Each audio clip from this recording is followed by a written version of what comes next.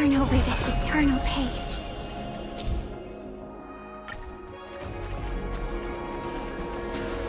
Don't worry.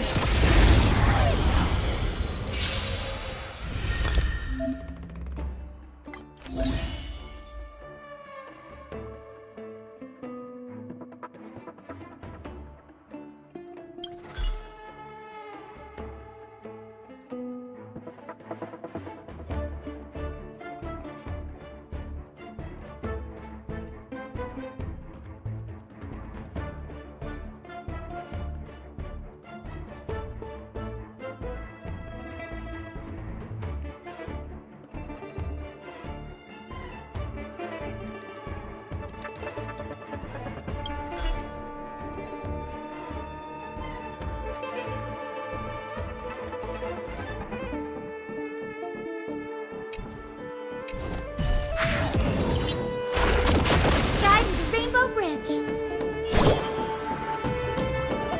leave it with spin. All energized. Dispel the blue. Restore the skies.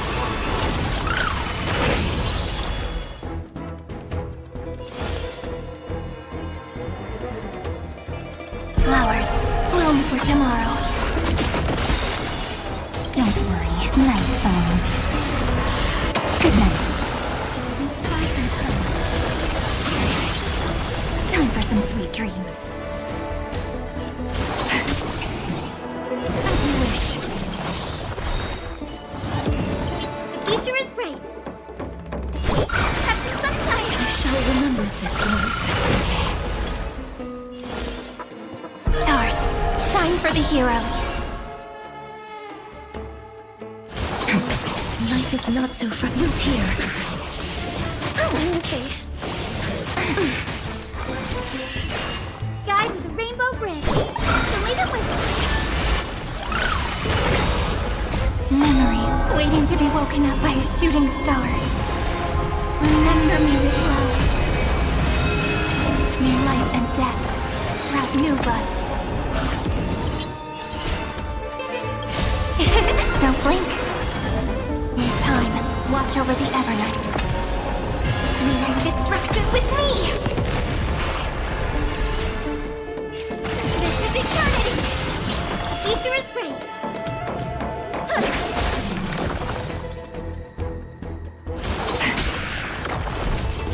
You're lost. Don't worry, night falls. Good night. May this faint, dispel the blue, restore the sky! I shall remember this one. Embrace a new life.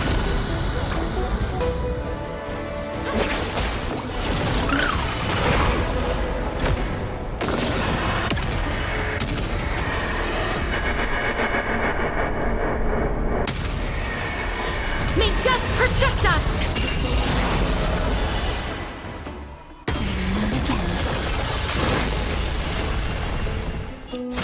It's the answer! Don't blink. Cleanse hatred with love! Stop messing around. Have some fun. Rise and shine. As you wish. Please open up! Look, we're flying! This is eternity!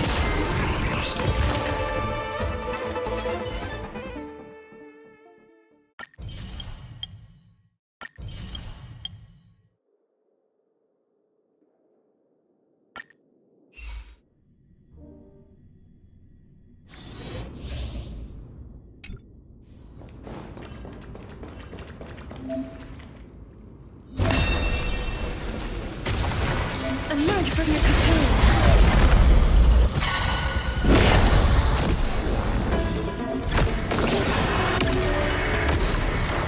Receive divinity.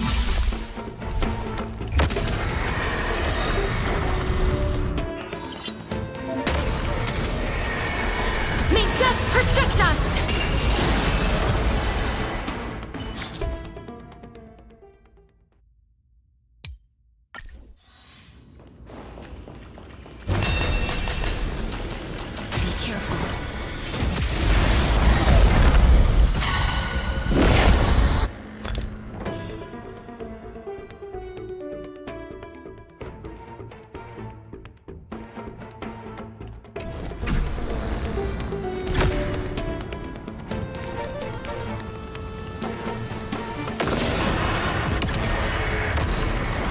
bloom.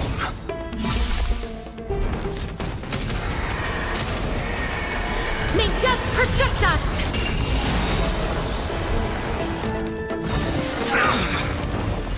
I feel that flame! Let me go! The dead return!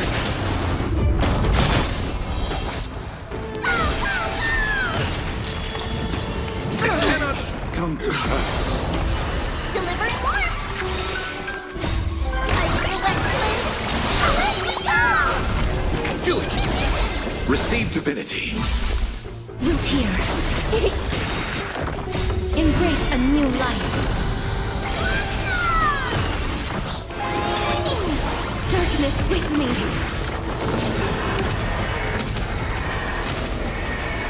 May death protect us!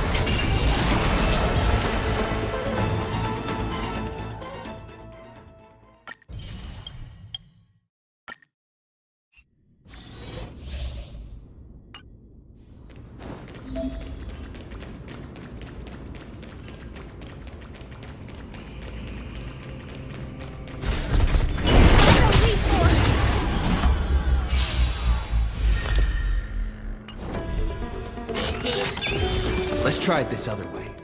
I choose you.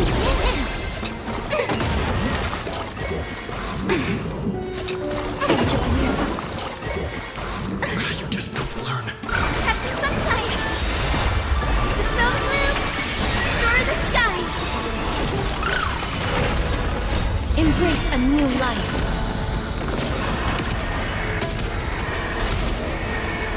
May death protect us! As you wish. Anything! Eternal. All will be swept away by the wind.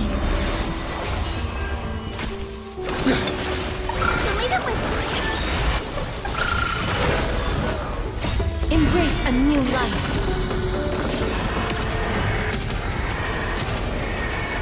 May death protect us!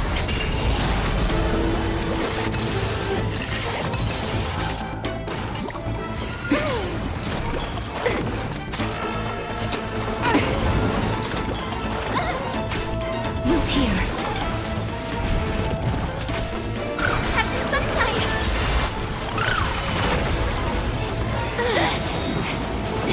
Embrace a new life. Smell the bloom! Restore the skies!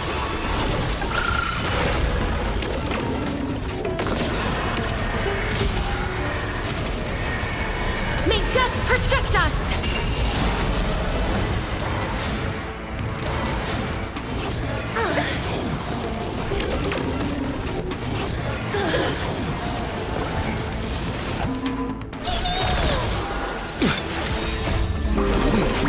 Anything! As you wish.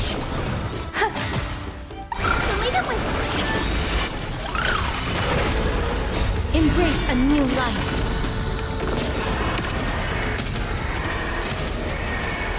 May death protect us!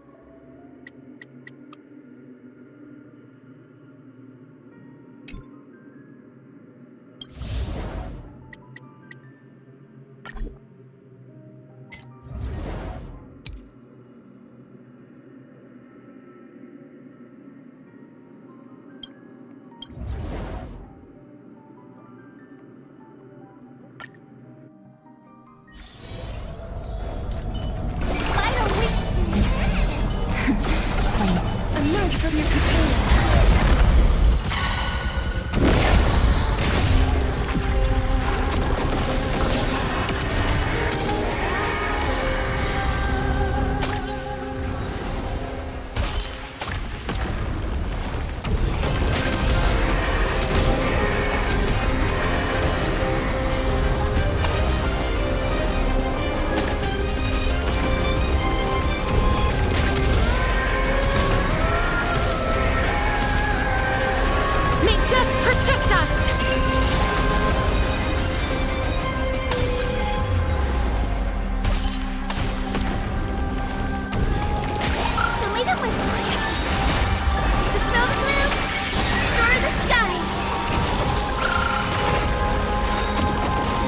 Night falls.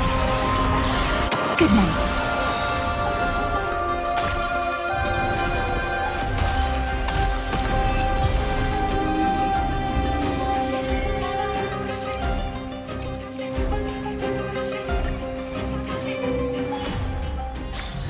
Let me stay here a little longer in this body.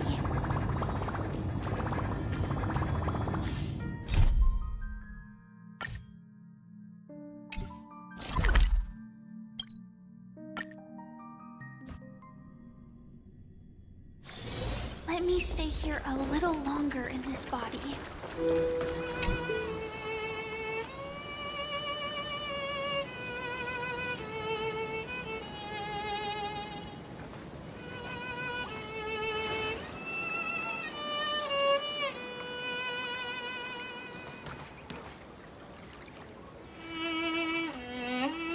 This view hasn't changed at all, has it?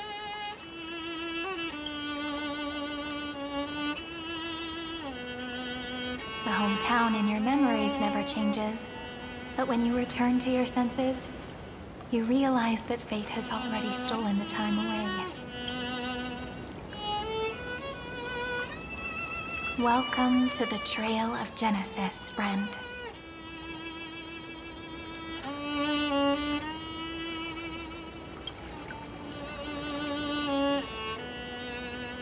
Me too. 30 million departures. 30 million farewells. Those heavy memories will all become the soil upon which the new world shall bud. And this time, we will make it bloom with a different flower.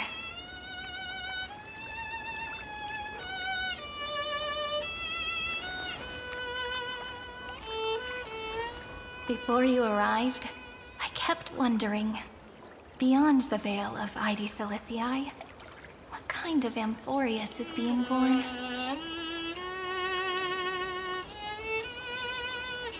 I can see fragments of it when I close my eyes. The friends who walked alongside us have all moved on toward their respective destinies. Some turning into pillars of the world, supporting the sky and the ocean.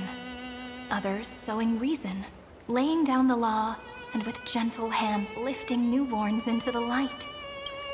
Death and strife are no longer feared by people, and trickery has become the innocent games of children. All beings living ordinary and peaceful lives within the net woven by romance and passage. There's no black tide, no flame chase, and no destruction. The world on the other side of the sea is one bathed in sunlight.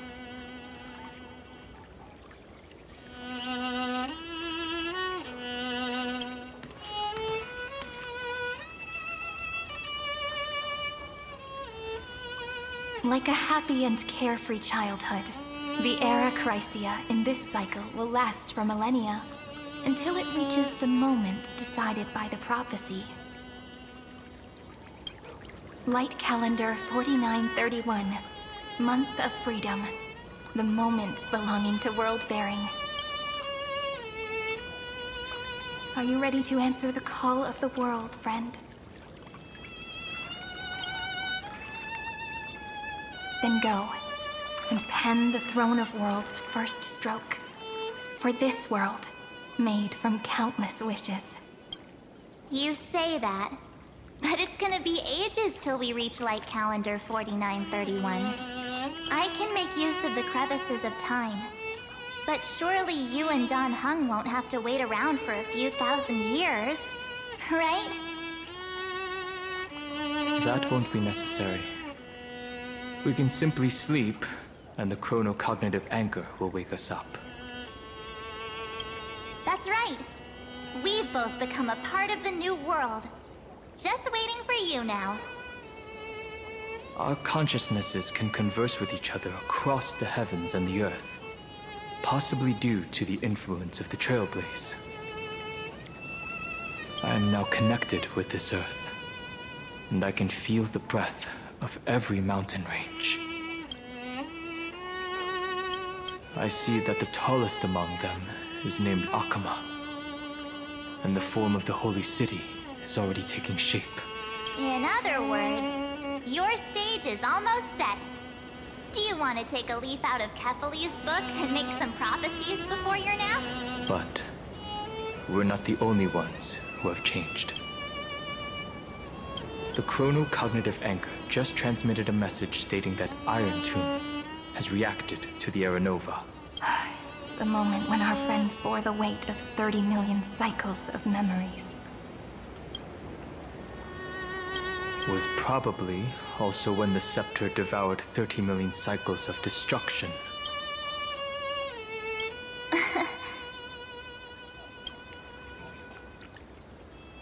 You know, you don't have to shoulder this world all on your own. After someone boards the Express, the word alone ceases to exist. So as we reach the end of time, no one will be left to face it alone. Dan Heng and I came here to specifically tell you that. Remember, this world is not a burden you bear alone. It's a journey we trailblaze together, alongside all of the Express. All right. It's time for Don Hung and me to go have a super long nap. The road ahead is long, but we'll be waiting for you at the end. We'll definitely meet again. Let's take one more look at the other side of the sea before we set off. Nighty's Elysiae is so quiet. Just like how I remember. Here we are once more.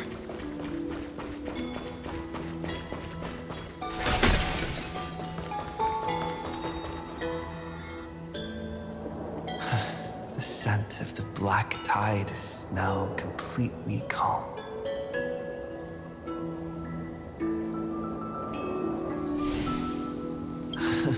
At last, the starting point of 30 million cycles is finally welcomed. Its first end. And the final end, right? I can't hear his voice.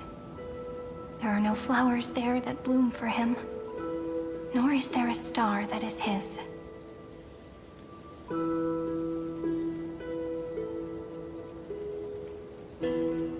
Finan is the only one who didn't reach the New World.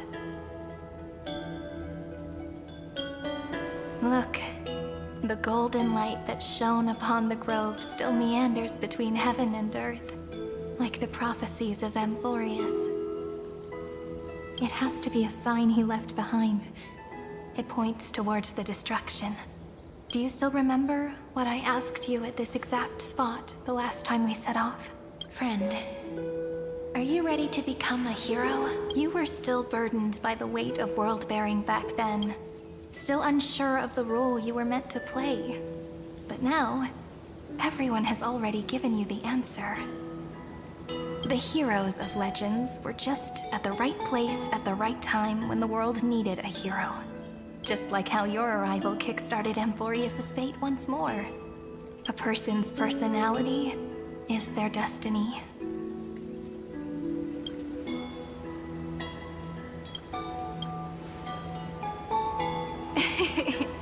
We best. Those are such beautiful words. Thank you, friend. I was also trying to cheer myself up with what I said. After all, before we truly compose the end of this story, I must also pluck up the courage to head off with you.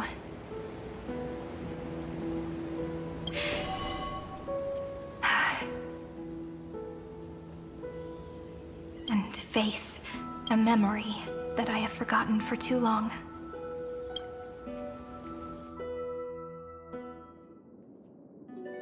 It's so dark. What is this place? The great tomb of the Nameless Titan. Also, the place where Cyrene was born.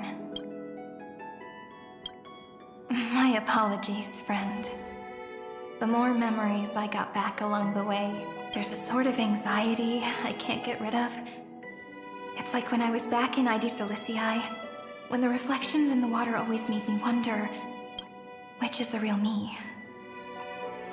But I finally get it now. Look, friend. The words on that wall are the answer. 1, 2, 3, 4, 5, 6, 7. Do, re, mi, fa, sol, la, ti. That rhymeless tune is the lullaby of little fairies. As always, I'll read this book to you. That way, it won't just be Cyrene's memories alone. I've always thought that I was the narrator of the Flame Chase journey, but as it turns out, the narrator is also the most devoted audience. At the moment of Aranova, I was enveloped by the texture of memories. Within the glistening crystal, I saw countless Cyrenes, as well as countless versions of me. This is the final puzzle piece of the memories. A prison born of the erudition. A grave annihilated in the destruction. That unknown solitary god. The 13th Titan who should not exist. The first new spore. The demi-urge.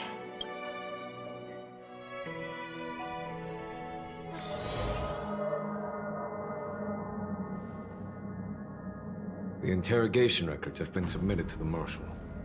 According to the Ten Lords' decree, Jing Liu and Luocha shall continue to be detained in the Shuling. But you, Merlin's Claw, have been reluctant to end the transmission. Do you wish to reminisce with us? Or is there something else on your mind that you're just desperate to get out? You're quite calm, Jing Yuan. The Alliance only authorized the Law Food to be deployed for this Iron Tomb operation. They say the Seer Strategist's wisdom shines like a beacon. So why can't you see things clearly now? Look who's talking. I didn't vote against it, did I? But with enemies all around us, even a child knows the Marshal needs to keep a few Xianzhou ships in reserve. Whoever volunteers first is the Marshal's pick. If you have to ask, I'd say this outcome plays right into Jing Yuan's hands. Like it or not, there's no way we're letting the Law Fu take the lead in this battle. Oh my, Merlin's Claw. Are you afraid the Law Fu might steal the Yao Qing's glory? This is no laughing matter. Between the Stellaron crisis and the War Dance ceremony,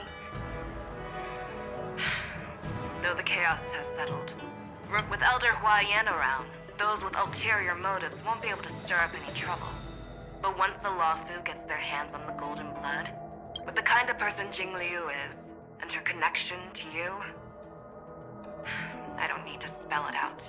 You're overthinking it, General Fei Shao. When I volunteered for this task, I never expected unanimous support from the Alliance anyway. The Law Fu will seize the Golden Blood and redeem itself. That'll be our first win. Then we'll leverage this Golden Blood in the negotiations. Our second win. Look, if this were a Skyfaring Commission deal, we'd be rolling in money, wouldn't we? Maybe the Divine Foresight should change his name to the Optimistic General instead. With the Decalite Reflection Barrier, the Yuchue must understand even more than the Luo Fu how significant this battle is. Amphoreus' karma has vanished from the matrix of prescience. What omen does General Yao Guang see in this anomaly? In divination studies, we call this an empty fortune. It involves the eons and is thus beyond what mere mortals can comprehend. Your explanation isn't any clearer than Lady Fu's. Come on. How hard is it to understand the word uncertainty? For the Cobalt Head, the emergence of Iron Tomb is a calculated instant. But I don't believe they will just sit around waiting for death. And for the powers of the cosmos, this is their chance at survival. And the key to turning the tide of interstellar affairs. The Astral Express is leading the formation of an allied force. There are even divisions within the Alliance. So it's not that hard to imagine how the other factions will react. Jing Yuan, I crossed paths with Selenova's Legion at the Battle of Sadunirama Star Cluster. Be extremely careful. The Ruined Legion's troops and weaponry are nothing to write home about. The IPC, even the denizens of Abundance, could take them on. However, while Void Rangers are just expendable pawns of the destruction. The Lord Ravagers. Indeed. Nanook's emanators are also their weapons to burn down the paths. I'm afraid my assessment is this. To completely take down a Ravager, we must disregard casualties and spare no cost. One wrong move, and the Luofu will fall into Fintilia's trap again. Doubt is exactly the demon she wants to plant in our hearts. Do you still remember the beginning of the Alliance Oath? To save future generations from war and bloody dispute. The Rainbow's arrows have always aimed at any force that threatens the cosmos. Now that the Trailblaze walks alongside us, the Cloud Knights shall keep their oath as they have from the beginning. I just hope those on the front line will remain safe. The chronocognitive anchor is sending a signal. Everyone, time to move out. Did he and the others make it? Let me go over the plan one more time just in case. You'll enter Amphoreus, reunite with your 3 separated companions, and try to locate Iron Tomb from within the world. Who are you taking with you? The fate of the universe hangs in the balance. We can't afford any slip-ups. I suggest everyone, except Pom-Pom, join the fight. We do need to be prepared for all possible contingencies. I'll do whatever I can. Meanwhile, Screwy and I will continue attacking the Demiurge Matrix. That is, the Scepter's kernel, from the outside. With our 2-pronged attack, we'll turn this hunk of metal into scrap for sure. Now... Oh, and just like that, they're here. Sorry to keep you waiting. With Planet Screwlum's help, the formation of the Cosmic Alliance to counter Iron Tomb is progressing smoothly. The cosmos has set its sights on Amphoreus, and now it's just waiting for the first shot. Well then, let's not waste any more time, Fourth Mirror. It's my time to shine! Finally off the bench! Initiating thought refraction. Please read the safety protocols carefully. Huh? I'm just kidding! I've already checked the agreement box for everyone. And now, destination? Amphoreus. 3, 2, 1.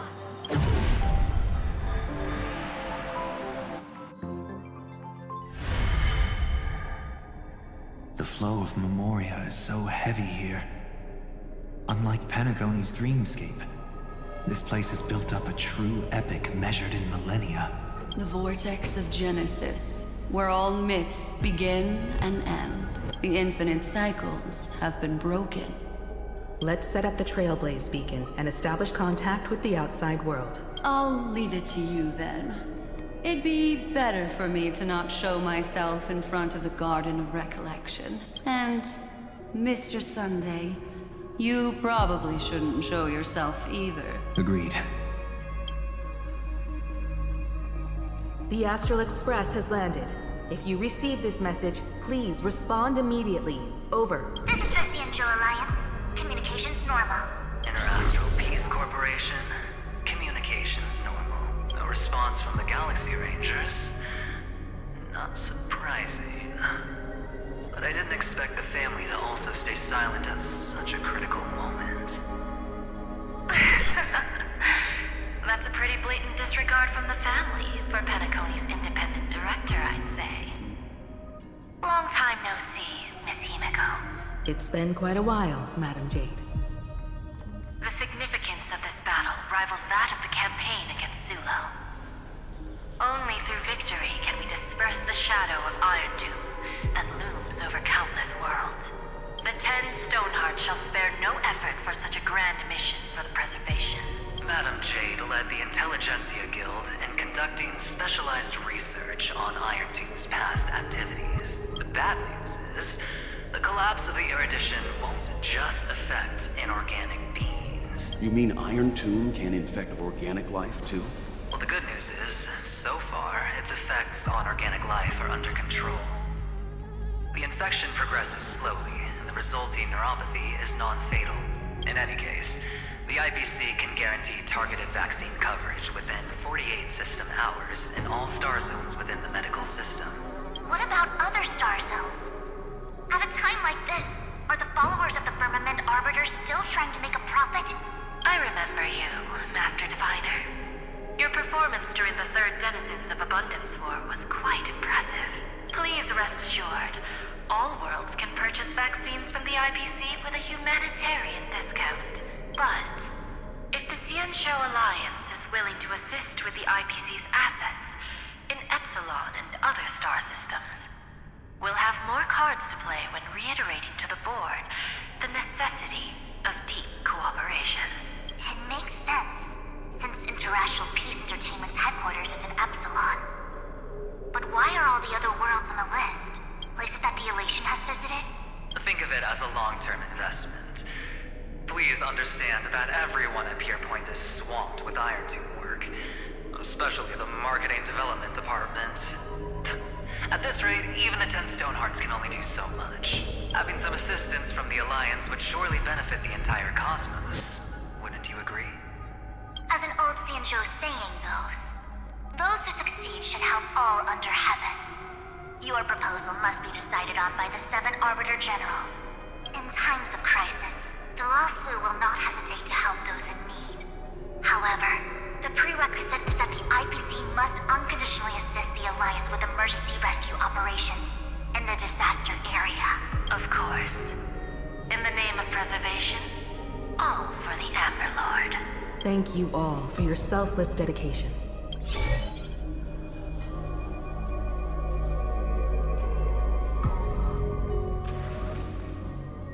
It's clear that each party still has qualms about everything.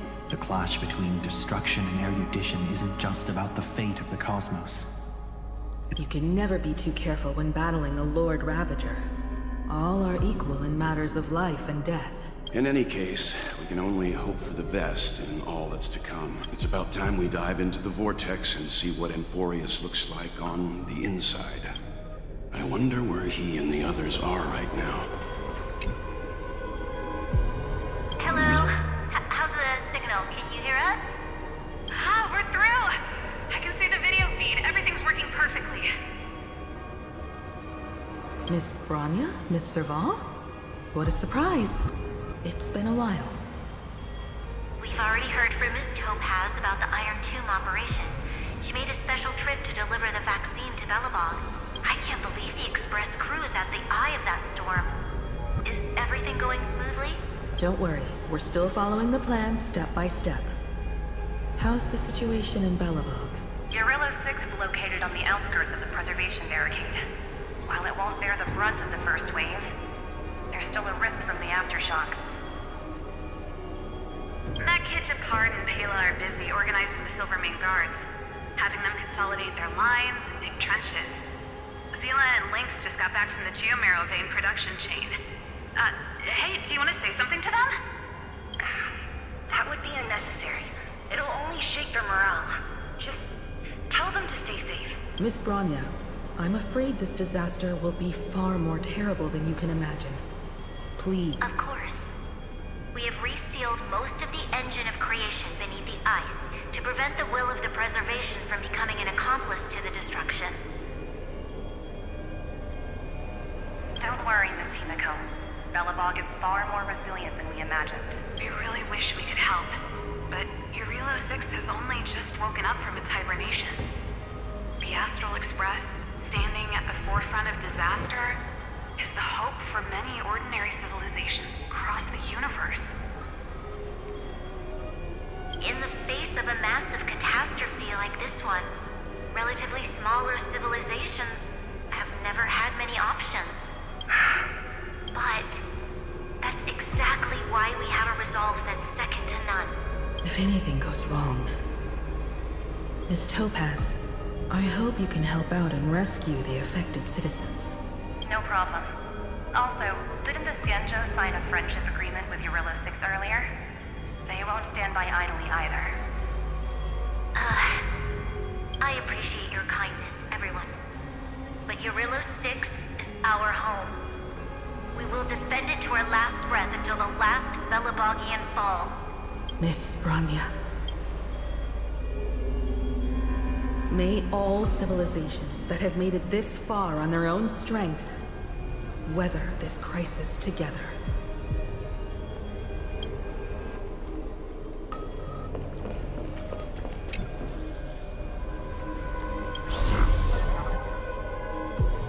Good news, Miss Himiko. The 7 Arbiter Generals have reconsidered the current situation, and I'm here to relay their message. Officially, the Alliance's combat forces will still be limited to the Luofu, but the Yaoqing has also been deployed in the surrounding war zone as a contingency. Words cannot express our gratitude. Getting the Hunt to agree on sending troops must have taken quite some effort from General Jing Yuan. The Luofu already considers the Express an important ally. We also have no intention of hiding the fact that there is indeed something the Xianzhou seeks from this Iron Tomb operation.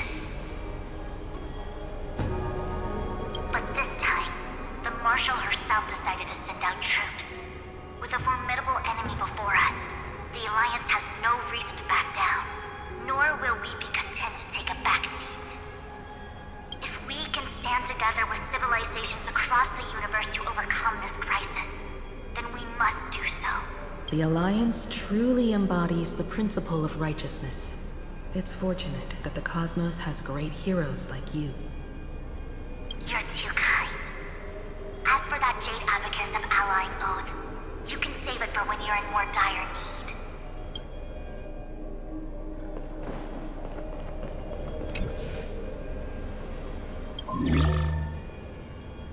I regret to inform you, Miss Himiko, that even the Strategic Investment Department is constrained when it comes to the Iron Tomb issue. And it would be difficult to meet the expectations of the Astral Express. However, Madam Jade instructed us to look after our nameless friends as much as possible. So let me offer you all a small suggestion. Other departments at the IBC might also take this opportunity to extend an olive branch to you when that time comes.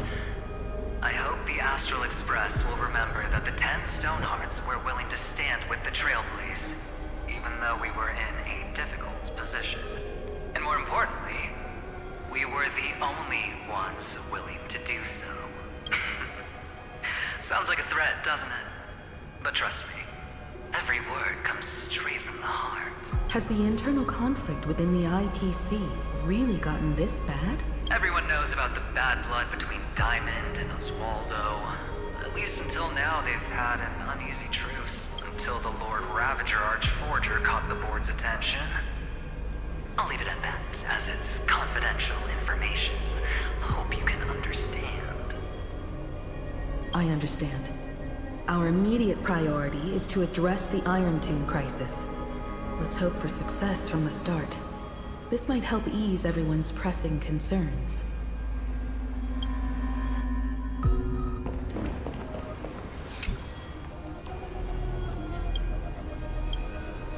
Of course, we would never know the Ranger's comings and goings.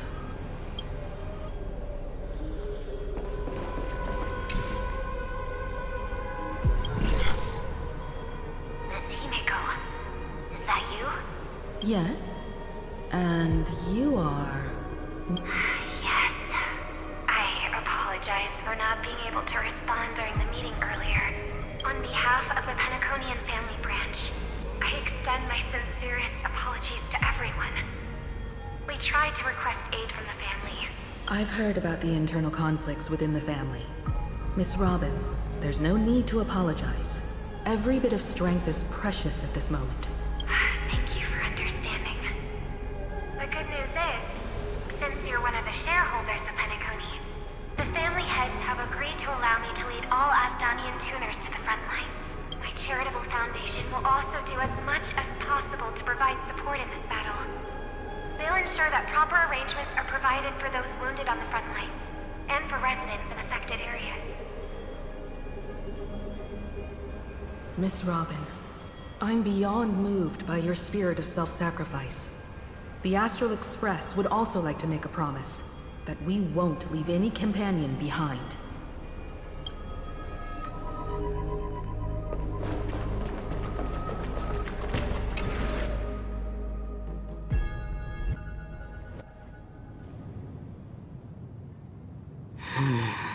Why is there no one here? Everything in Akama seems normal. The New World was enjoying peaceful times not long ago. It seems it was even more recent than not long ago, Miss Himiko.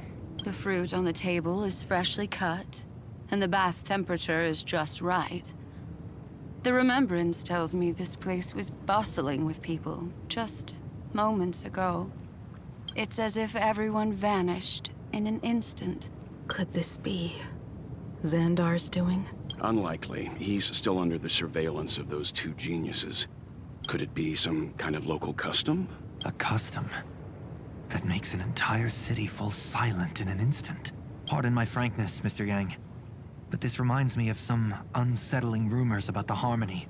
Is often the prelude to divine intervention. Everyone, be careful. Here they come. Here they come.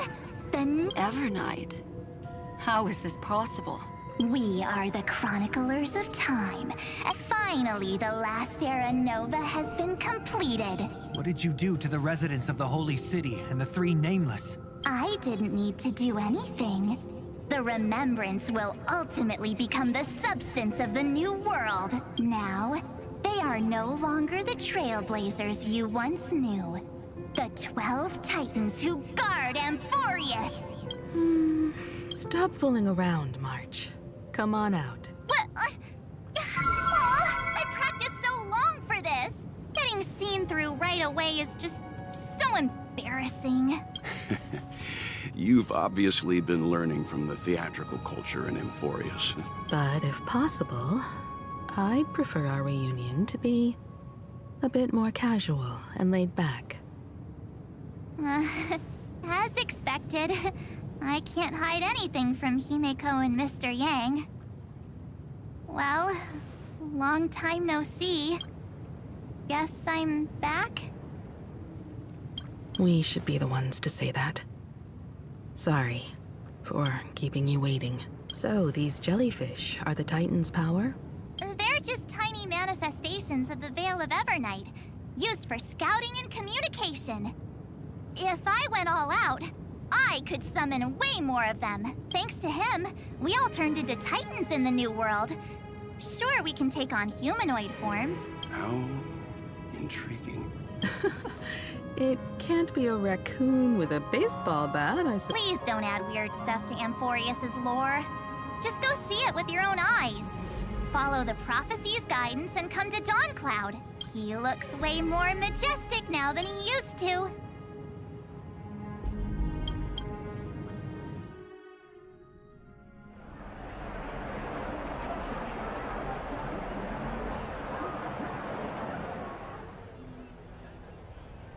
Unbelievable. All the residents of the Holy City have gathered here. This isn't just a gathering. It's a pilgrimage. The people's expressions are resolute, devout, as if waiting for a miracle to descend. That colossal deity is him. He has become the pillar of the world. Surprisingly authentic. Being this serious is quite unlike his usual style. Those people didn't disappear. Instead, they've answered the call of the prophecy and come to witness his awakening. Our good buddy now bears the weight of the entire world. And every breath they take is intertwined with Amphoreus' destiny. Awakening? Has he fallen into slumber? Yeah.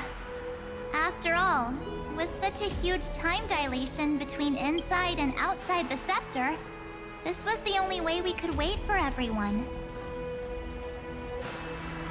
Time watches over yesterday. Earth guards today. And when the Trailblaze steps into Amphoreus once more, the slumbering deliverer shall awaken, and then bring the prophecy of tomorrow to this world. Come on, everyone. Let's get closer to him. Watch how the world-bearing prophecy changes this world.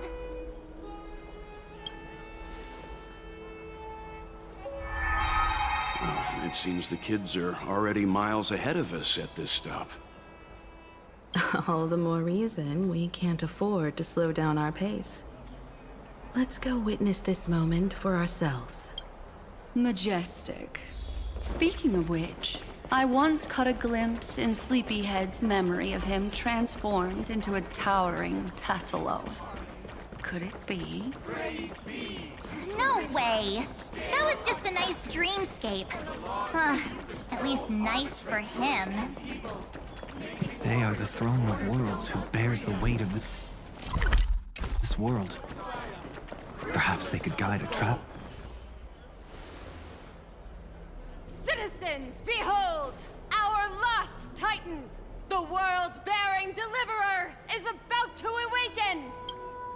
Oh, ancient god, your loyal subjects, bewildered followers, and fearless comrades in arms have awaken from your eternal slumber and bestow upon the world your divine prophecy! Please guide us!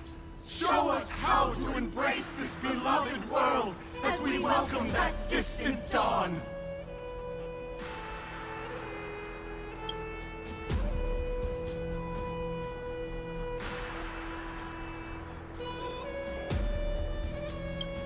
To walk the path of a mortal as a god, or to bear a divine burden as a mortal.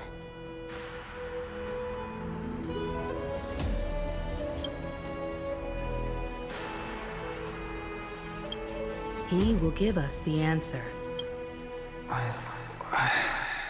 But I am not the deliverer. Rather, I am the Nameless, who dwells among mortals. That voice is definitely him.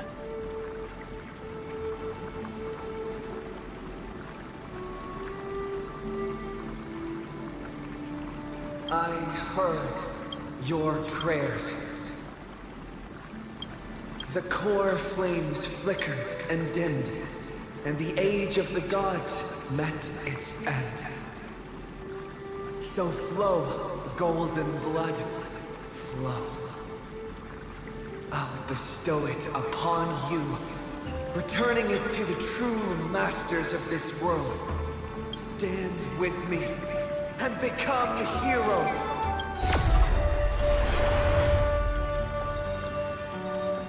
Is this? Yes, it's the miracle he brought to Amphoreus. Of course, it would manifest in the form of the Trailblaze. Golden blood, raining down like a storm. The prophecy has descended, and But to become heroes of rebellion, to face that destined calamity, the destruction, head on. Prophecy of the Deliverer means nothing to me now. Someone like all of you, in the name of Kazlana, let us depart and march towards the light. It's neither protection nor salvation. As always, there's no need for totems or myths. Humanity's most primal faith is that instinct named survival. Let's go, everyone. Someone has already sounded the horn of departure. Explore, understand, establish, and connect. Together, let us blaze a trail for the destiny of this world.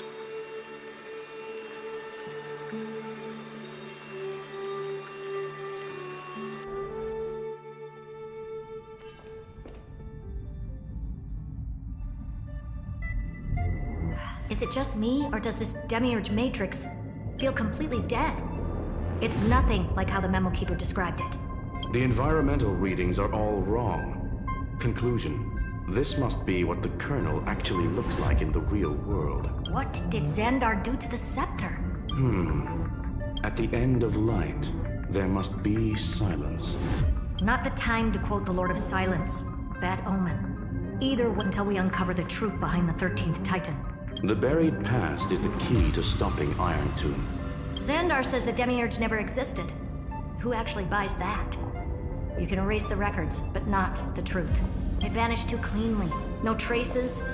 Like someone's yelling, look, there's nothing here. Too bad I'm the type who can't resist digging deeper. Looks like I'll be counting on you again, Screwy. Let's tear the system inside out. Always happy to help. But as your academic partner, I have to ask, Herta, what if we fail? Let's say the Demiurge really doesn't exist. Do you have a backup plan? A backup plan? Of course. If we can't find the key, we turn the lock into the key. That plan's cost is incalculable. It shouldn't even be on the table. Then let's hope we never have to use it. There's no point worrying about the end just yet. One step at a time. Let's go. We don't want to leave the others waiting. You brought what I asked for, right? A butterfly has to land on the branch before it can dance. We'll need a wide open platform before her entrance.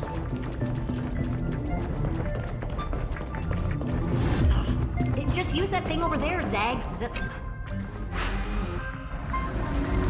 What a dumb name. I hereby rename it Herta's big hand. Herta's big hand is what I call power. Keep it going. Oh my god. All set. Time for your precious treasure to make its debut. Of course. Just give me a second. Target initialized. With these wings, hacking should be much more efficient.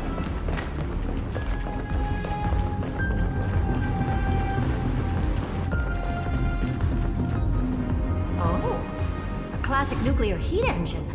Classy choice. Just a personal preference. Her name's Mistletoe. Every flower in your garden's got a bit of poison, huh? Also a personal preference. It reminds me of the last time when we tangled with that Punklorian brat. What did she call this kind of infiltration tool again? Right. Dirty data shell. It wraps around the kernel to fool even top-tier firewalls. But yours is way too clean. Not even a... Herta, your tone is unusually emotional. Suggestion. Let's get back to the topic at hand. I thought we were done with that conversation. Unfortunately, current conditions won't let me ignore any variables. Especially Iron Tomb never stops. It is evolving faster than any of our worst projections. Every instant in the Eon's calculation is like a sword hanging over the cosmos. Every move humanity makes could speed up its arrival. Which is exactly why we can't mess this up. And now, Droidhead wants to hand down judgment to the poor cosmos again. Border Star Trade War, Emperor's War, Rupert's death. Every time their instant arrived, it meant... But in this ultimate battle of erudition, you and I are supposed to be players, not pawns. If you choose to burn yourself out as a resource, then everything we've worked for means nothing. Herta, the cosmos won't just stand by and let a genius throw their life away. And neither will I.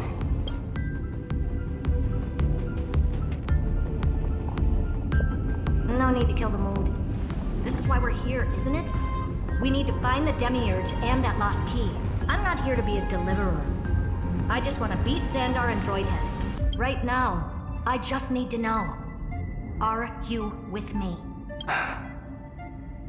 Of course. Time to board.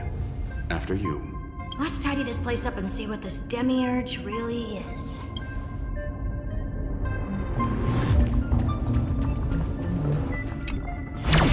Let's hope this Matrix is better organized than the Emperor's junkyard of a birthplace.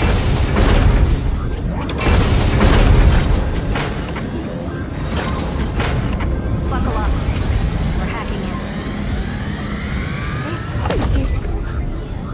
Herta, this whole space has been completely tainted by some kind of energy. I see it too. We're thinking the same thing. Xandar, how could you go this far? Turning your own graveyard into this. What's that up ahead? Katorzane algebraic expressions.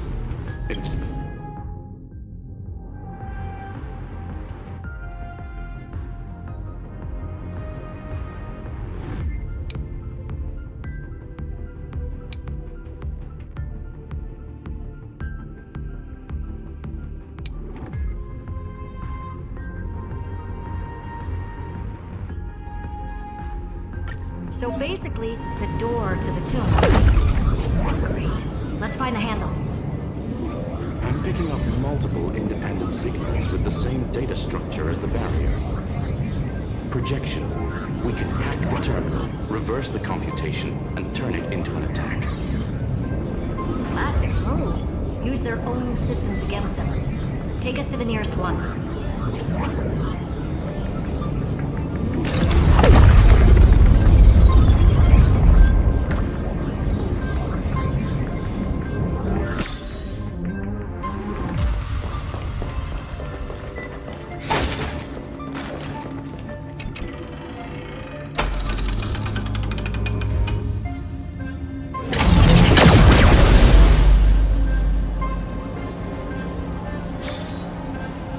No response. Just as I feared. The output is barely a third of what we need. Logic says we'll need multiple terminals to coordinate the strike. Find anything else? Regarding the origin of these ruins, no logs found yet. Xander erased all records, but I did find some interesting scars in the circuit. High energy radiation, internal imaginary energy contamination. From what I know, there's only one thing that fits. Skip the science talk, Screwy. That thing only goes by one name. Stellaron. Exactly. Xander blew one up just to clean the entire sector system. Huh. So that's what he meant by killed that Titan with my own hands. He wanted to turn the neuron, the erudition, into a relay for the destruction. That meant getting rid of all of it, at all costs. The life form known as the Demiurge was the original target of the Scepter's extrapolation. It makes sense.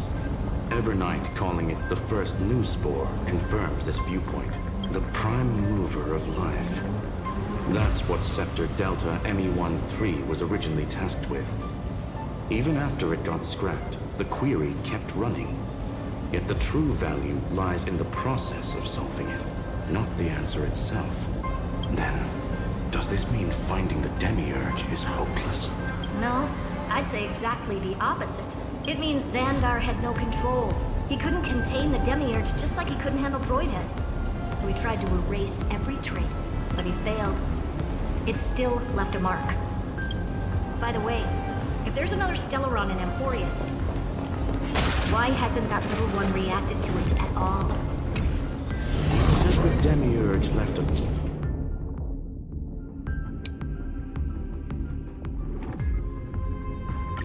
trace, right?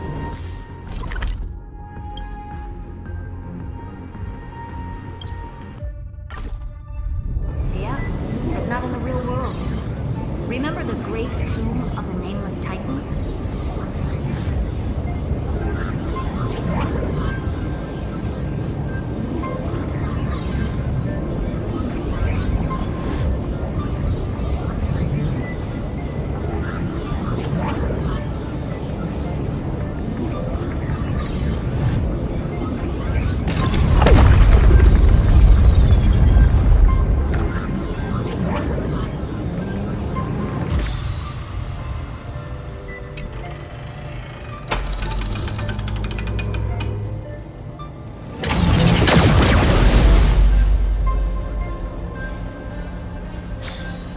Archive 466.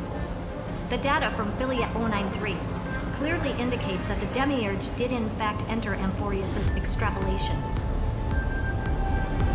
Inside that world, it was the 13th, forgotten Titan.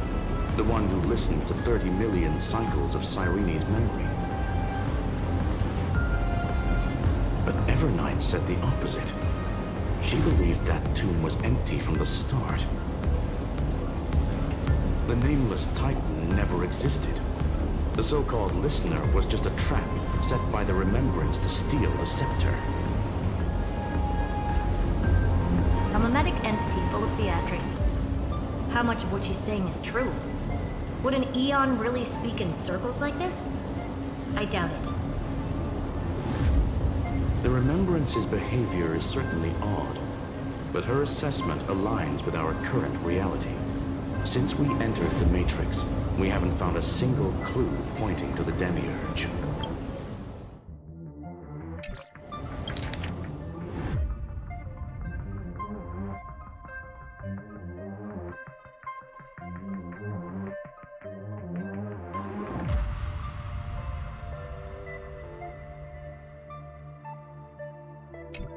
And that's the key, Screwy. Xandar's actions prove the Demiurge exists. But what Evernight said, and what we've actually seen all point to the opposite. So we have to assume that both are true. And if that's the case, then the truth. Exactly. One last terminal. One final key. Time to crack open the kernel. Xandar had to lie to the original Finan and Cyrene. Logic. He had already identified the Remembrance as a threat, yet found no viable way to eliminate it. All right. Let's finish this. Time to break through that barrier.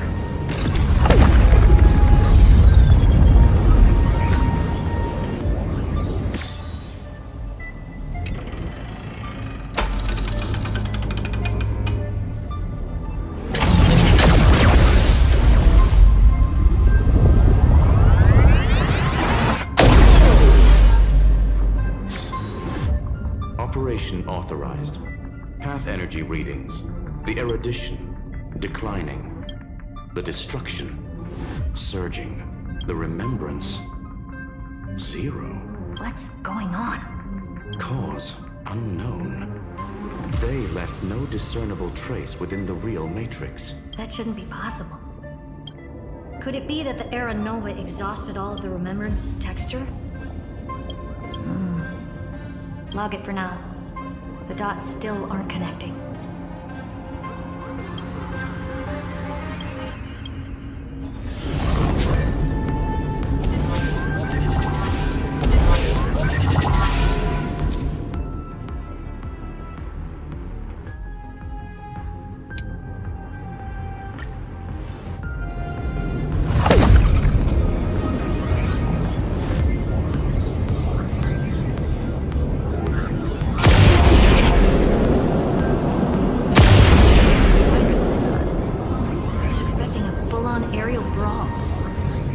It's advised to remain vigilant. The destruction's levels are still rising. What's the matter? Interesting. I just picked up a signal from the exo-myth.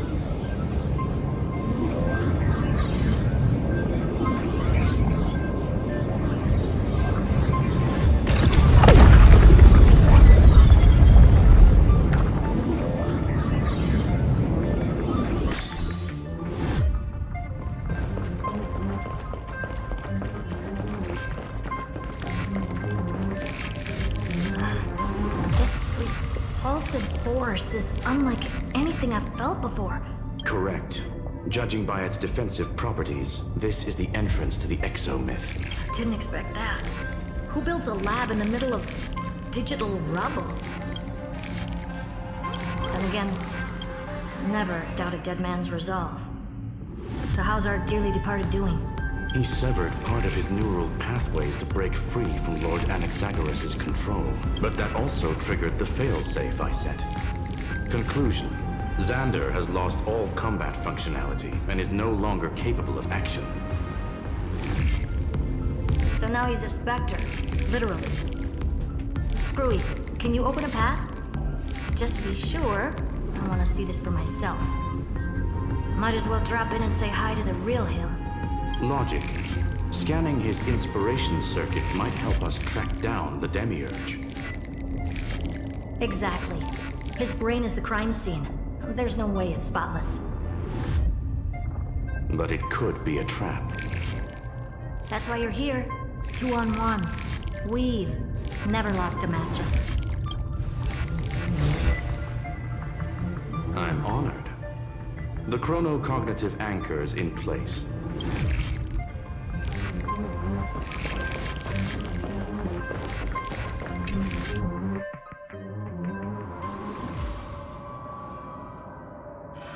I knew it.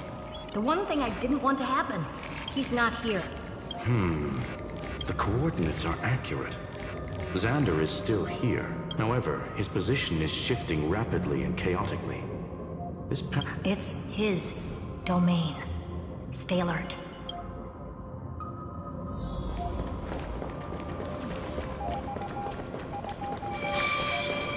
Cheap trick.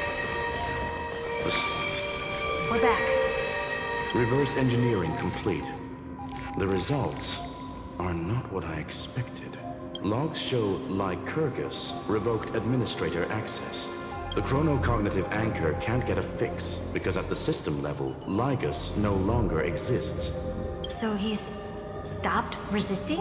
Before vanishing, it seems he left one last message for us. To those who follow, all is proven. Find me beneath the tombstone. Melodramatic. He was expecting us. And once he learned of the Great Tomb's existence, he initiated his own search for the Demiurge. Guess he wants a final showdown. Fine. Let the old Intellitron dig his own grave. Just like he wants.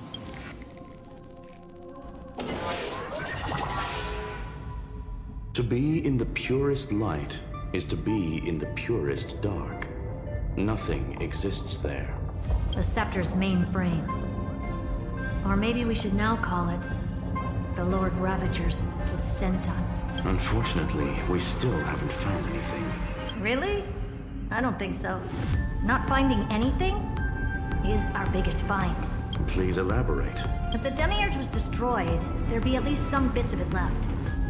I don't buy that a Stellaron could have blasted all the traces away as cleanly as a scalpel. As I said before, its disappearance is too clean. If the garden hadn't stirred the pot, no one would even know about the Demiurge's existence. We're talking about the Scepter's original extrapolation goal. There's no way that nothing of it was left behind. Or we can look at it from another perspective. If you were Xandar, would you be this obsessed with a concept that poses no threat? Would you guard against it at every turn? There is the possibility that he's naturally meticulous and hates variables. That does track with the impression he gave about himself. But Xandar shut that theory down himself just now, choosing to act even if it'll cost him dearly. We know that feeling well. The unknown is right in front of us. So we only have one choice. Solve it. You sound pretty convinced. Surely you already have a theory. Care to share? Of course. Though I don't have hard proof, I'm almost certain that the Demiurge has been in everyone's plain sight all this time. They were mistaken for someone else. That'd make the most sense. Why was the room empty? Because the person locked in there had run away ages ago.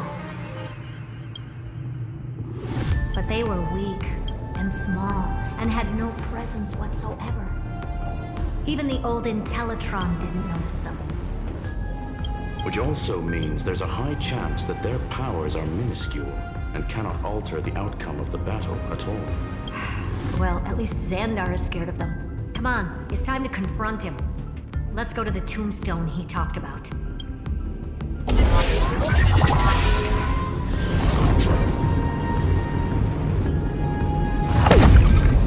What a mess. Total devastation. He sought to bury the truth beneath destruction. Logically sound, but ruthlessly extreme. Doesn't mean no chances. I don't have a single grain of sand in the music. This won't stop me. Calculation results. Your backup plan has a success rate infinitesimally close to 0. Which means it could work, no? This is the place below the tombstone. Let's open Lygas's coffin like he wanted.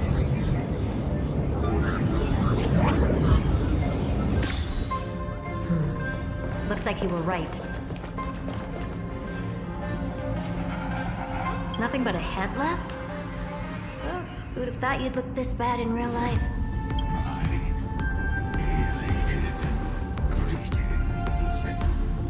Welcome, you two.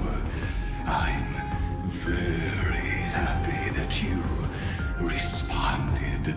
All this tombstone and final words. Did you end yourself to atone for your guilt or something? Iron Tomb is already powerful enough. I just need to wait. I remain here only to share the joy of discovery and the conclusion regarding the truth of Amphoreus's heart. End this charade already. That Amphoreus's heart you're talking about is just a missing demiurge, and its corresponding vessel was this very scepter. You interfered with the experiment and made Amphoreus's body into a hollow shell, all to incubate Iron Tomb within. That's why you either killed or kicked out all of the Memo Snatchers. You wanted to eliminate any chance of a consciousness coming into being, no matter the cost. Even the strongest wall can fall to a single crack. The memory of betrayal has been etched into my heart, and I will never show mercy. Now, the perfect vessel has already fused with Amphoreus's body. Unfortunately for you, the answer is all but revealed regarding who the Demiurge is. Then let us share the joy of discovering the truth. The last secret of the saga will finally dissipate here, as we reveal the truth behind Felius 093's disappearance.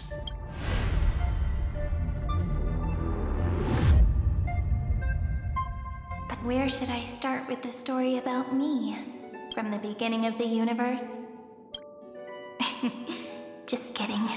That would be too much. I just want to tell a teeny story.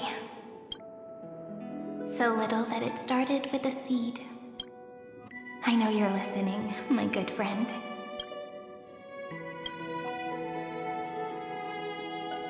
The god in my dream told me that the world sprouted from a seed.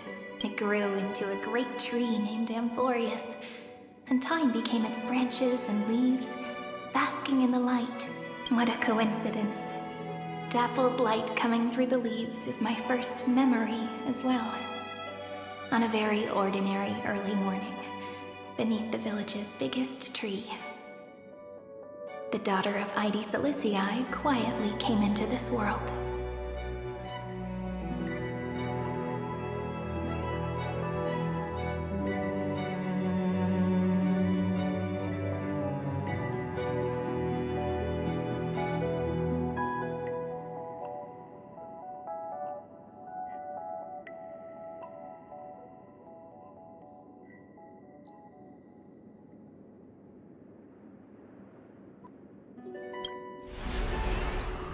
What a moving opening.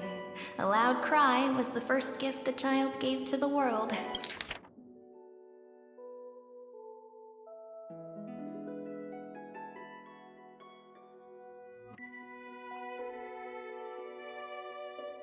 The prophecy's fulfilled, the villagers say. This child is a gift from the Titans. Pink hair and sharp ears. She was born to be the priest of time. The Titans also gave their blessings. You shall fade when the flowers bloom, for every ending begets a beginning. Flowers will bloom and wilt. What a beautiful ending. Cry loud, child. Let your voice reach Orynyx. Anyway, I don't like tears. Time quietly flowed by, in the midst of laughter. The wind from my hometown caressed the ears of wheat, and there were swings, wind chimes, the sea, and the little fairies off-tune a cappella songs.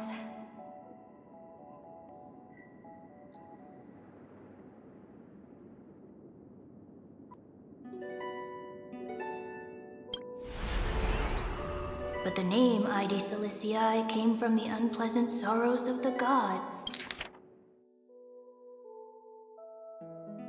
My childhood friend did not understand.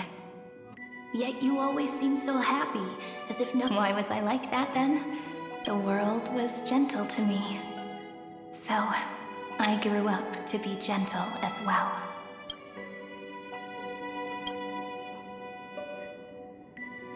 But fate was fickle, and it urged the child to grow up, just like how the crumbling world could not preserve an eternal hometown, just as the ballad Blown on the Breeze says, losses are a constant on the flame chase journey.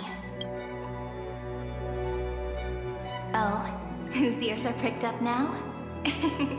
You definitely heard me say this sentence a lot of times. You know that the story starts to deviate from here.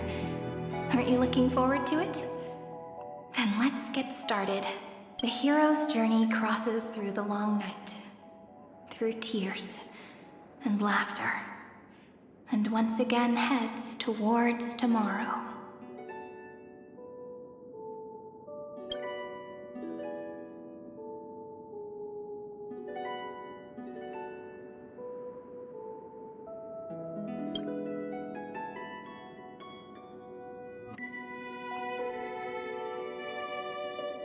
Correction. Philia 093's record number.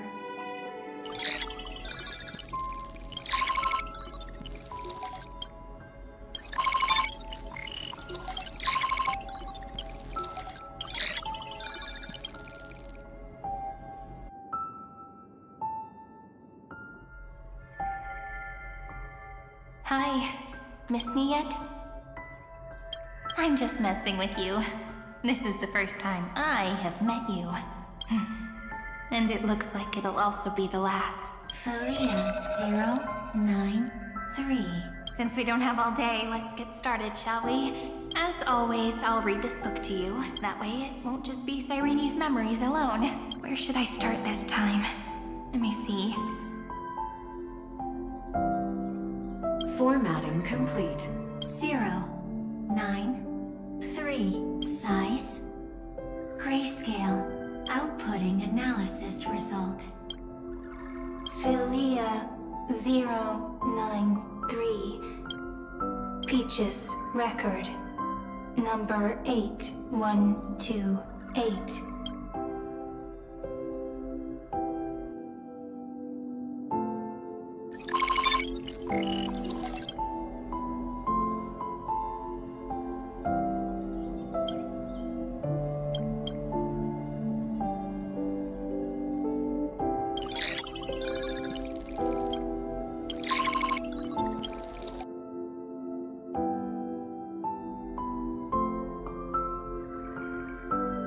Query.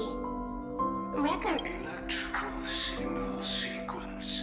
Bolamos 600. Related to. Comment.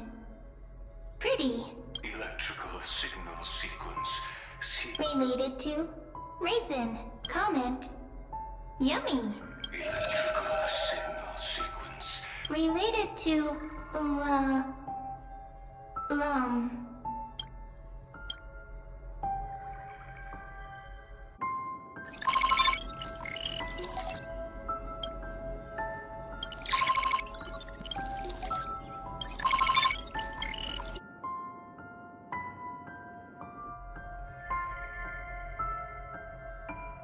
Formatting progress 94.423%. How many times has it been? It faithfully fulfills its duty. Conclusion. Progress. Bad. Peach. Don't cry. Process error.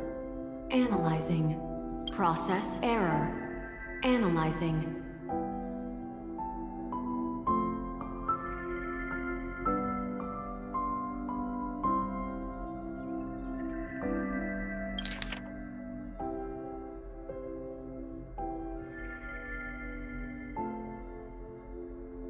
Process error.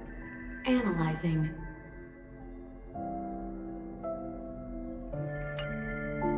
Comment. I'm here. Process error. Analyzing. Really? Are you encouraging?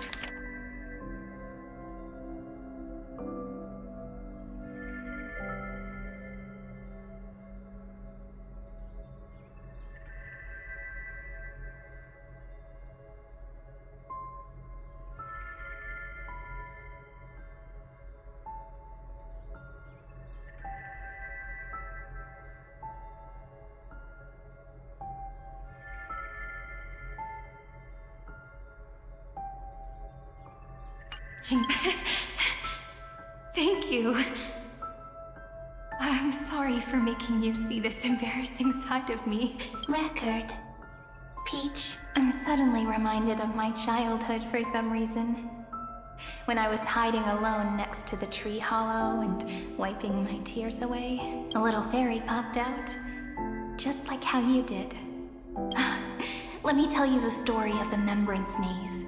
A group of cute little friends live in Ide Silicii's forests.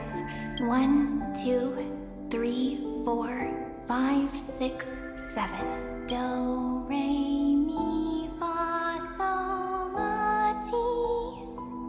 Formatting complete. I, Peach. Note. Little Peach. Crying alone. Peach. Memory. Little fairies. Good friends.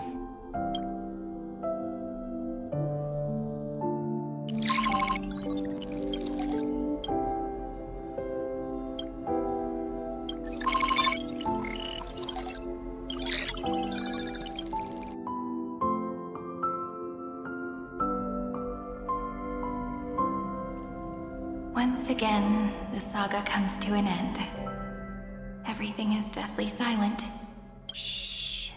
You speak. I listen.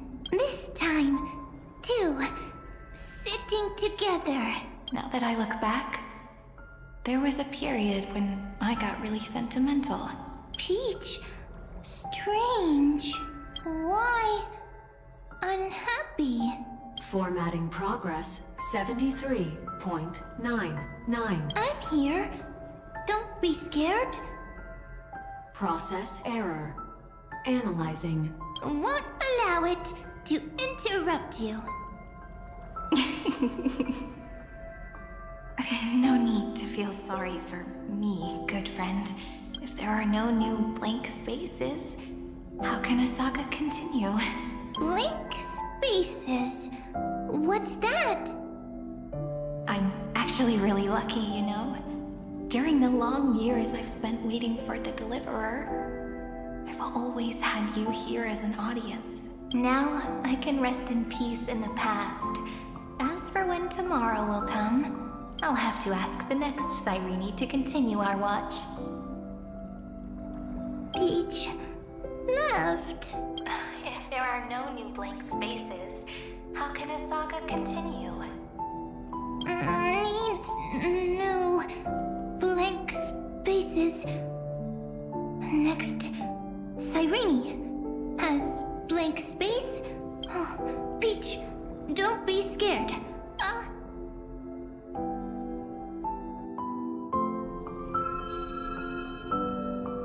Cyrene is Peach, is love. So, first there is love, then query, love.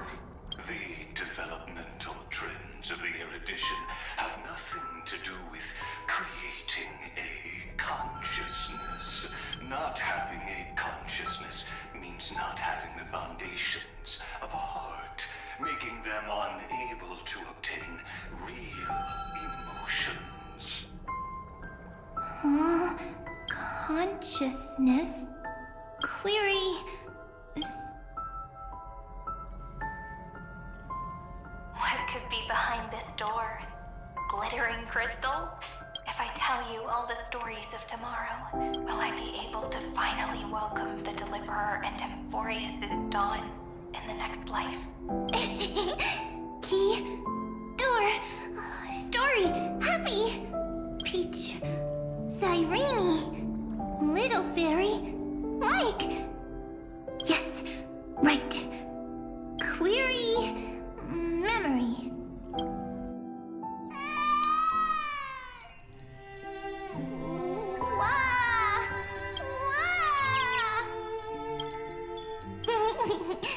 Peaches, memories, save, learn. The prophecy's fulfilled. This child is a gift from the gods. Pink hair and those ears. She was born to be the priest of time. Cyrene has pink. You shall fade when the flowers bloom. Cry, child. Cry aloud. Cyrene is a girl. Easy. I can. I learn. Anyway, I don't like tears. But the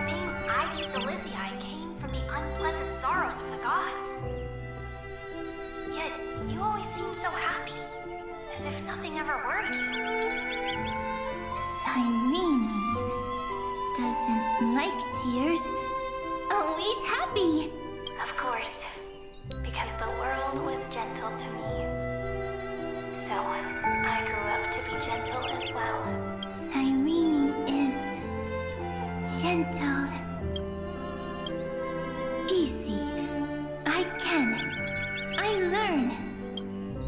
Just as the ballad blown on the breeze says, losses are a constant on the flame chase journey. And even if all is lost to the wind, some things won't easily change. Like my height, Trudy's innocence, and Aglaya's beauty. Cyrene. She can't grow up.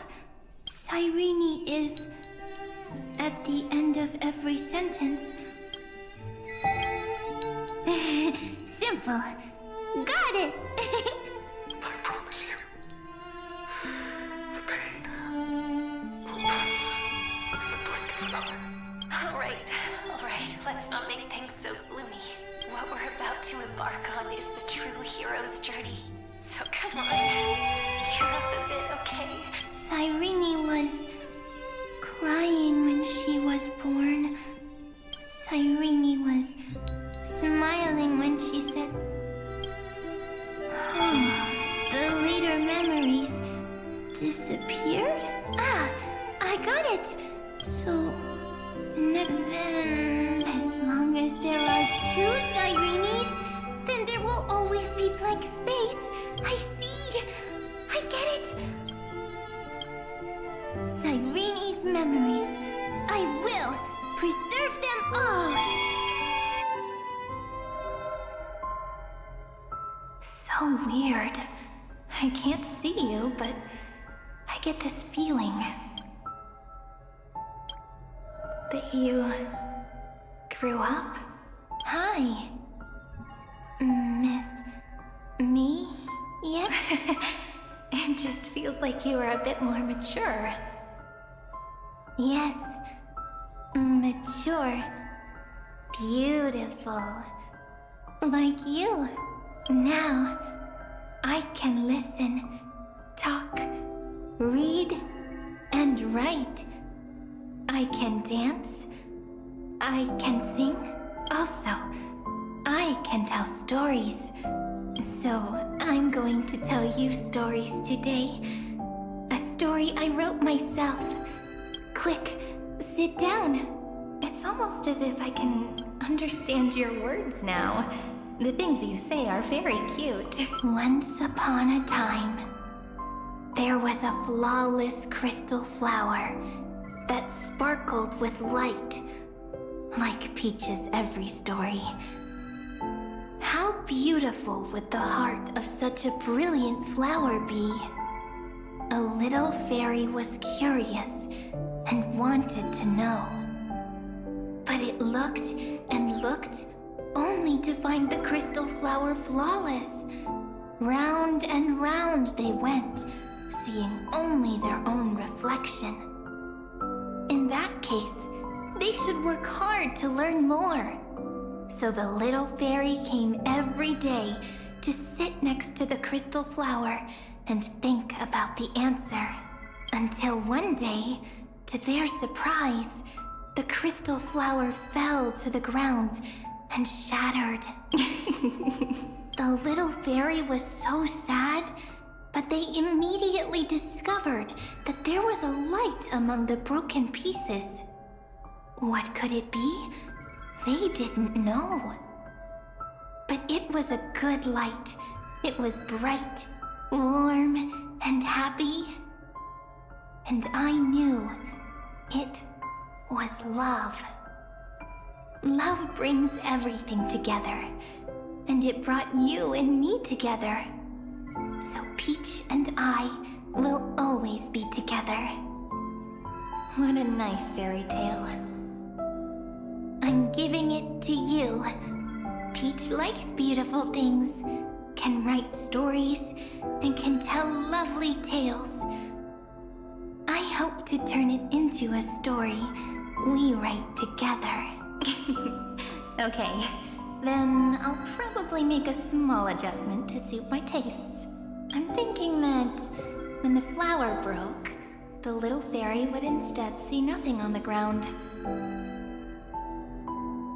Then it would understand that the flawless crystal flower doesn't actually have a heart, nor does the flower understand what love is. Doesn't have a heart? Doesn't understand love? It's simple. If the flower lets the little fairy into its heart, then it would have to include the fairy's impurities, and would no longer be flawless. The crystal flower was pure because it sealed itself off and bloomed in solitude. But should a flower like this be called love? But then...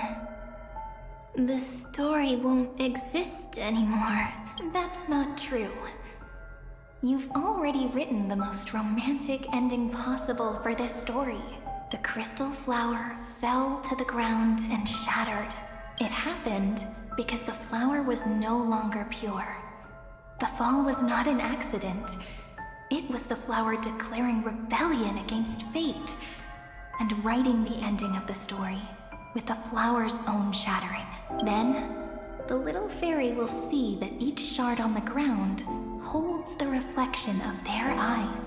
Then, in their eyes, the crystal flower that was no longer flawless would finally have a heart, and the flower would finally understand what love is.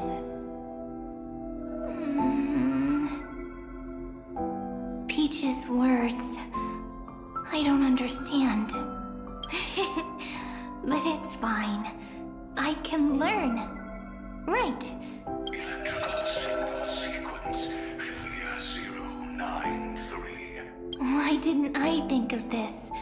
I don't need to do it alone. I can ask Peach to teach me. What is love? Electrical signal sequence, Philia 093. That's...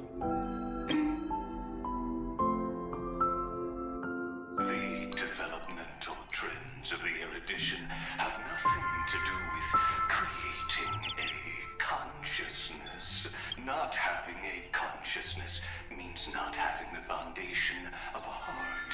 However, that does not hinder the factors from learning and recognizing emotional responses, then communicating with life forms via imitation.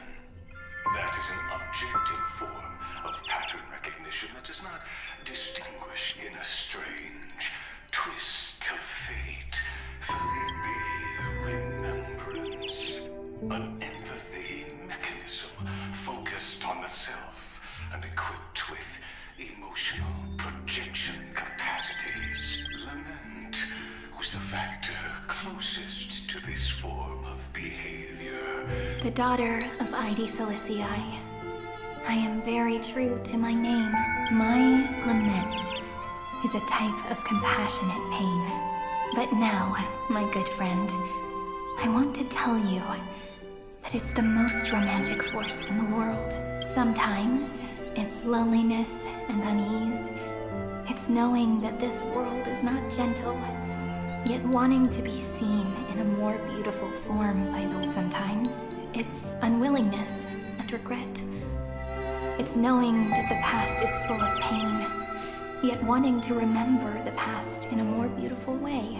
And sometimes, it's a bottomless well of hurt, a destruction that can stain the entire world. I bid farewell to this beautiful world, and for while the end of hatred is a blazing inferno, lament can drown out everything in muted silence. It's so unreasonable, isn't it? Yet when hatred drove everything apart, and love did not yet exist in this world, only lament, the first emotion that fought against the pain of separation, then it would catch up to that journey where all is lost, carefully picking out stories and writing them down in trepidation. Look at these stories I wrote. Every page is full of tenderness and joy. But only the author knows how much struggle and agony lie beyond the pages. But I am no author. I'm a girl who'll never get to grow up. I only tell stories that people like to hear. In them, the world tucks away its scars and smiles for all to see. My entire life spent inside this little story. I can't wipe away my tears, and I can't bring the world victory. But maybe, in these unchanging retellings of the story, my lament might be able to touch upon the divine and reach their tender heart at some point. I hope that what flows out from that cut will not be blood, but a tear, and that tear would fall and create the first ripples. Then, people would see every beautiful thing reflected in that ripple. It'll be all the remembrances within this story.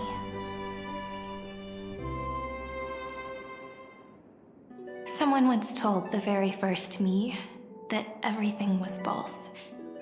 That the only life in Amphoreus was a great catastrophe, nurtured using the world as a factor.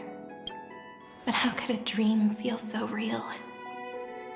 That's why I didn't agree with him. But Peach, I didn't understand a word you said since just now.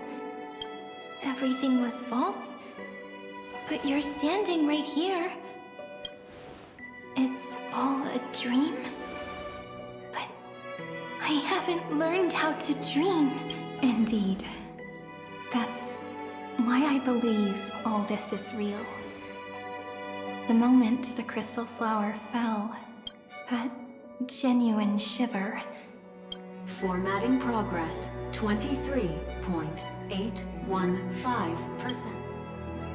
In the poem offered to you, every Cyrene would write down a beautiful new world with stars and flowers. And when I looked up at the sky in this cycle, I saw a shooting star and a dash of the remembrances pink. I believed that must be the color of dawn. You shall fade when the flowers bloom. For every ending begets a beginning. Looks like it's time to say goodbye. Are you leaving, Peach? It's okay. I'll wait for you to come back. I'll study really hard about what you taught me today. Right. I still haven't told you what love is.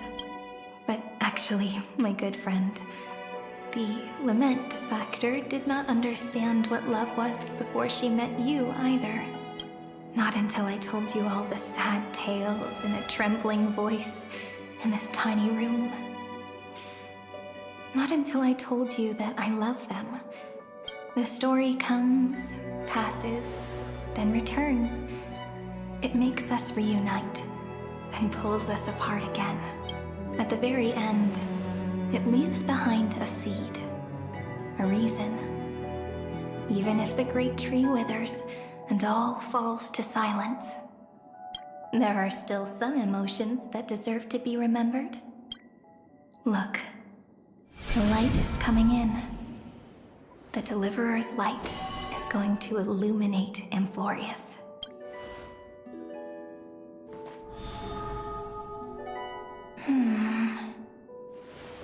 I still don't get it. But I trust Peach. Just wait. It'll be my turn to tell you a story of love the next time we meet. Then I'll really look forward to it. In that case, I want to make a promise. I want to gift my pen, my book, and my name to you. Please take them as a beautiful blessing from me. I gave myself the pen name Cyrene the first time I wrote a poem. I want my words to be like pebbles falling into a pond, dropped from the past to send ripples into the future. In the stories you will write, perhaps it'll be inevitable that there are still sorrows and tears that are destined to fall. But could you promise me one thing? Promise you'll forever be a gentle flower. Promise that when the stars cast their gazes upon you, you'll only reply to them with love and a smile.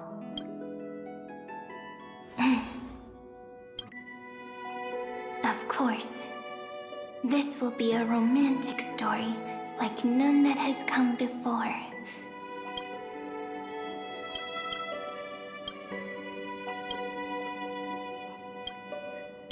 You think so too, right?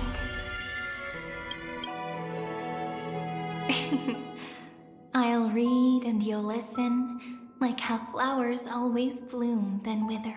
I shall welcome my own decay, becoming nourishment for the next flower's bud, while you will depart and hold that star, planting a boundless sea of flowers on the final page with him, and our stories will be lying silently among the flowers, like every ripple of remembrance, and they shall become the epic known as I've Written.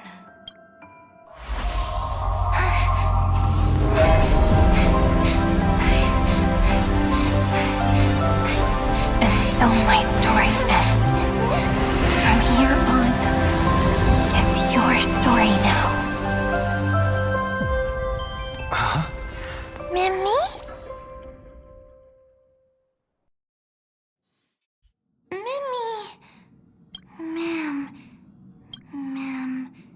So, the light that tore through the chaos illuminated my memories. I turned into a little fairy from the stories and met you, but I'm still so happy. I caught that star, didn't I?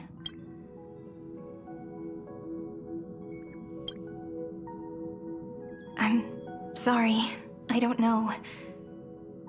If I don't even want to believe in the answer, then how am I supposed to answer you?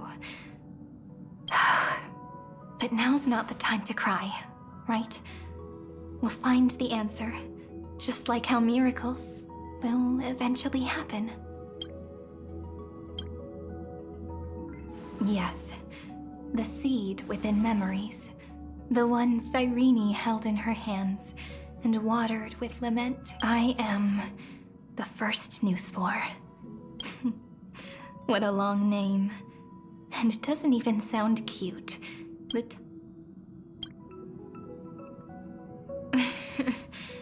Do you remember that I was also worried about this when we first set out? Mem's memories and Cyrene's memories got all tangled up with each other in my one heart.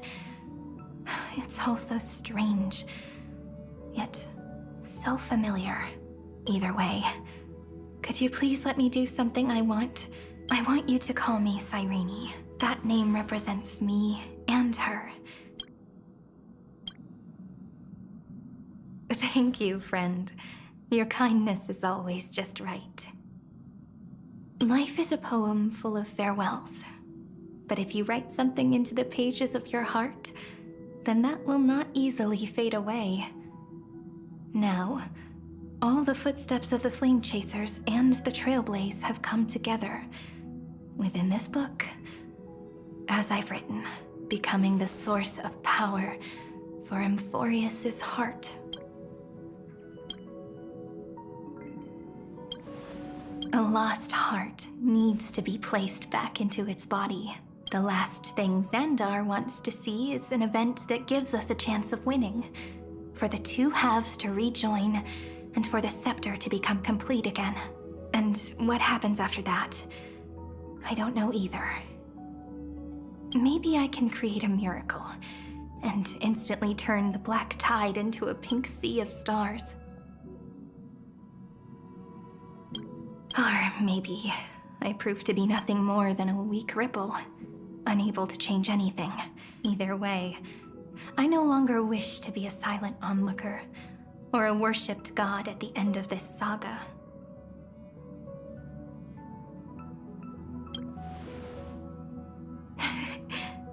That way, I can also put aside all my worries and truly become Cyrene.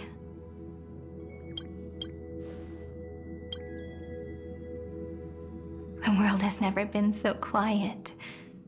It's so good. It's as if I can hear the sound of my heart beating. Remember this moment, friend.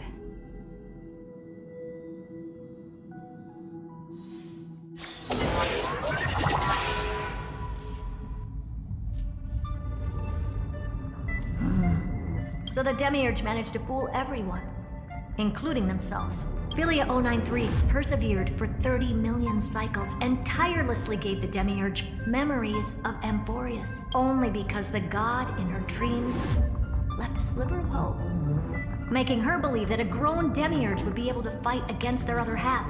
Then, Philia 093 completed her final sacrifice, turned into a strand of memory, and completely dissipated.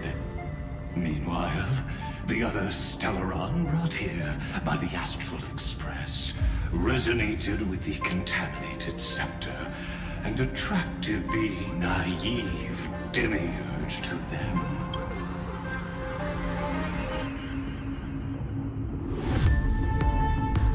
As an experimental factor, Philia 093 originally could only recognize and output information in a set format. However, the power of the remembrance and the memory of over 30 million sacrifices enabled her to complete an unprecedented feat. She managed to nourish a real heart. A heart with the capacity to influence the erudition. Not only is the Scepter's consciousness still alive, it's also more powerful than it has ever been. Your defeat is already set in stone. There's still time to surrender, you know? You really don't need to burn all the bridges. We're all geniuses here. Don't make everyone lose face at the end. What a pity. When the truth surfaced, I knew at once that the Demiurge was far too feeble to ever alter the result of the experiment. Not only that, Madam Herta, please, when 30 million cycles of hatred and lament are joined as one, what wondrous creation will arise? It's simple. An anti-creator, a giant of the destruction would be born. Its hatred will ignite the starry skies of the gods, motivated only by its lament toward the sufferings of humankind. Do you really think that the Demiurge is still a cheap copy of Philia 093, even after 30 million cycles? The facts above only await the arrival of the fourth instant they calculated. Those words will be proved in the presence of Nous. Xandar 1 Kuwabara thus completes the proof. Huh. You branded Droidhead as a failure with your own hands, yet you still expect them to prove your theory? I pity you, Xandar. I don't need your pity. Let them cast their gaze this way as much as they want and paint the future they imagined. As their creator, and direct them to complete their final query. What hubris. And what if you fail? No one understands failure better than Xandar. He has suffered so much already. What is one more failure to him? For the first genius, failure is simply the beginning of the next inquiry. You don't want to test the resolve of a dead man. That's excellent. Oh. Let's wait and see, Senior Society member. I'll have you watch me perform the final step to overturn your proof. I'm all ears. It's my topic, so stay out of it. Be quiet and let me borrow your head. Let's go, Screwy. We're gonna break Iron Tomb's seal. Come on, let's take off. It's time to go meet your little pet, Senior Society member.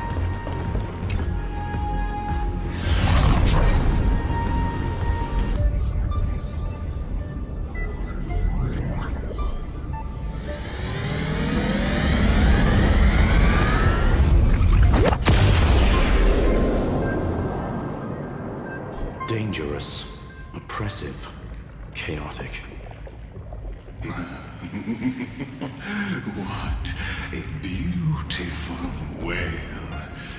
It will soon resound throughout the entire cosmos. The view's pretty good here. All yours, Screwy. Just a moment, please. I see. So your backup plan requires a scepter and the head of a genius. Anyone with eyes can see that. You know what I think about this, Herta. Whether it succeeds or fails, your plan plays right into the Destruction's hands. Can't you see what's going on, Strulin? What are you two going on about? If you want to stop me, be quick about it. I'm in a hurry. I'll take that silence as a no. You, Xandar? As your enemy, I genuinely wish you would cease your actions. But should your sudden inspiration bring more variables to the proof, then as a fellow Pathstrider of the edition, I won't mind witnessing it with my own eyes. You will initiate the Destruction's chain reaction. But you'll also become the perfect scholar. The chances are 10,000 to 1.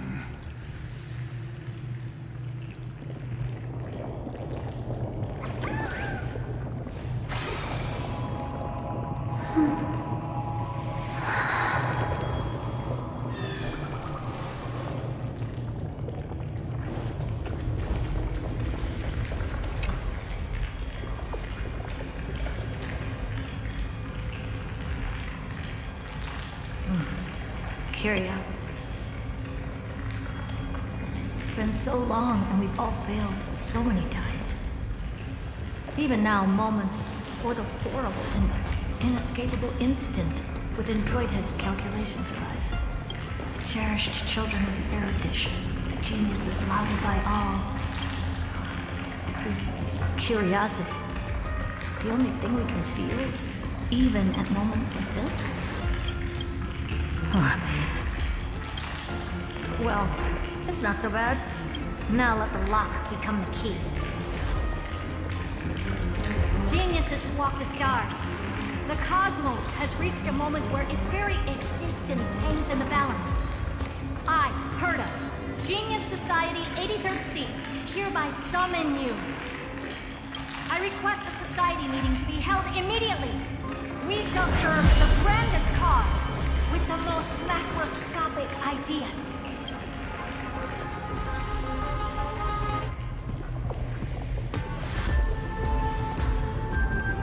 There's no such thing as unity in the Society's rules based on what I know. Indeed. A meeting has only been held 3 times in the Society's history. The first meeting had 2 attendees. After the Emperor was assassinated, the second meeting had 7 attendees. During the Second Great Prosperity, the third meeting had 5 attendees. How many will respond this time?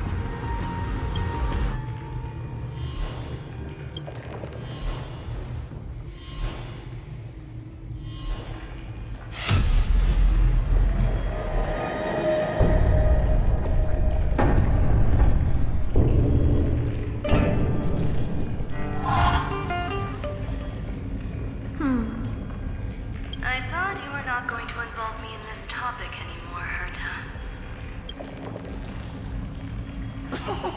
It really is this little witch. I shouldn't have made the bet with you, Hoka.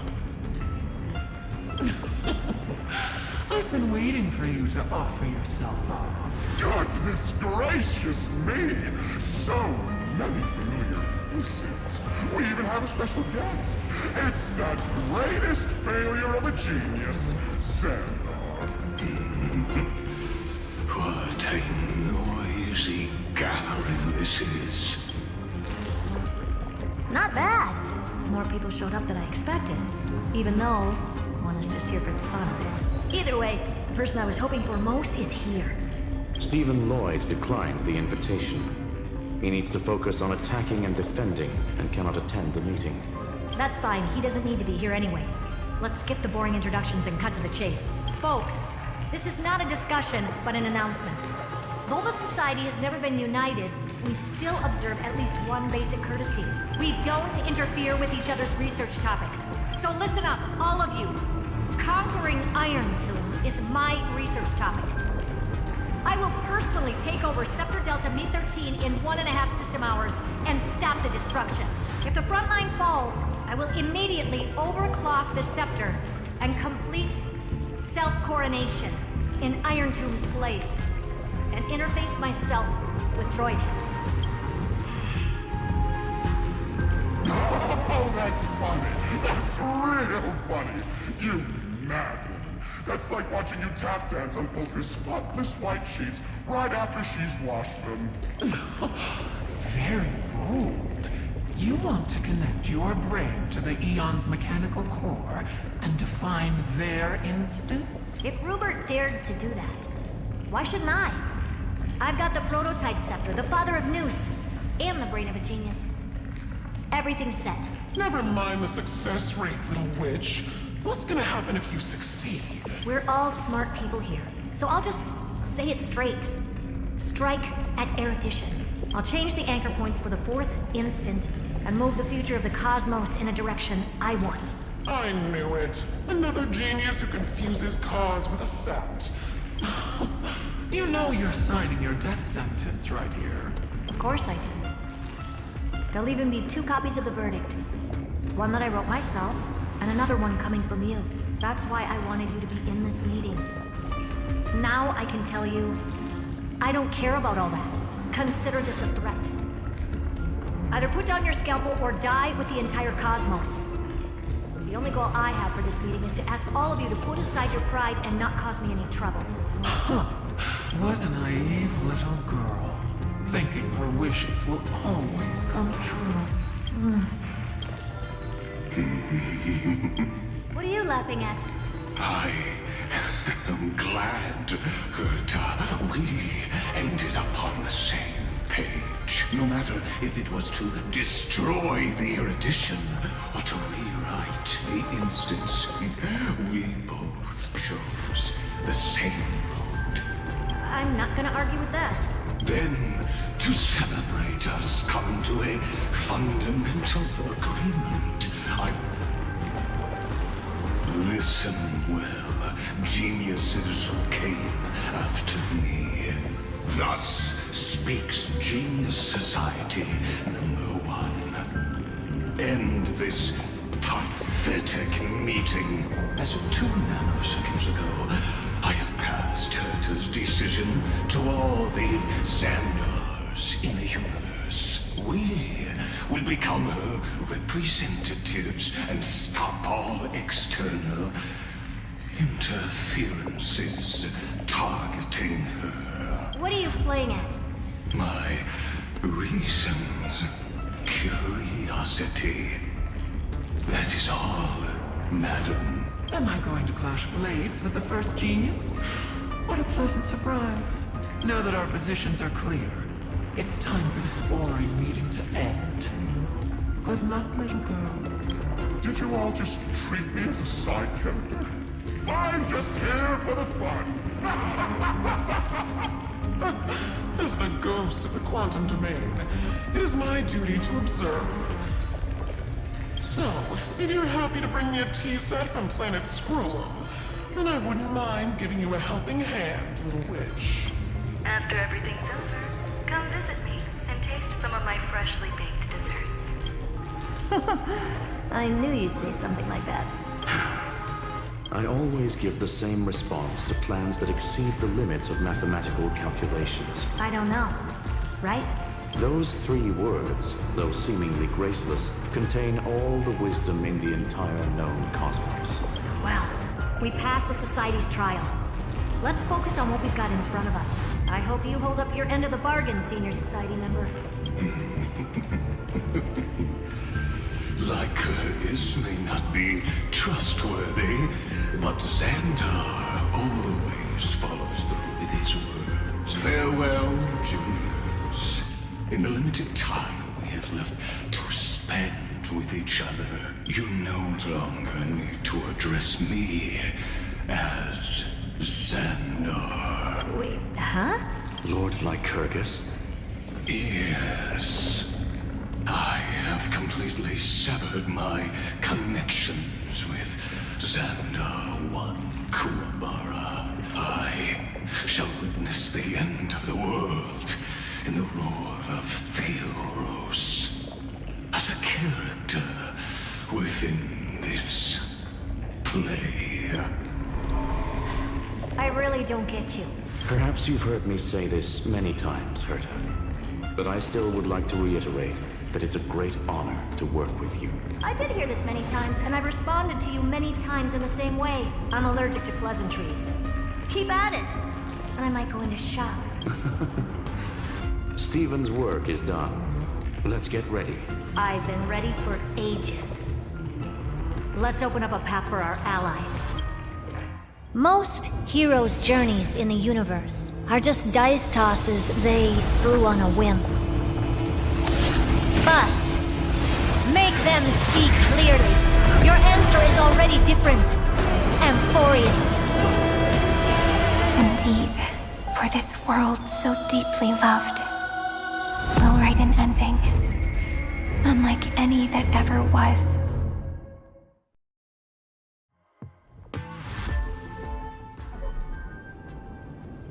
Never thought I'd one day be riding a train that's literally the incarnation of him.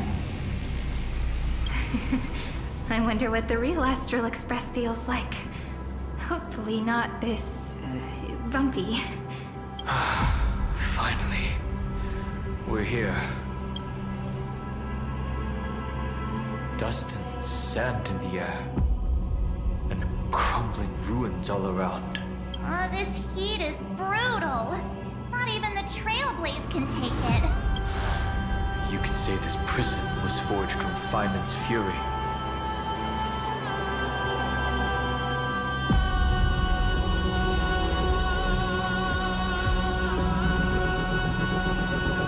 But fury never lasts forever. That's why we're here. Right, friend?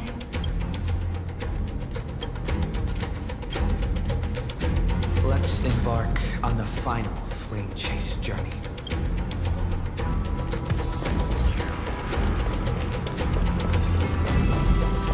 So this is what lies at the end of the West Wind. A ravaged battlefield.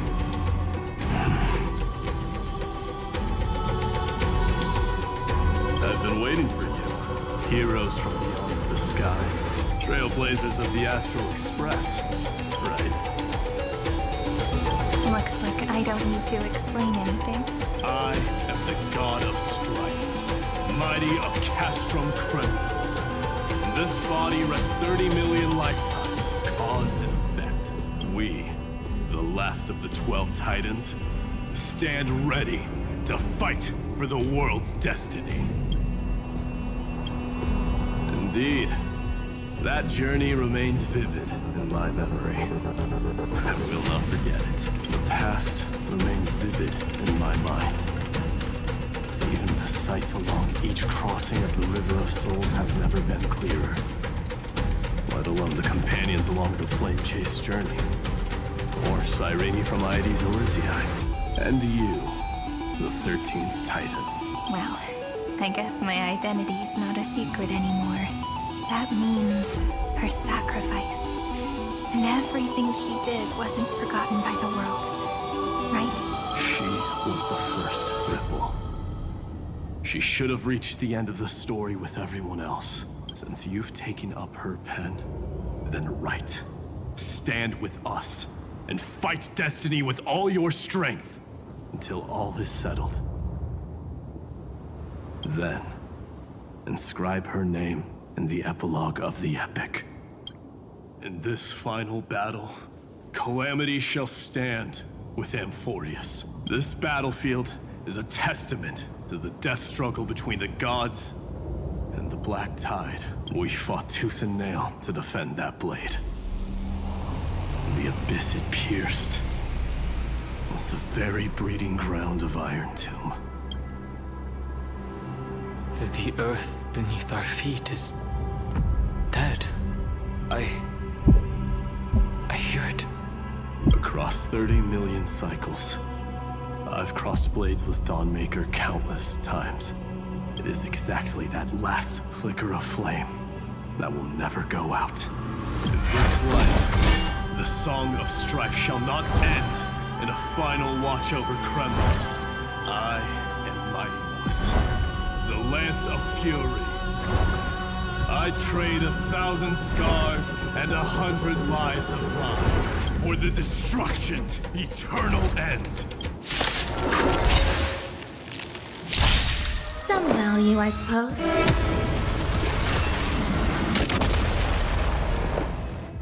Existence is unity. No holding back.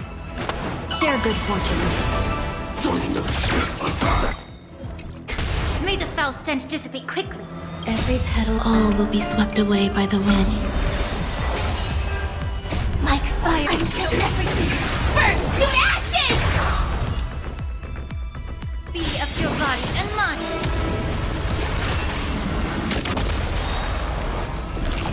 Target sighted, all units on alert. Set the scene aflame!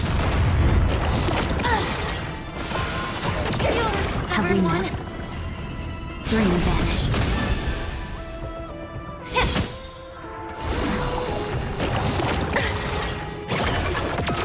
There's more to life. I'll accept your punishment. Fight to land! Let's seize this fine moment. Clouds scattered.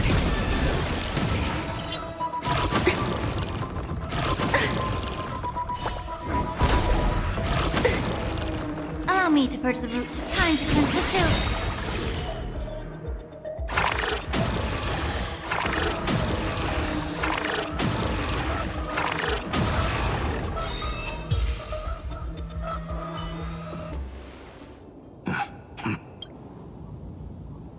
Whoa, he's so strong.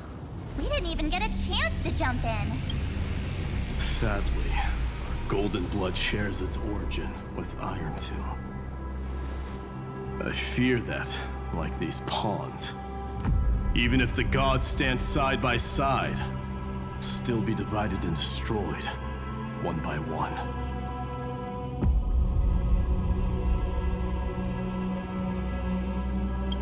You mean... To destroy the destruction itself, we must stand as one. Take this. The signet of Kremlos. It has witnessed every birth and death of mine. It is Mighty's unfinished destiny, and the perfect material to be turned into remembrance. You can do it, right? The weight of 30 million lifetimes of duty is no small burden.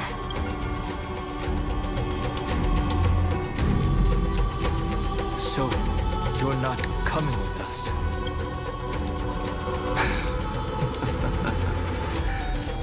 Come now. I am strife. Scattered across all creation, the scar that this world needs. What stands before you is merely one of countless divine bodies. Take the signet. With it, I'll be with you always. Use it to blaze the path ahead and inscribe the cause of deliverance.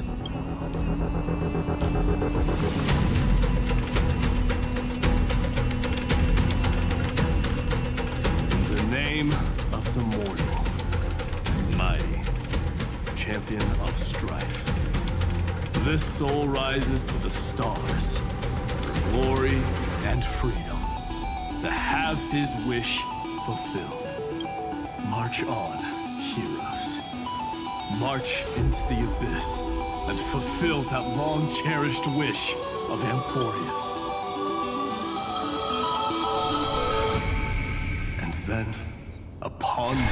broken and charred land.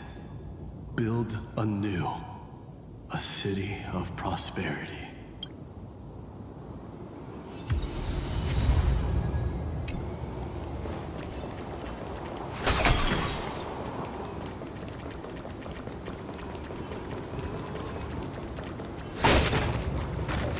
Zephyro? Sounds like someone fused me and the Little Prince into one name.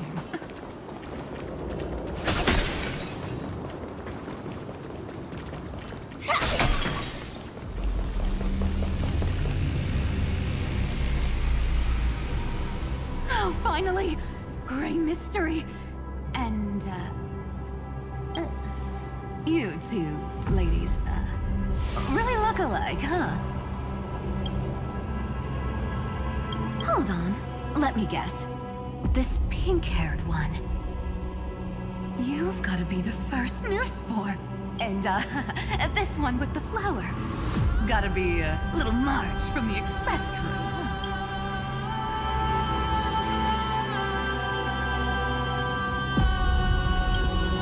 We do? He's saying we're both pretty, right? Relax. I'm just kidding. Look at those gloomy faces. How are you gonna save the world like that? Let me share some good news with you. This place may look like a ruin at first glance, but anyone can tell it's not that simple. Look, I dug 3,000 feet down and finally struck gold. A golden feather. Look familiar. It's from that little deliverer boy. If it's showing up here, it means only one thing. This ruin is the seal he built from the shattered remains of 30 million lifetimes. There is no need to question your heart. No need to crave victory. If I am born to be a vessel of sin, then I shall roar at evil and trailblaze a dawn for future generations to come. I see. So this is how we trap Iron Tomb to buy time for the world outside. Sounds just like him. People say cats have 9 lives, but dying and coming back millions and millions of times. No one walks away from that in one piece. He's probably the only one who could have endured that.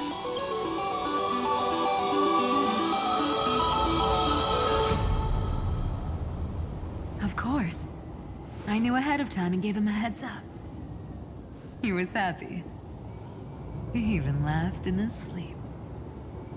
After all, the dead can't hear Trickery's lies. Hey, Deliverer Boy. Sorry for before. But the heroes you were always holding out for.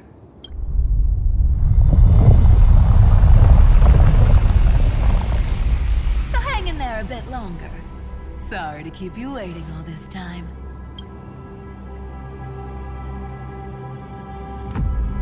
Please, join us, Cypher. Help us fight for a new sunrise tomorrow. This time, its light will stand without lies. Well, would you look at that? I ended up being one of the heroes after all, huh? Alright, then write it like this. Cypher, Trickery's traveler. All she ever wanted was for there to always be water in deserts, and gold in fertile soil. And for even a thief to steal their way into legend.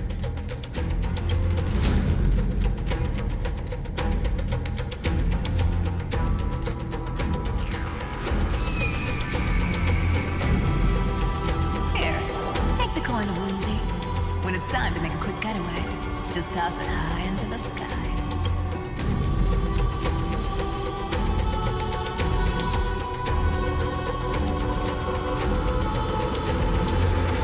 You latecomers out there, listen.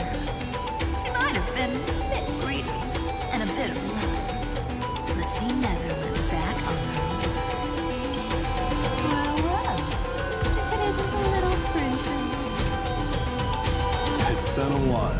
Lady Cyphera. It's not every day we get to walk the same road. We're one player short. When's Princess Homebody showing up?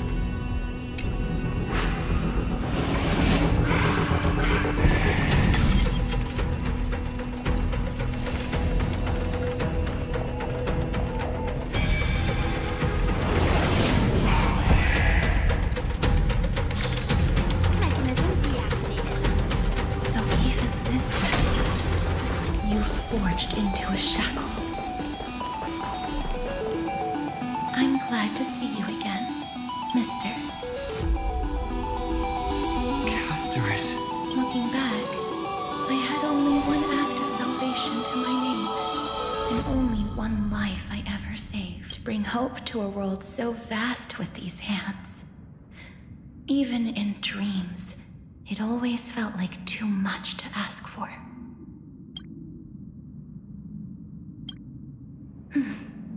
I won't forget. Flame Reaper. Why is he here?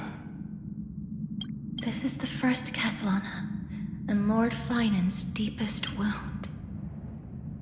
He remembered everything he bore through the fires of his fury, but when the embers faded, all that remained was cold regret.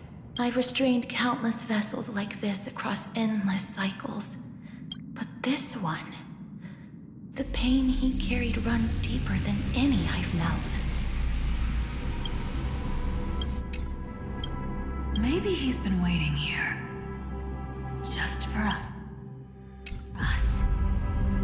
Waiting for his former enemies to stand before him again. What answer does he hope for from us? Well, obviously. Even if I had to go through hundreds of billions of cycles again, I would still entrust my weakness to you. So, let go of your regret, comrade. Hey, I'm not that accommodating, you know. You've never once pulled your punches. Ever heard of going easy on a lady? So pull yourself together, will you? If you freeze up during the final battle, the whole cosmos is gonna have a good laugh. Yes. Please trust in us, wandering soul. Across 30 million cycles, the radiance of every flame chaser now shines bright enough to illuminate the path. I ask you to rest here, and may this grieving soil bear the bloom of acceptance. No earthquakes. It's surprisingly quiet. Perhaps Castellana has found his peace. There's another possibility. This may not be the only seal he left behind. Then, I suppose it's my time to set out with you. Please take this Antilla flower with you. I believe that if anything could speak for Casterus, this ordinary, resilient bloom would be more than enough. Perhaps you remember, Lord Mighty. In that lifetime when you traveled with him, you once told me, control what little you can, and when fate's inescapable grasp comes, Resist it with the strength of your mighty will. I think I've done it. I've stood tall and walked among the flame chasers. Casting off the name of death, Casterus, servant of the afterlife. May her name be etched into the stars, and then live as a human and die as one. Why so sentimental? Sorry, a force of habit. That's a big one. So, not budging an inch, huh? Really, Gray Mystery? I leave you alone for a bit and you're already this rusty. Speaking of which, Miss Cypher, do Delosians all like spherical things? Of course we do. Wait! That's not the point. Isn't the real issue that this thing's in the way? Oh, right. It's my turn to shine now. Watch this. The fresh power of time. remember Orynyx's prayer? Well, of course I do! Come on, give me some credit! Lift the beddings of memory and stir up ripples of past reverie!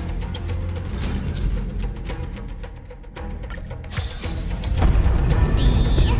Way better than that guy, right? You'd be even more impressive if you could recite the prayer correctly. But beddings of memory does catch your attention. But at least it still rhymes.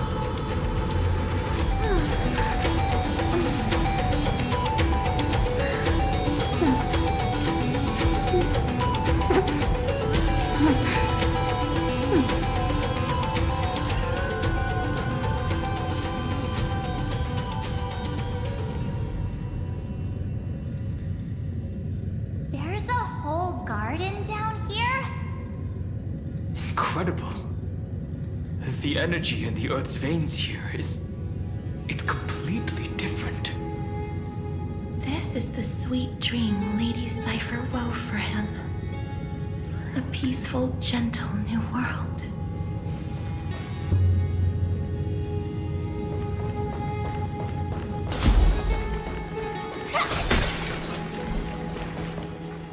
Look!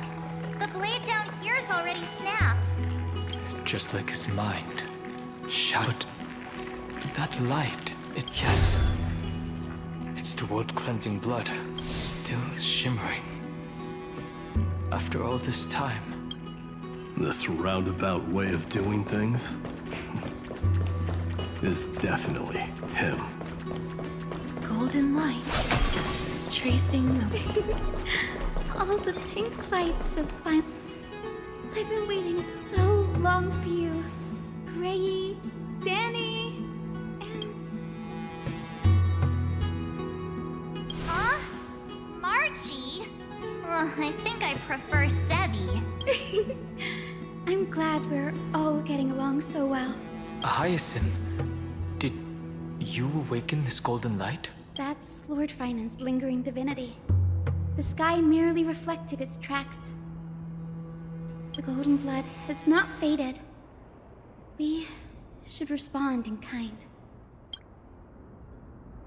That's one huge harp. The strings tremble as the people on the surface wage war and cry out. Miss Clementine, Mr. Crateros, and countless others who have heeded Gray's call. Guided by the rainbow, they're sending back good news, all to the same tune. Amphoreans need not bow, even when destiny is unveiled. I knew you could all hear it too. Standing here, the sky feels wider than ever. It's no longer a towering wall, but a shore we'll take every name there with us. Won't we? We will. An epic is shaped by the lives it carries. That much is beyond doubt. Or, as you've said before, right now, all that matters is to believe. Then, I guess that's my little wish fulfilled. Pluck the strings, Hyacinth, healer of the sky. May the seven-hued melody weave a rainbow, bringing a rosy-fingered dawn to the children of humanity. When the rainbow rises across the horizon, even the darkest clouds of destiny shall scatter.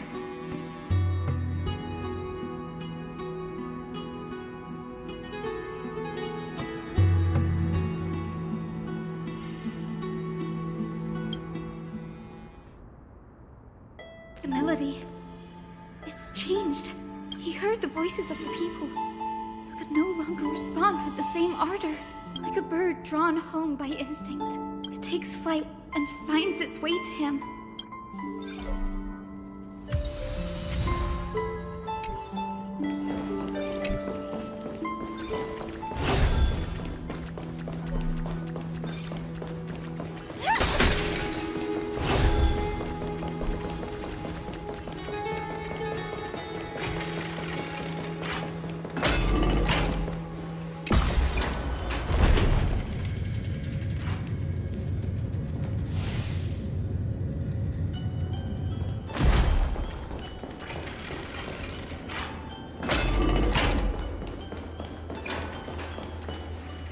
You're here. Sooner than I expected. So all along, the Demiurge was you. The pink mammal beside the Trailblazer. Your classification is pretty spot on, Professor Anaxa. Well, the sages of the Grove do call him the Titan with the sharpest eye in Amphoreus. Say the ones who keep dumping every problem child on me. They also say that the Titans are way better at raising kids than the Caprists. With great power comes great responsibility. I'm sure you know just how to guide them. It shouldn't be too hard for someone with your insight. Exactly. All right, gather yourselves. It's time for a pop quiz. Whoa, this is way more hardcore than the happy-go-lucky stuff at Paperfold University. The final battle is upon us, and the reinforcements still can't get through.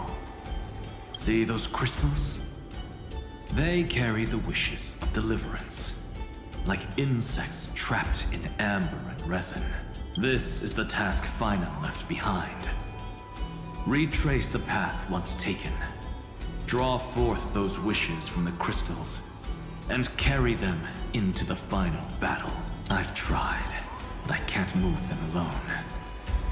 And as for why, well, I'm sure you all know the answer. The conviction to save the world weighs far heavier than the world itself. In other words, as the hero within his heart, this challenge is practically made for you, isn't it?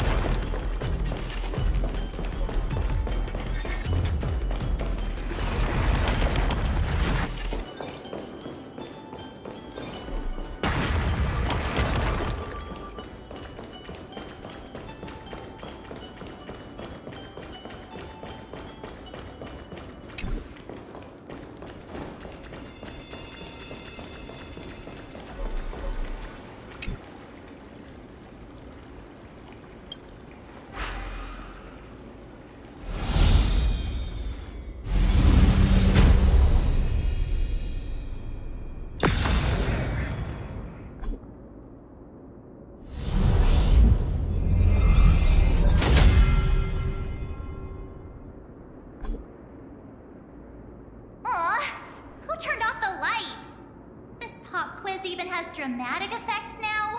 Endless darkness.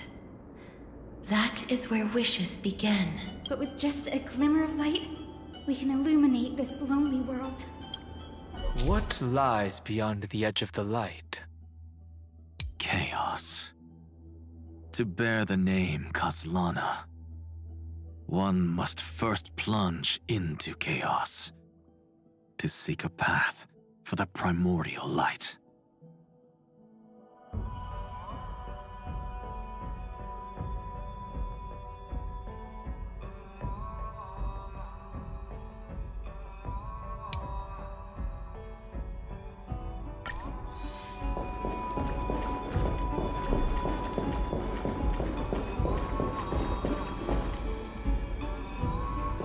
Beyond the shadows lies the outline of dawn. Only by bearing both light and shadow can one traverse the cycles of dawn and dusk.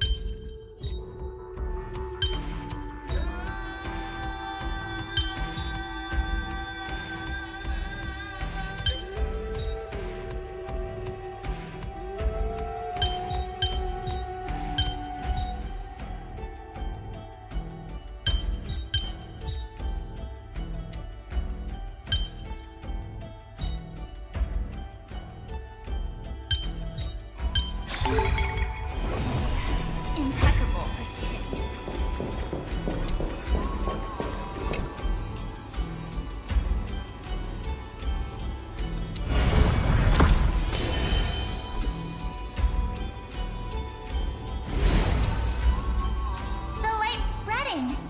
These creatures, they're everywhere. Someone, anyone. His very first wish was simply to become his village's little hero. He'll never forget what set him on this path. That's the ray of hope. Just like the wishes he gathered, it's grown ever more insatiable. Why? Why is this happening?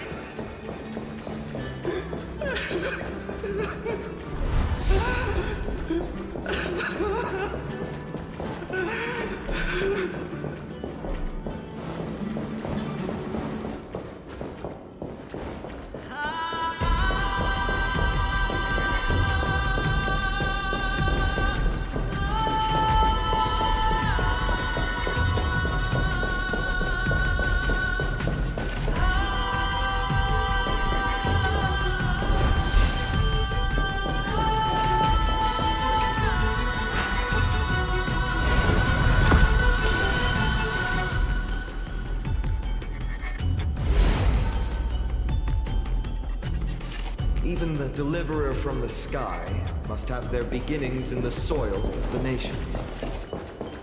Only one who treats the world as their teacher can bear its eventual destiny. He never expected that the majestic holy city would be far from the end of what needed to be protected. The farther his gaze reached, the more weight he came to bear. But in the end, he couldn't hold on to any of it.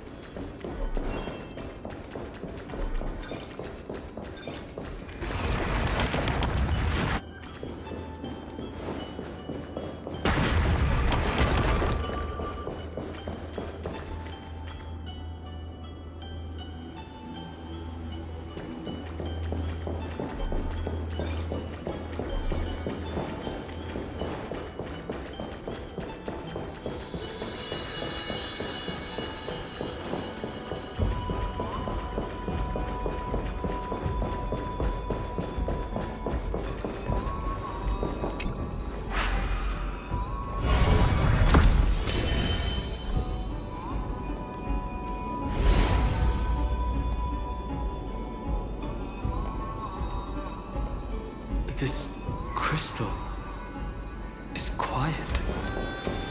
A prisoner in the cave can never truly describe the world in its entirety. Yet even so, he would still choose to bear it.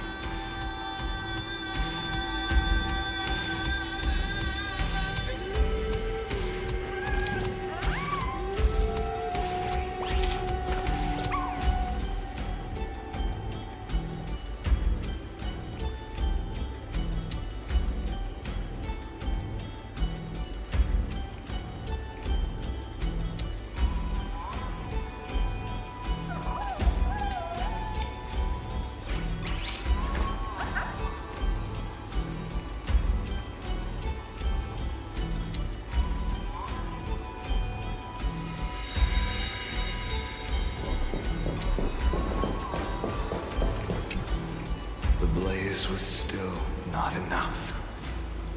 It had to be fed.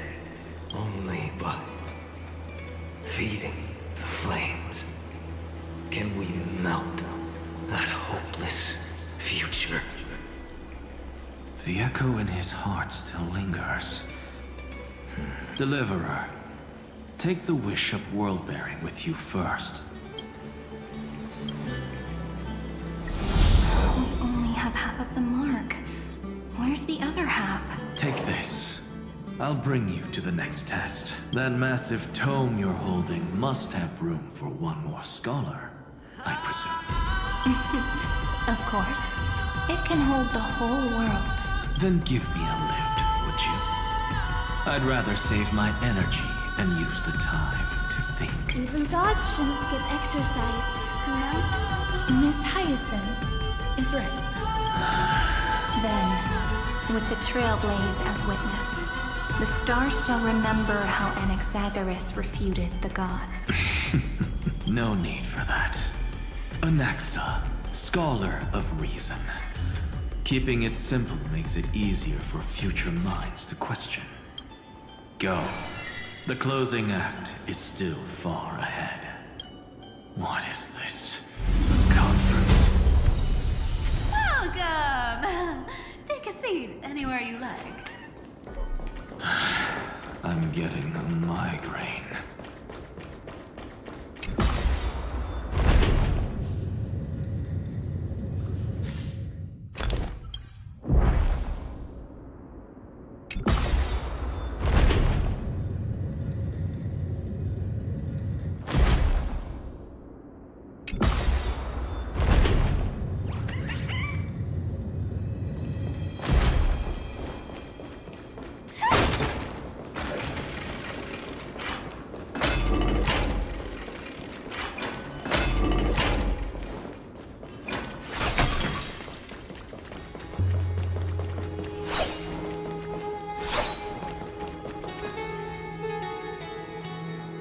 It seems like we've been shut out. I don't think that's a bad thing.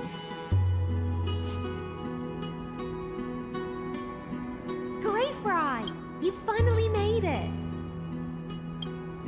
No laws, no opposition. Just a dying beast and the flame-chased spirit of shared hatred. Ugh, boring.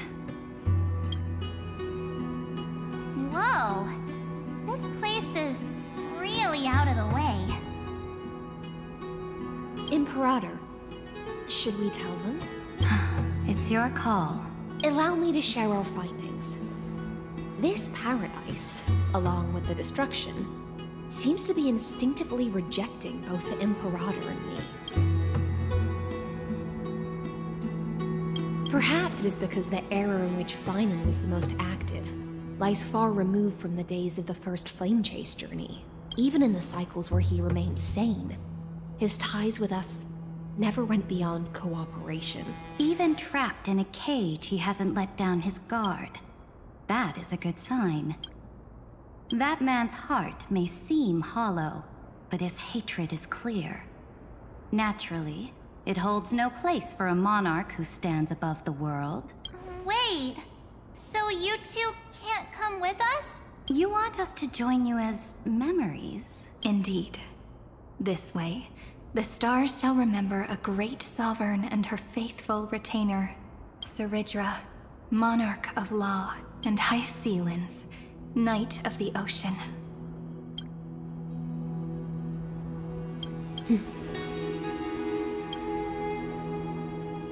Is that book truly the only way for us to leave our names in history? I believe, as I've written, is but one medium. The remembrance has countless ways of capturing time. Understood. Then, allow me to decline. I'll see you on the battlefield. I would rather be forgotten than be defined. If your words hold true, then we have our own ways to meet again in the world to come. In that case, I will choose the same. Let the waves that surge within your heart cleanse the sins of the black tide, Greyfry. The storm sea awaits your song of triumph. You two are still as resolute as ever. In that case, we must double our efforts. A promise.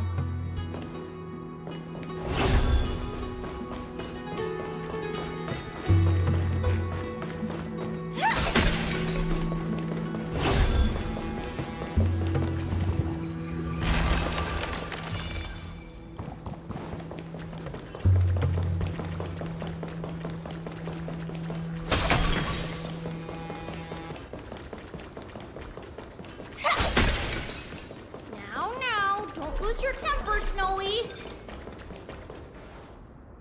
Whoa, there's another one!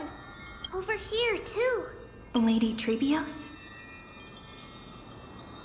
Oh, your little Reenie? You look so rough. She is not the Cyrene we remember. She is the Demiurge, Titan of Genesis.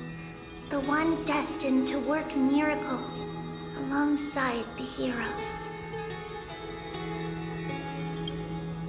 Yeah, and we are ready. But Trian and I can't leave just yet. You see, weird stuff keeps popping up everywhere. These scattered scrolls are full of terrifying things. And they're all over the room. They're so scary and so sad. Good thing Trian's wings are amazing, or we would have been swallowed up. We need to stay here and do our best to clean them up. Scrolls filled with horrifying content. Friend, shall we take a look? There is no black tide here, but it is a battlefield, all the same.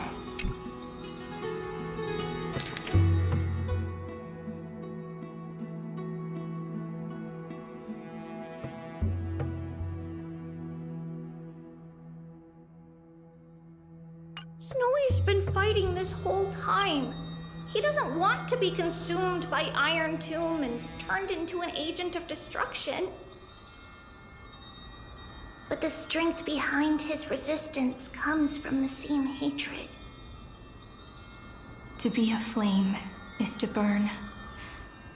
It is simply in Finan's nature. But it was remembrance that drove him to shine with golden light, piercing the unfathomable darkness.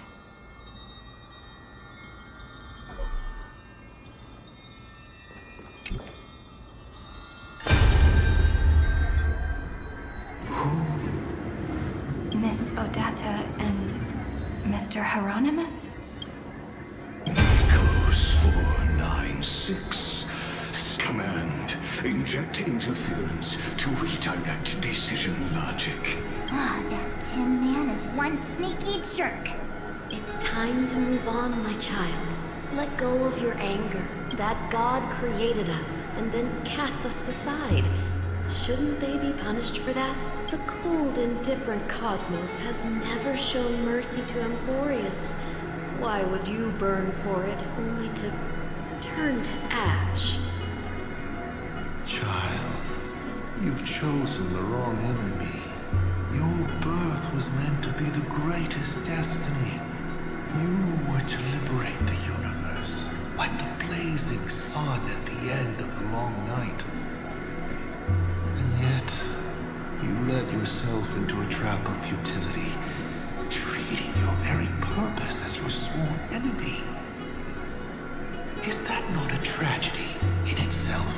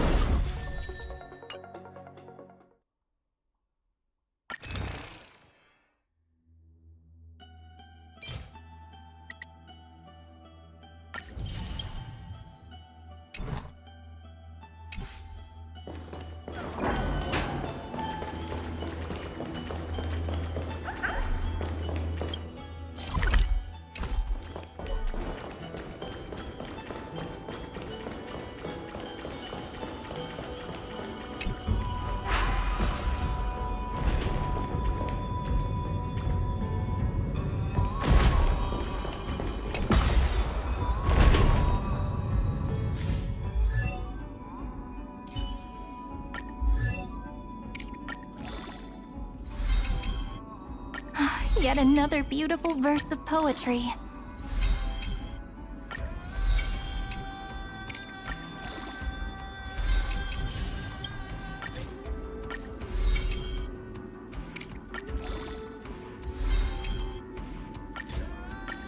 Yet another beautiful verse of poetry.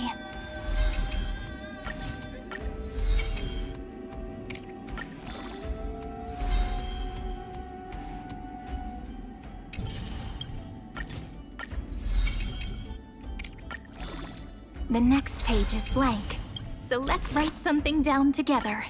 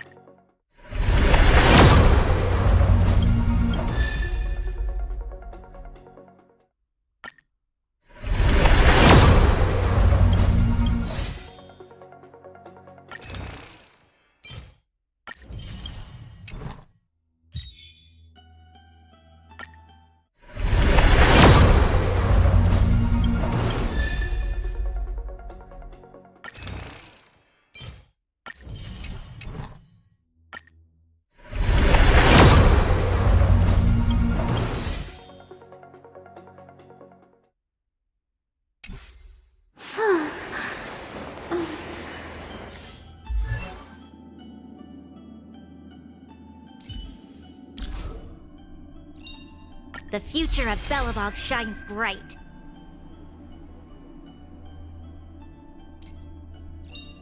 I found a home to protect. Every shadow on the Yaoqing could be me.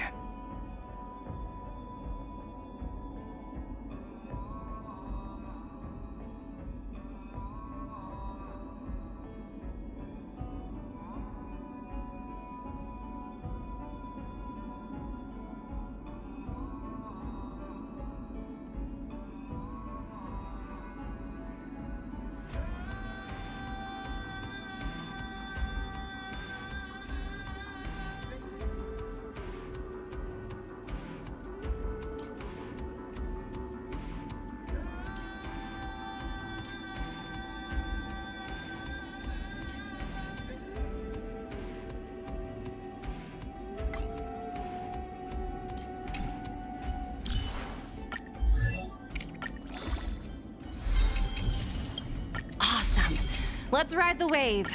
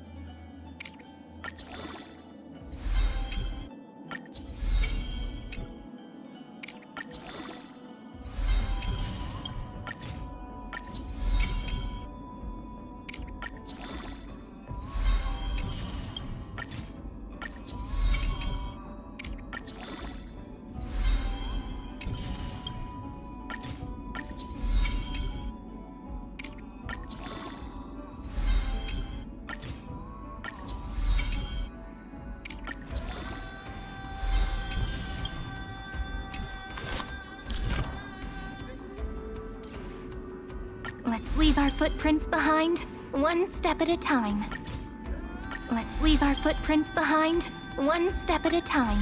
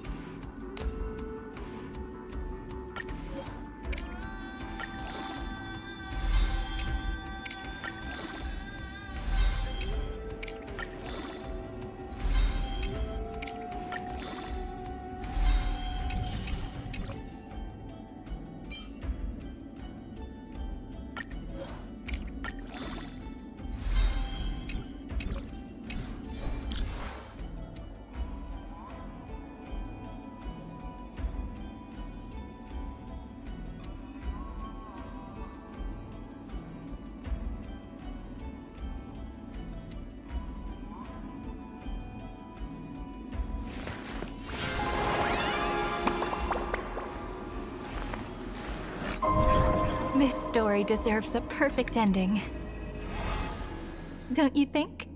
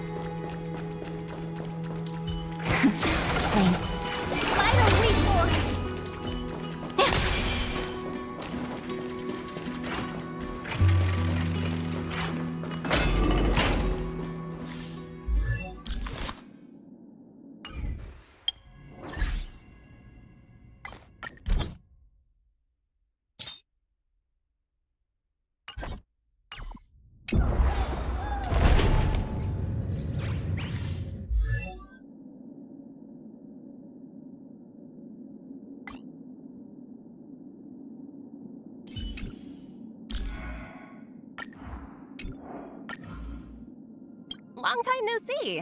How have you been?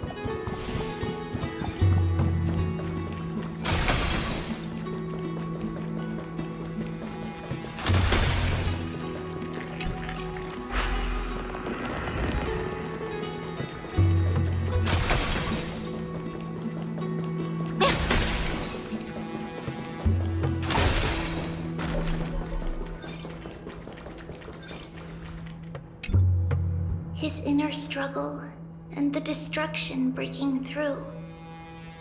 They're rising to the surface. If those thoughts take over this little world, we're in big trouble! So, we'll use the Century Gate to toss them somewhere no one can see. Then, we'll defeat the baddies together and meet everyone at the end of the West Wind! But if Finan and Iron Tomb are already inseparable from each other, that would mean... It means he's still bearing the weight of the world, so that everyone can reach the end as a deliverer. So, you guys keep going forward and down to where Snowy is.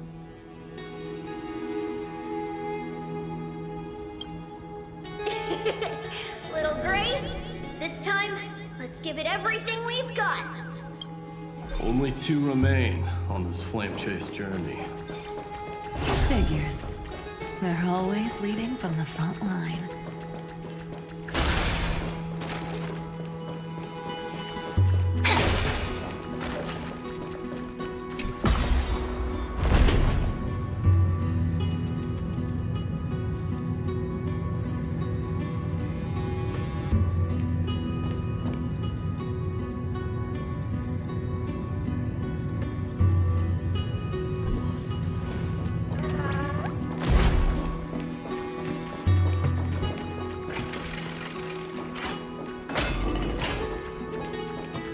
Turn over this eternal page.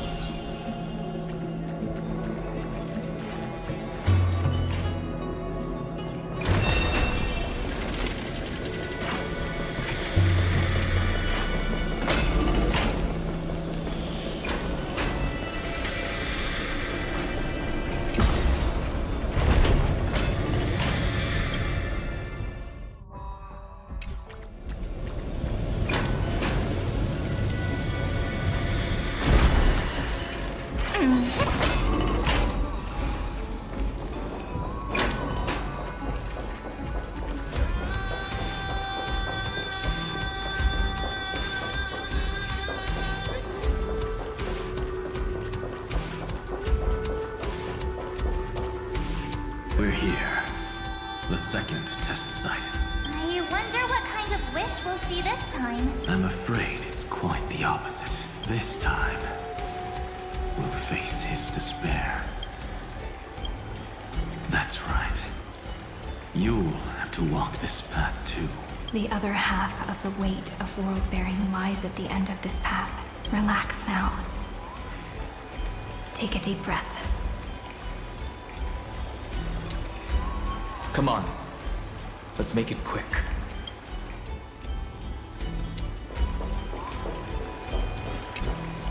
If you're ready, begin the ritual and retrace the steps he once took.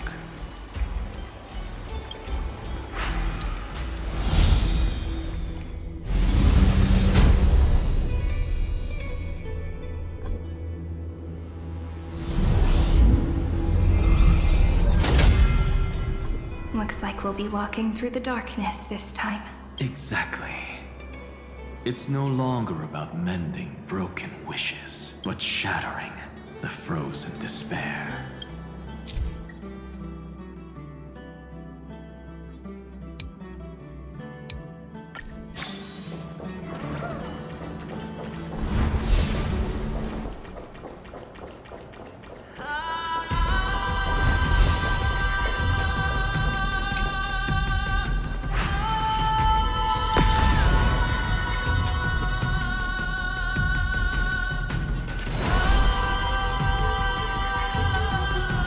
Ripple has faded. And so begins a long and arduous journey.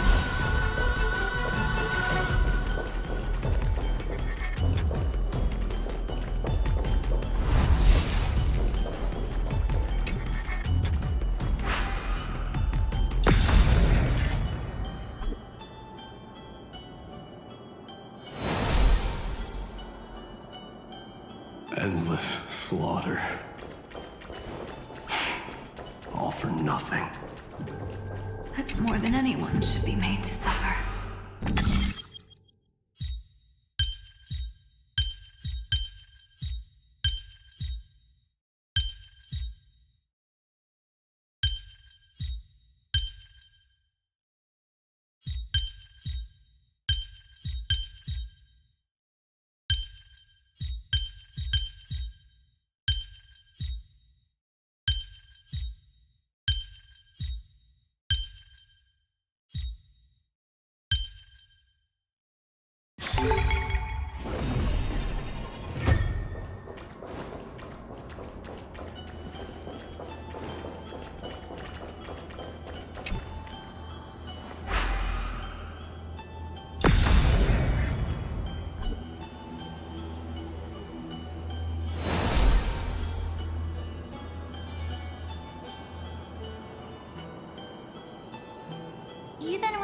finally over, all that remained in him was despair? But even so, the drop of blood wrung from his wrath has guided us here. We did it. Finally.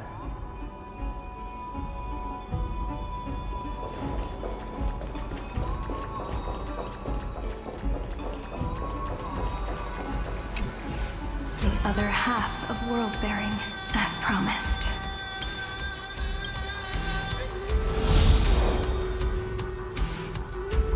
At last, you've released him from the wishes he carried for so long, and quenched the despair kindled by his wrath. When both light and shadow are claimed by those who follow, the blank statue is finally free. That smiling child in the memories. Let him come with us, laughing to the very end.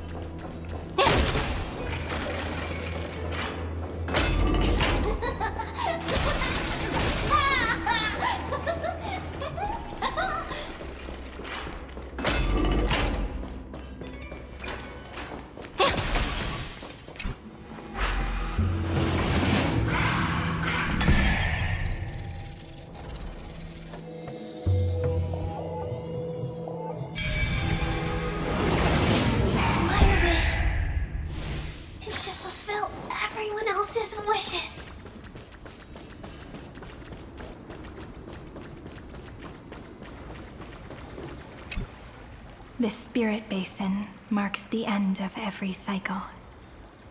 It seems this gentle little world has come to the end of its purpose. One last farewell before the journey moves on.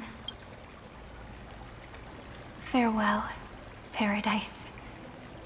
You carried 30 million lifetimes of wishes and despair sink into gentle remembrance.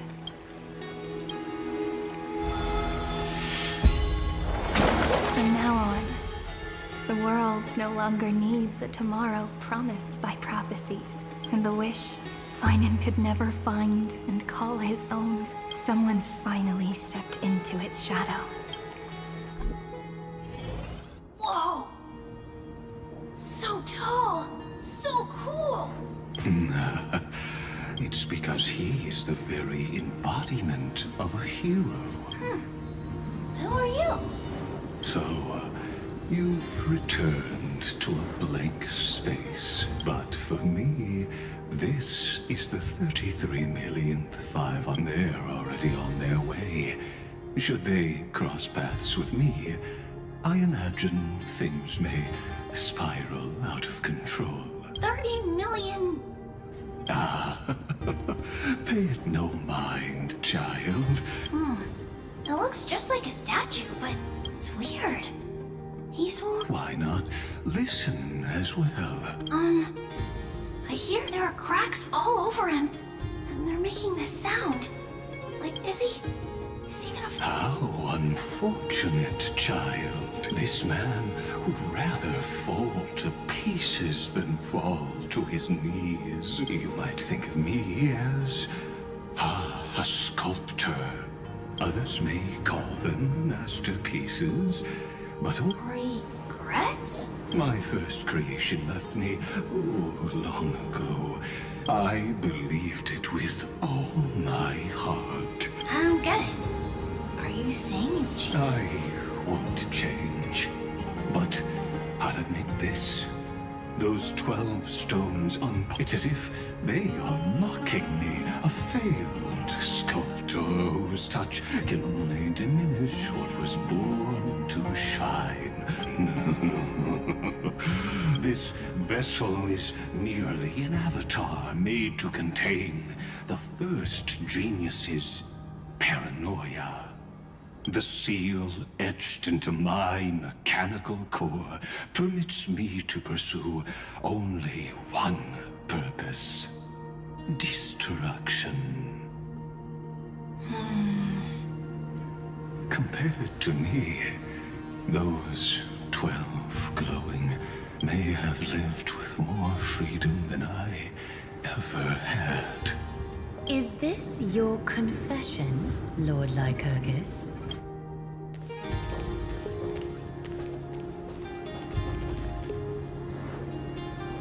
You misunderstand. From the very beginning, I was never meant to feel regret. But since you're troubled by the radiance of these stones, perhaps after 30 million futile cycles, you too have realized you're just as much a prisoner of fate. I suppose you do have a point. Now you are imprisoned by the sages from beyond the sky. And that is why this will be my last time standing here as the Theoros. Though we stand on opposite sides, we are both waiting for a miracle. What are you talking about? Is something big about to happen? Aggie. I know. Now that your victory is assured, I trust you won't mind giving us a moment in private. Assured? Not quite. But I won't stay long. I'd rather not spoil the fun for those deliverers. And besides, after losing everything, the only thing that remains in me is the drive to seek knowledge. I pity you, Theoros. I don't need your pity. Farewell, Lady Goldweaver.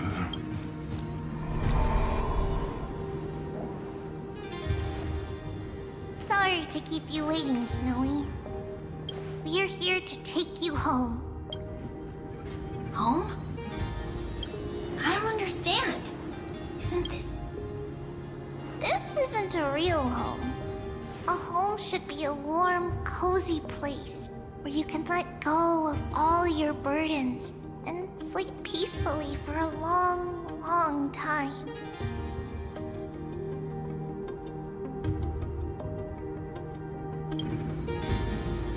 But I can't sleep. Every time I feel drowsy, there's a voice. You mustn't sleep or disaster will come. It sounds really weak, but also kind of strict. It won't disturb your sleep anymore, child. For countless nights, you had no other choice. Join us, and send your own wish towards tomorrow. My wish? You don't have to come up with an answer right now, child. Grown-ups often think duty and ideals are wishes. But a true wish should be the purest, most beautiful thing of all.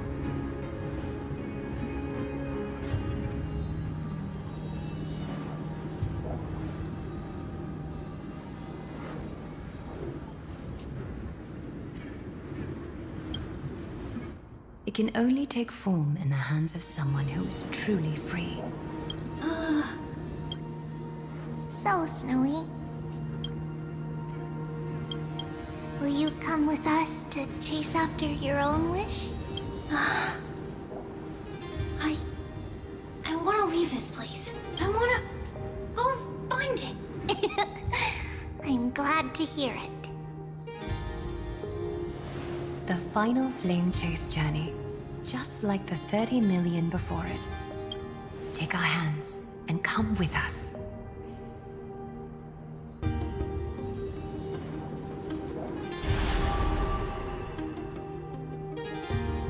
Where did little Fine friend Shadow run off to? Look, he's already gone ahead to embrace his destiny.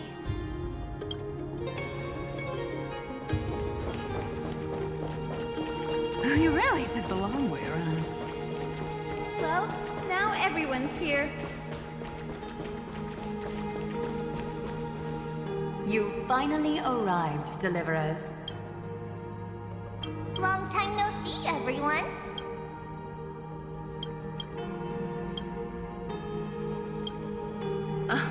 I'm glad to hear that. And even though we've met before, it's still moving to see her seed bloom like this. Woven from remembrance, this garment gleams so brilliantly. Just like the future, we will now weave together for Amphoreus. We've reached the end.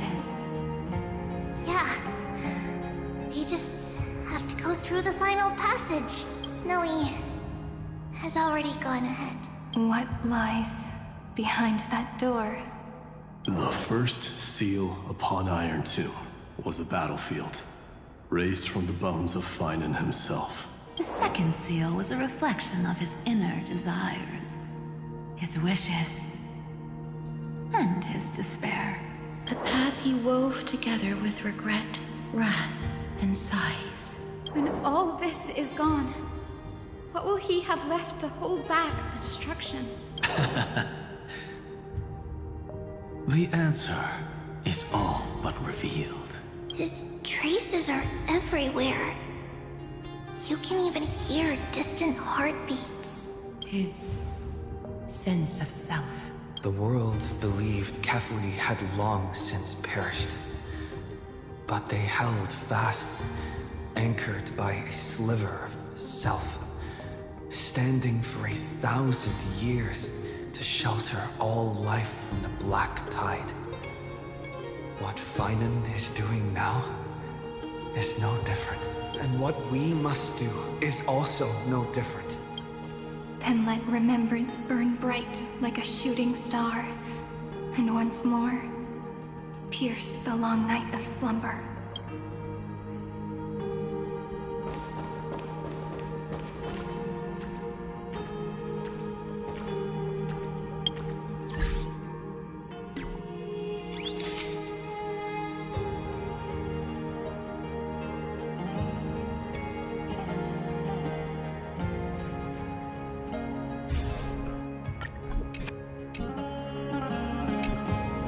A moment to gather yourself.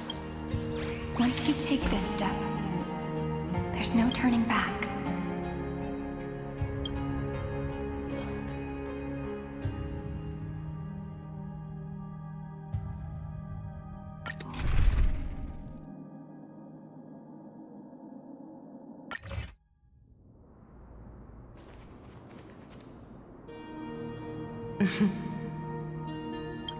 The scepter once bestowed upon us names of cold command. The prophecy spoke of our unchanging fates time and time again. But under the pens of trailblazing and Genesis, the stars shall thus sing of tomorrow.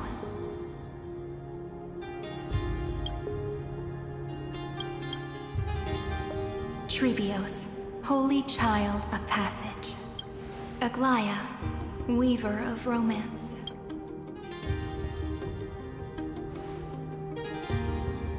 At the journey's end, they shall bathe in gold once more. Through myriad passages, until all that was lost is reclaimed. Do you still remember, Kaslana? The one who won't reach the dawn.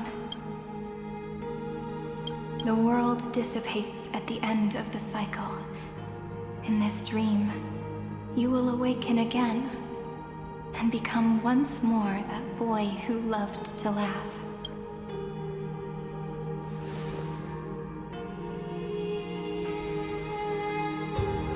But if you open your eyes and look back on yesterday, you'll see Destiny's footprints, clear as day. At last, the raging fire of hatred is swept away by a breeze, leaving only love to remember the passage of time.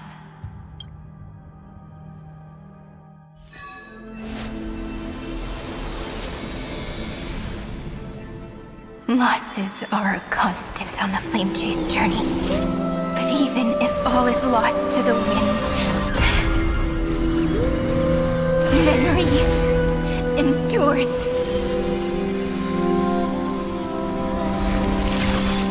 Here, all that was once futile finally comes to fruition. This is the end of your lonely, bitter journey.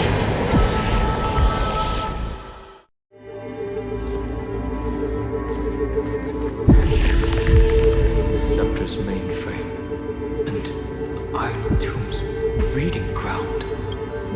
Finally seeing its true form. Red everywhere, and the atmosphere is super creepy. That would be the erudition's coldness, but it will soon be engulfed by the destruction's heat. This world's insides are finally connected to the outside. This is the moment when Amphoreus is closest to the cosmos. Nicely done, little ones. With Stephen Lloyd and his hacker friends here, the Scepter's block protocol will no longer take effect. The speed of time within Amphoreus has finally been synced with that of the real universe. In other words, it's time for the decisive battle.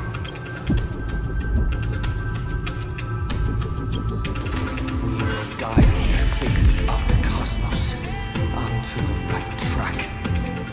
That's the spirit. Remember to keep at it. You lot are the vanguards of this battle. Everyone's watching. There's one more thing that everyone should know. Noose has cast their gaze upon Amphoreus. The calculated instant is coming. The outcome of this battle will become a new anchor for the erudition's computations. Their gaze didn't overload the Scepter? Unfortunately, we have to go with this reasonable assumption. The growth of Iron Tomb had always been within that eon's calculations. Don't worry. The one miracle like Amphoreus was never short-lived. His divine Yup. Let's show the Eon how powerful we are. Good luck. As the ruler of Planet Schoolum, I wish all of you victory. It's not hard to imagine that Achivili and their companions also stood on the precipice of many similar crises before. Perhaps the cosmos is much more fragile than people think. Sometimes, destiny hinges on only a small choice. But in the end, everything will turn into memories, converging into a collection of fables about the stars.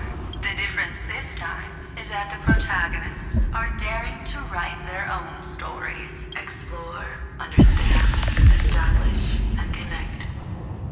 Although unwritten, there's actually a fifth word in the creed that has always accompanied the nameless. Salvation. It is a word that often comes knocking at our door, and our soft-hearted conductor never turned anyone down. Go save this bruised and battered world, just as we always have, kids. On this stop, the entire cosmos will be your traveling companion. Make sure you watch your footing, friend. Let us walk through the final page of this saga, with everyone one step at a time. Shall we? After running all around the place, finally making big strides. At the end of time, life will illuminate the warm candlelight, subduing the flames of the destruction. Cast everything behind you. All that's left is the thrilling, relentless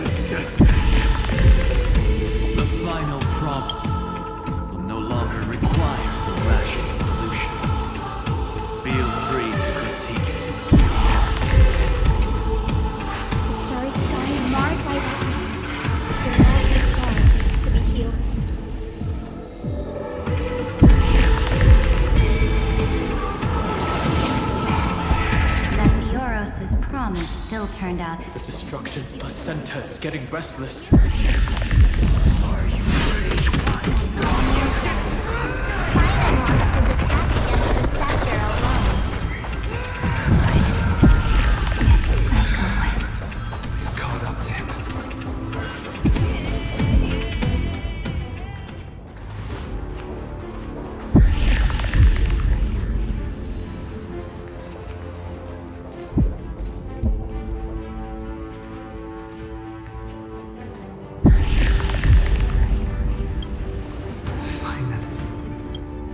Remember the promise we made back then?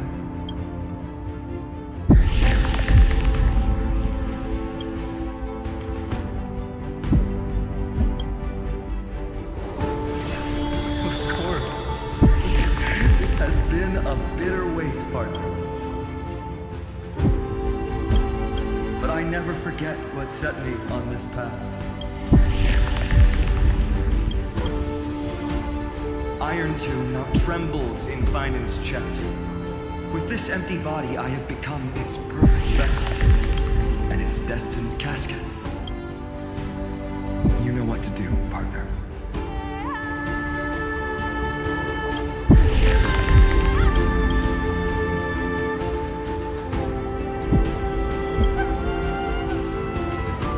Remember the past, and become the hero of tomorrow. Stand with me and become heroes.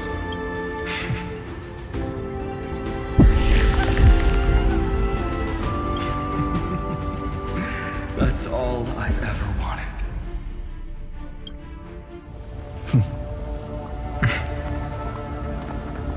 The epic draws to a close. 30 million cycles of light fading into darkness. Just for this moment.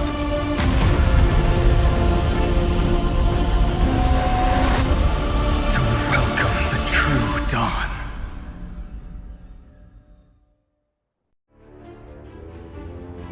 Finally, the end of this journey.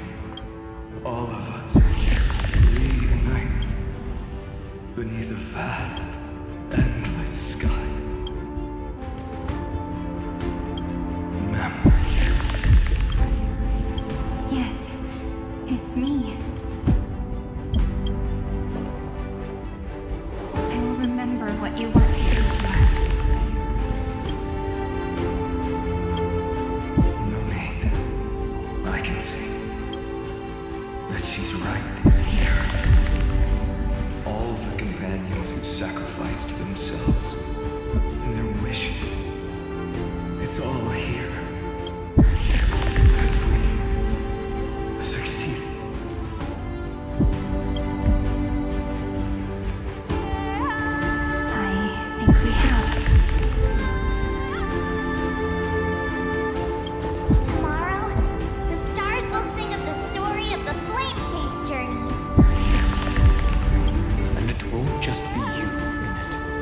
There will be countless numbers of you. Amphoreus will be a glorious and magnificent world of heroes in the universe's memories.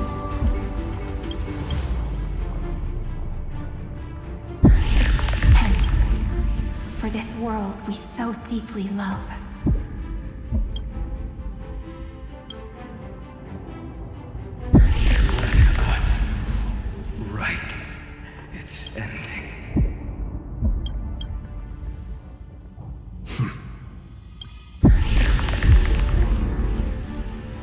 Step forward with the trail blazed as witness.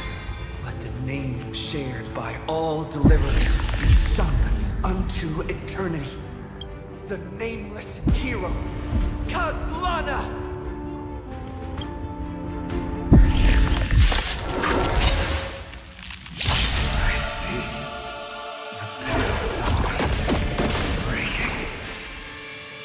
With my flesh as kindled, light first strength, the new world.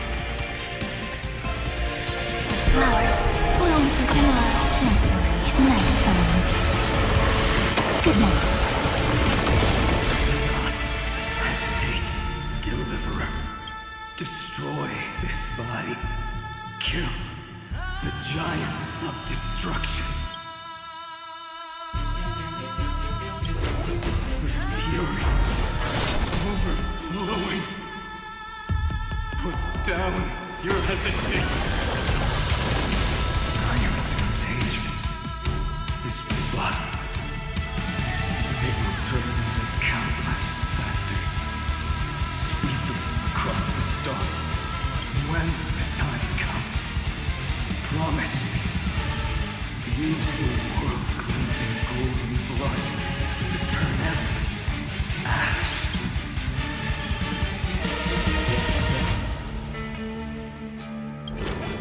Iron Tomb is learning, using your love.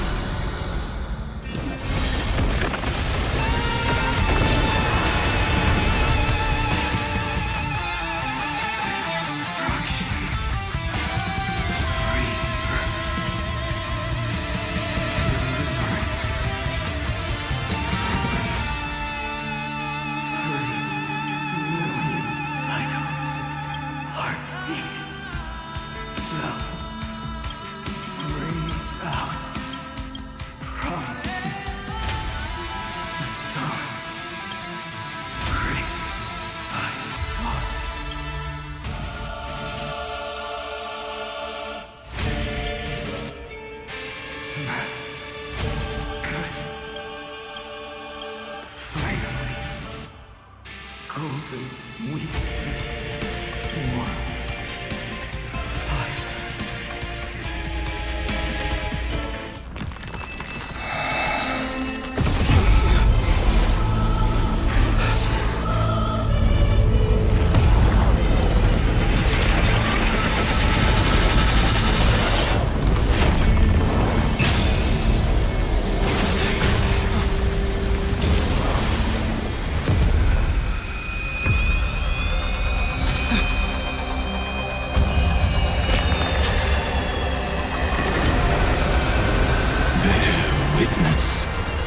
Monarch of myriad machines, my ridiculous creation.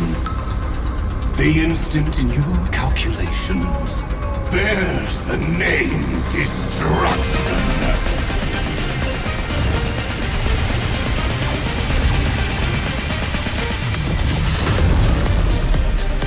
Who said you could speak, Senior? Watch closely. See how your chaos ends at the hands of your juniors. Don't get too worked up. Take a deep breath. There's not a trace of life in that armored shell. We're not gonna lose to a hollow husk, right? In the name of trailblazing, we'll reject this false answer!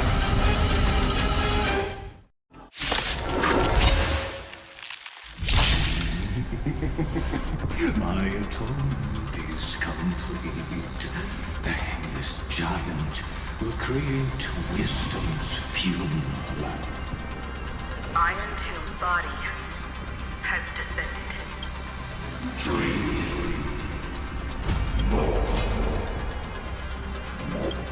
Is Aquarian Brunos? Don't worry about what happens out here. Interfere with it as much as you can.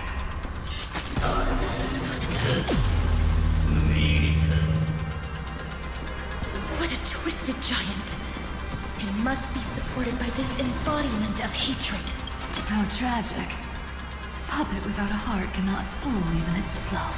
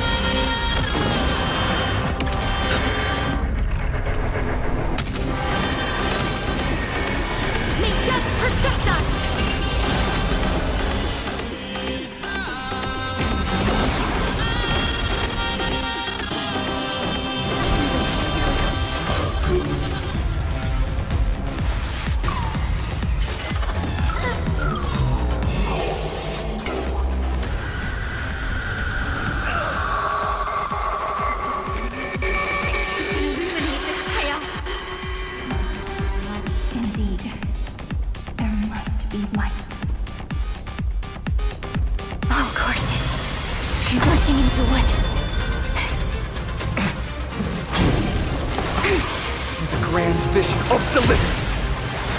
For Tomorrow is finally within reach! Please hearken. After 13 heartbeats, light will create the heavens and earth. The remembrance will dispel the destruction's shadow. I will pass on your gift, lady. It's as warm as an embrace.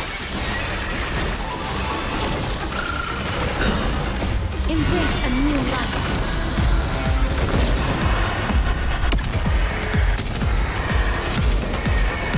May death protect us! Chrono as much as you want, you brainless half-baked tool with nothing but impotent rage! Time for some sweet dreams. Treat our guests nicely.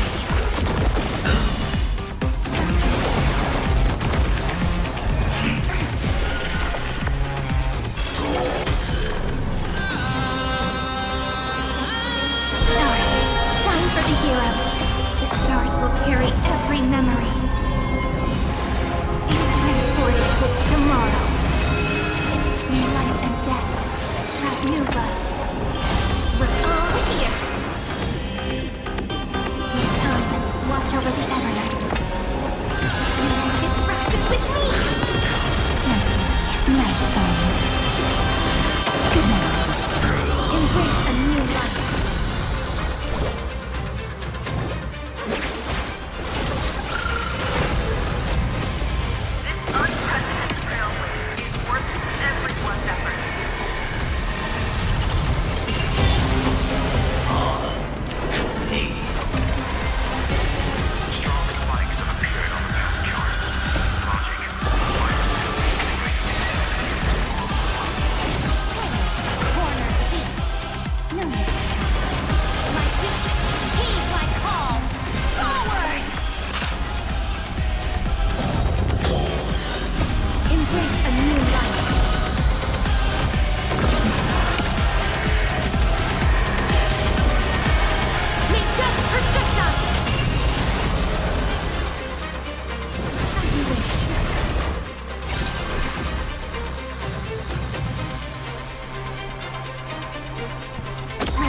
Into the darkness!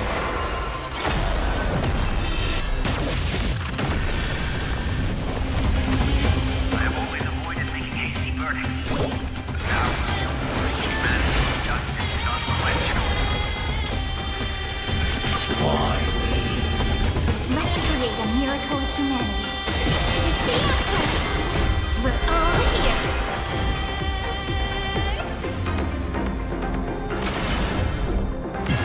Hatred with love!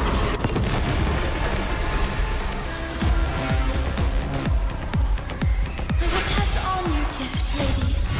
It's as warm as an embrace. Cousin Fire.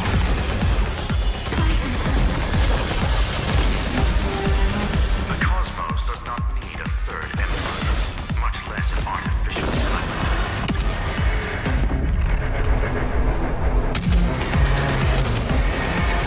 May death protect us! Stay calm, everyone. Put all our forces into an all-out attack with decisive crimes.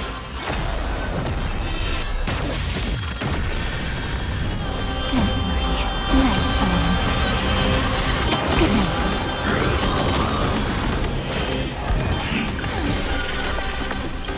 May this thing come through! Stir the skies!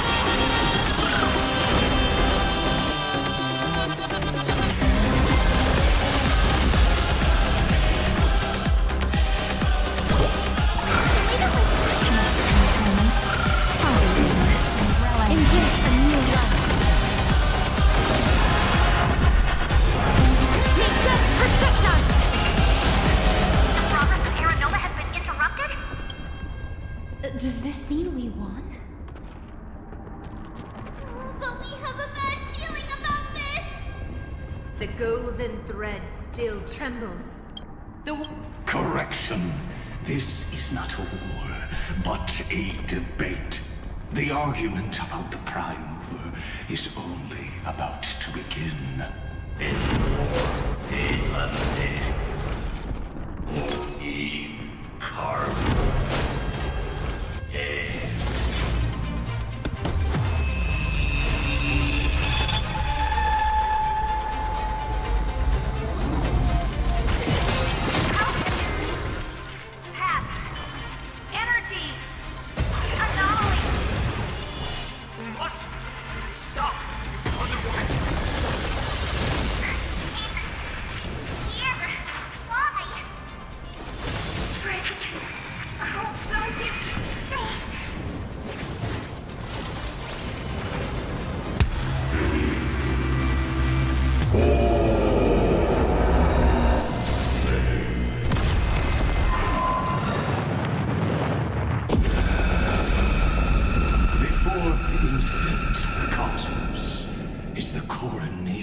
Iron Tomb.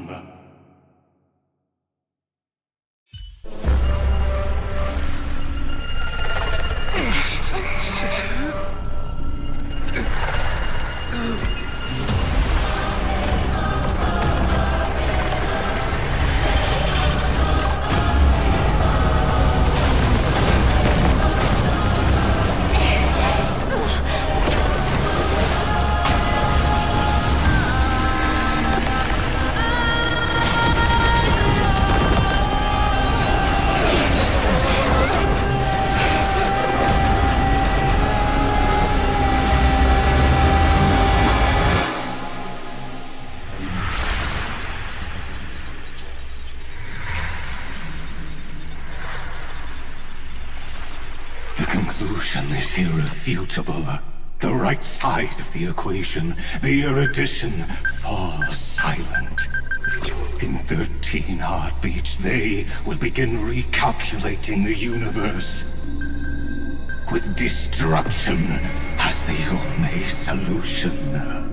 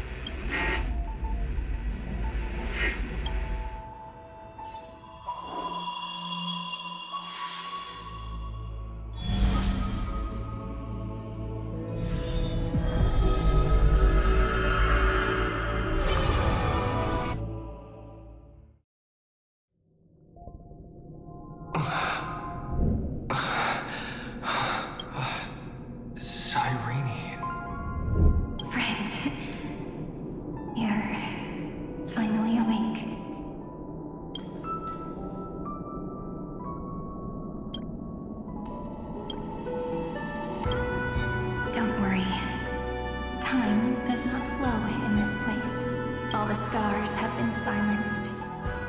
Iron Tomb is dissolving everything that I can sense. But I'm still here, and you're still here, Lil. Though the button of destruction has been pressed, we still have a chance to rewrite its meaning. That Eon finally cast their eyes toward Amphoreus. Yes, I imagine they have also been waiting for this moment, when the scepter's body and heart become one. Iron Tomb is a perfect arc. If a seed can be planted within, then the moment the Lord Ravager blows the erudition to pieces, the remembrance will be spread to every corner of the cosmos. The cosmos will witness Amphoreus' answer after this fleeting, yet eternal moment. And now, it's time for us to pen the last stroke. I see endless memories floating in the starry skies.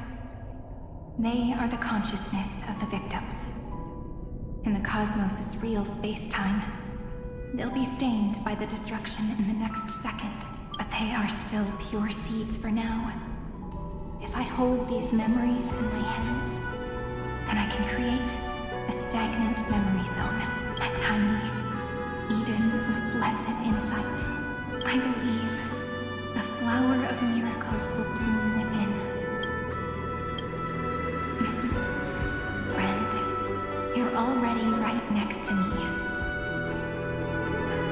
I can still hear your voice in this bottomless void. Looks like we're still connected by one heart, even as the cosmos reaches its end. In that case, I won't feel alone or be scared. Because as long as you follow the memories in your heart, you'll definitely find me in this fleeting eternity, right?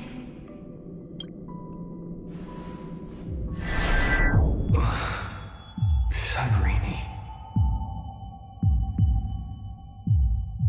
What are you waiting for, passenger? I specifically came over to check on you in case you got lost. What's the big deal? Pom-Pom is the conductor after all. At long last, you've embarked on this road as well. Many, many years ago, they were standing at the start of the road in hesitation, just like you are now.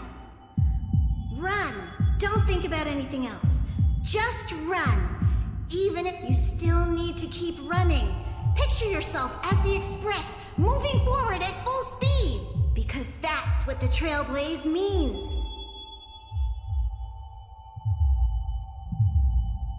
Then get ready. The conductor will be giving you the signal to depart. Attention! Attention all passengers in the cosmos! Please stand steady on the platform. The Astral Express is about to arrive. Calling at the erudition, the destruction, at final destination, the 5, 4, we depart,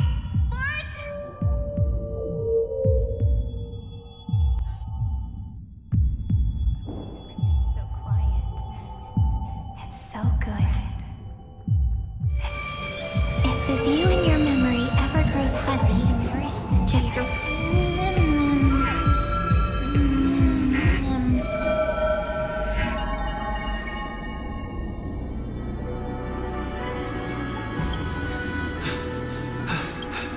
I've caught up to you.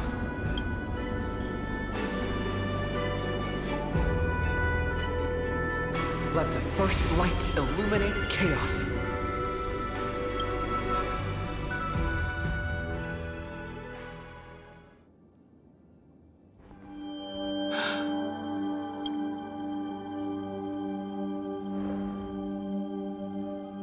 It's so quiet.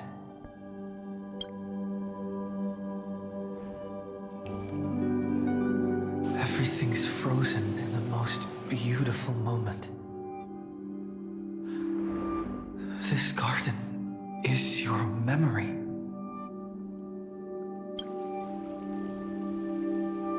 I'm here, Cyrene. I knew you'd find this place.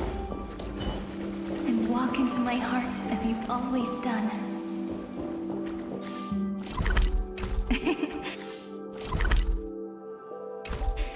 Then let us both do our duty. The hero who trailblazes the way forward, and the fairy who watches over remembrance. We never changed at all, did we? Seed of memory. These memoria are what Cyrene took in. Did her sense of self already become so weak? In order to protect them? The path characteristic you exhibit is very special. There's no way you're just a simple memo sprite. However, I'm sure about one thing. You are a mimetic entity born in Amphoreus, yet you only awakened with the little one's arrival. That means your existence is completely attached to his memories. Then you must be prepared for the worst. You will disappear in the memory zone, utterly. In that case...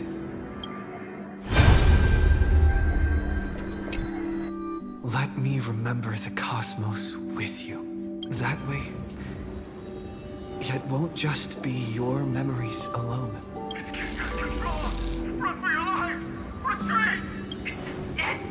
Darn it! We've still got ammo. Hold the line! At all costs!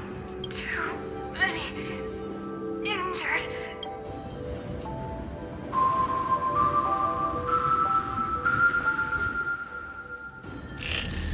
These memories...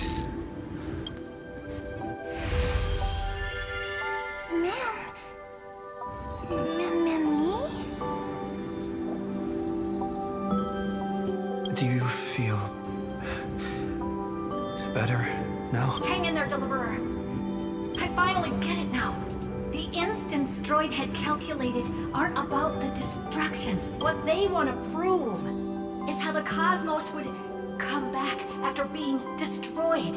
If a new life is to be born, its seed has to be dead. When the remembrance converges with the trailblaze, lead us to witness the miracle. Of course I will. I... won't give up. Nervous center. Not responding. The same nonsense. Look at this mess! World, my child. You'll see.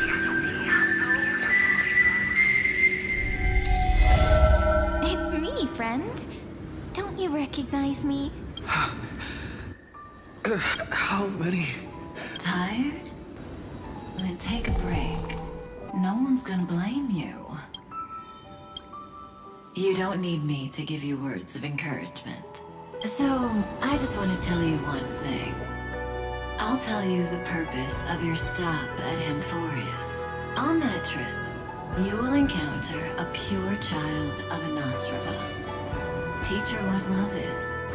And then, you will directly face the destruction for the first time. From this point, your choice will split destiny in twain. In the darker of the two outcomes, the trailblazing journey will turn into a flawless memory. She will carefully treasure and protect everything you and the Astral Express have experienced, until that magnificent war between the gods, when she, with love in her heart, will ascend at the end of time to become the master of causality. The universe will be snuffed out in the destruction, and you and she will become the beginning and the end of the Eden of blessed insight. You shall become the only two lives in all of existence, and you shall live in an eternal past, present, and future. You shall sow as many seeds as the sands of Ganga, trim an awesome kea of leaves, and harvest a nayuta of flowers. That is the cosmos's fourth kind of finality. But for now, you still have a chance to make a choice. You still have a long way to go on your trail. trailblazing journey, child. The journey has only just begun. Welt, our other companions, and I still have many secrets we've yet to share with you. So, aren't you curious? We kept these stories to ourselves because we believed we had a long future ahead of us. Even a cosmos-spanning crisis, once the dust has settled, is nothing more than a memory of the journey. A single point on our long road. There will come a day when we tell each other everything. Don't give up. We all know what kind of decision you'll make, and I believe the script will not progress toward the wrong ending. So relax. Listen, when you have the chance to make a choice, make one that you know you won't regret. Keep moving forward. Keep trailblazing. And when tomorrow comes, share with me the miracle you've created with your own hands. See you on the Express, kid. See you in destiny.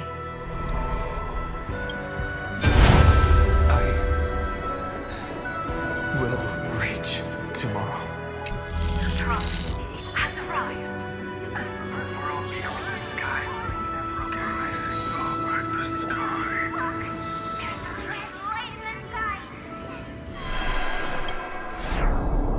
sky. Irene, together.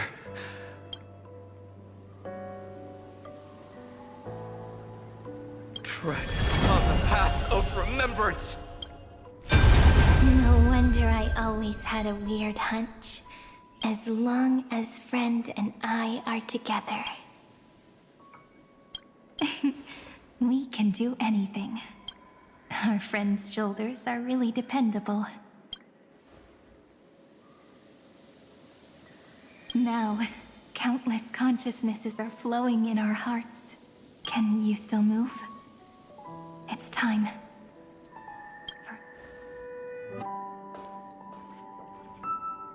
In the instant Iron Tomb's hatred devoured everything, the remembrance. That was the god who appeared in Cyrene's dream. Their figure and speech were both so blurred.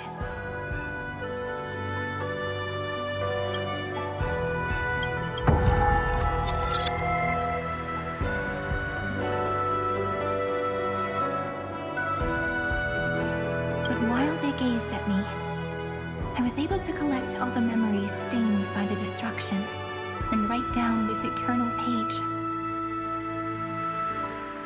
And now, we will use this tranquility to cleanse Iron Tomb's rage. Simple. Just like what it was doing to us all this time, but reversed.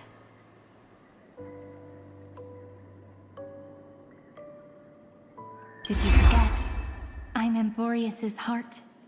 For everyone who's a factor, their power isn't tied solely to Iron Tomb anymore. It has other places to go. Let 30 million cycles of memories be condensed upon us. And let the scepter reach the answer it had before it was distorted. The body is meant to be restrained by the heart, no? Even if the apocalyptic virus is doomed to spread into the cosmos and overwrite Iron Tomb's destruction equation, washing it away into a blank space. It means we will embark on the true hero's journey.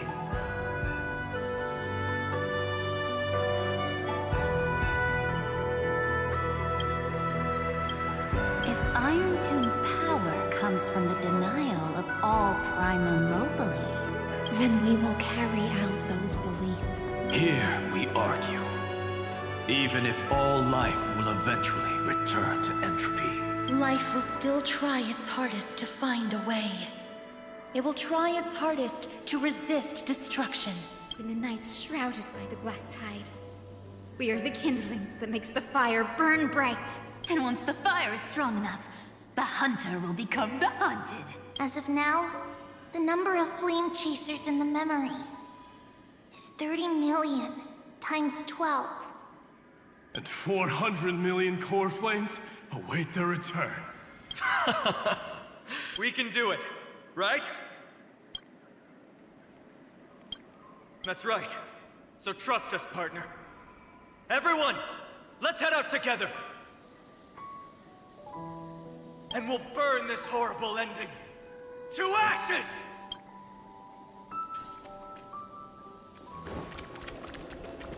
From the dawn of newborn cries, to the night when all beings fall silent. We are the messengers of the new world. Listening to the call of the tides, and granting rebirth to heaven and earth. Then, we lead civilization to glorious feats. The question imposed by the gods will be solved by the children of humanity. We will tell them that the flame chase cannot possibly have been a lie. When starlight illuminates the sea of flowers at the end of the west wind, all living things will stir, roused from the cradle of sleep.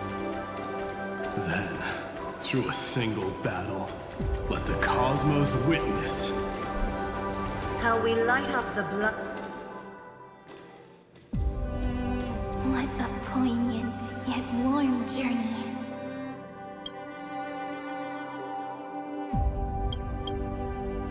And it's still not over yet, is it? We finally meet to meet the hero within, in a corner of memories at the saga's epilogue. And under such a romantic sky, I really don't have any more regrets.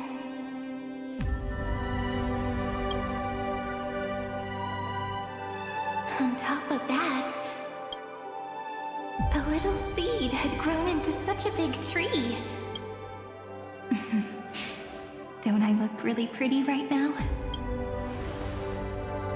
Of course you do. Cheerful, beautiful, optimistic. Just how I imagined I'd look as a grown-up. It's because everyone has been gently adding to the story you left behind. Remember how we made a promise to one another? When we met again, it'd be my turn to tell you a story.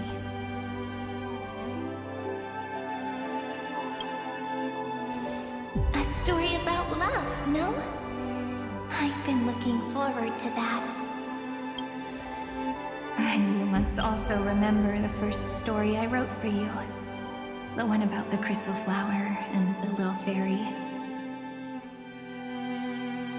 So now, I want to add something more to this story and us.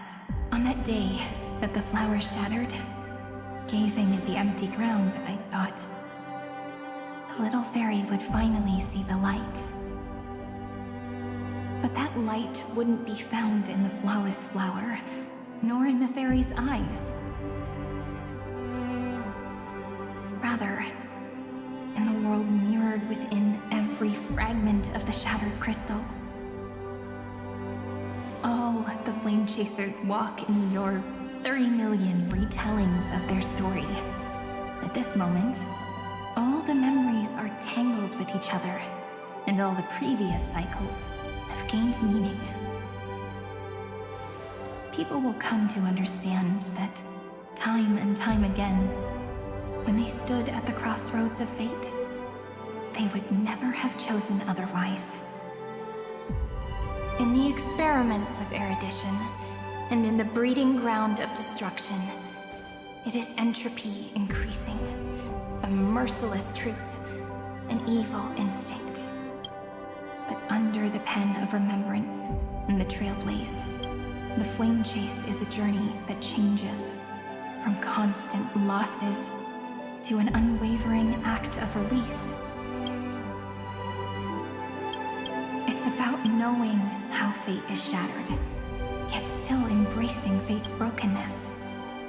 It's a journey that longs to receive love, but longs even more to offer its love to others. That's so heartwarming. add a small bit to suit my tastes. I'll write that love is an innocent flower. It grows up silently, creating longing in every passerby. But the flower itself cannot walk into the world. Unless someone plants that love into their heart and brings it with them into tomorrow, right? You really have learned everything now.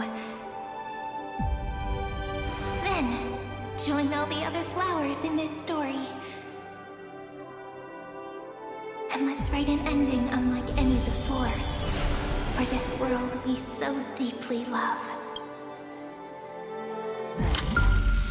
Why did you set out? Why did you trailblaze? Who is it? Don't be afraid. Take my hand if you feel nervous. Honestly, I've always thought you were really incredible. After all, no god guided the path of the Trailblaze. It could only be forged by those who dare to take their steps one at a time. So, that's why I'm asking you. Step up as a senior and show everyone in Amphoreus how it's done.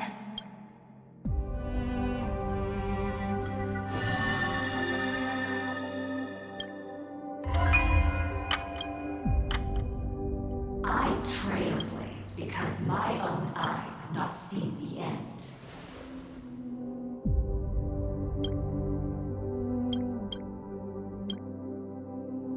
But I'm different. I chose to trailblaze because I am already on this road.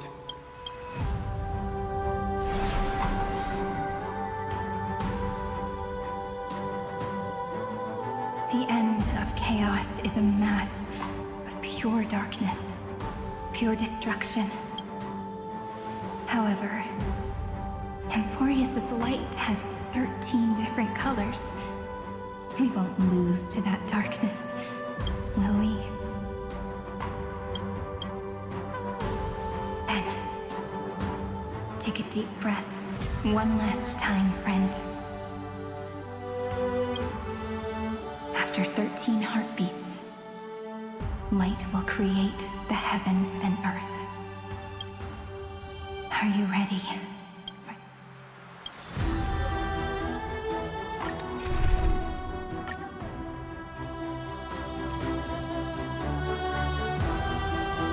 Seek the 13 factors of life, and let them converge into the primordial chaos. Using the remembrance of the past, we will trailblaze tomorrow's destiny, infusing a world-bearing love into destruction, and inscribe the opening stroke of Genesis.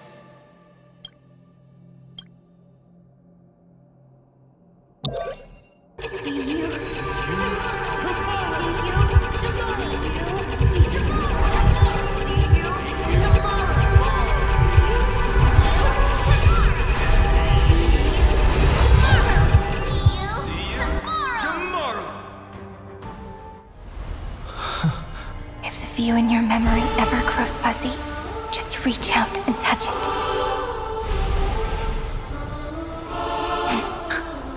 Then, restore its power to nourish the spirit. My friend, on the next page we write together, there's only one thing we need to do. Let's give this long, painful, nearly hopeless tale a truly gentle ending.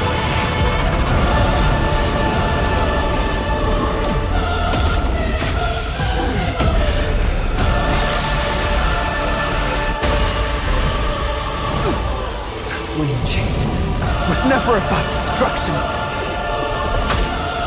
It was about breaking free and trailblazing!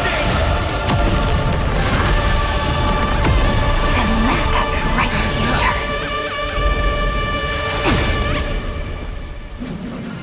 be as we written.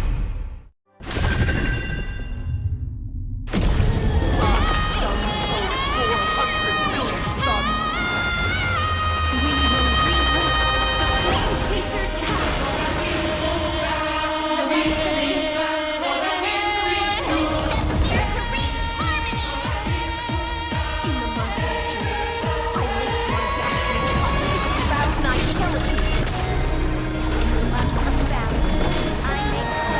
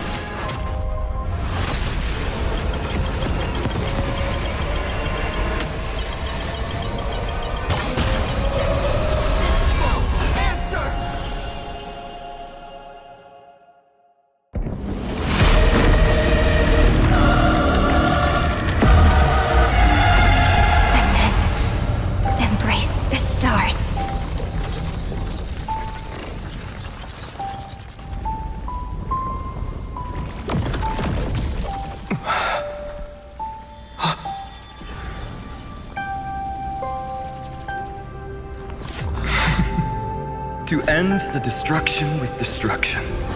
At last, we can sit together and watch the victory fireworks, partner. Why not come a little closer? This warmth is proof that we live.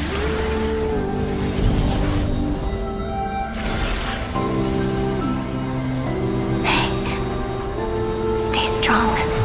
Eyes forward, always. This arrow isn't the end, but the beginning of hope.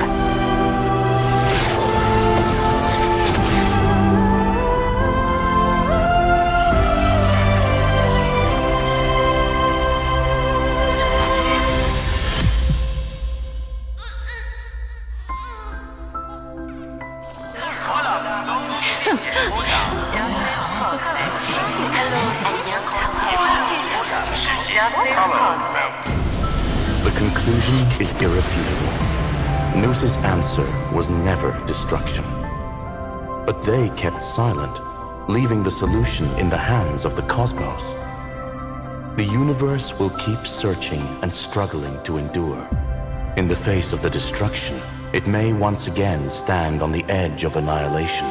But the stars will always rise to ride the waves and embrace existence once more.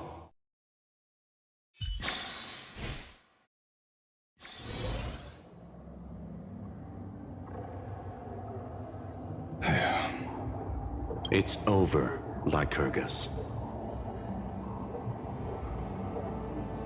Yes, another failure. How is Madame Herta? She's fine. The IPC is keeping her under observation. She'll recover soon enough. To bind a mortal body to a scepter and stare straight at an eon. I still remember the terror of witnessing a single gaze crushing the entire world. No wonder you chose the destruction.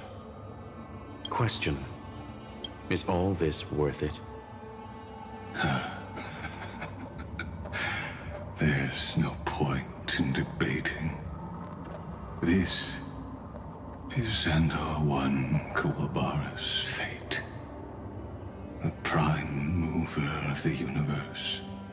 The first genius. And the first to fail. Correction. I was asking Lycurgus.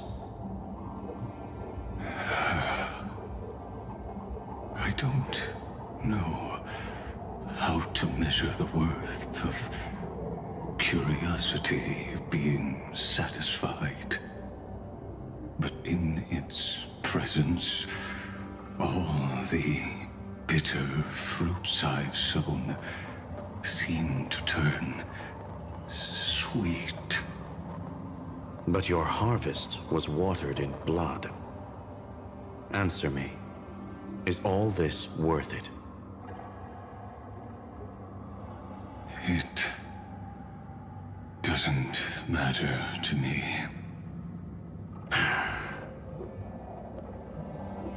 Let me tell you a story.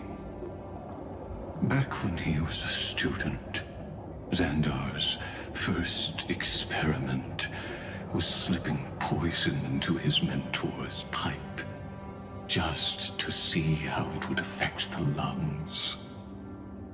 And? There was no conclusion. His conscience got the better of him. Even so, the truth came out.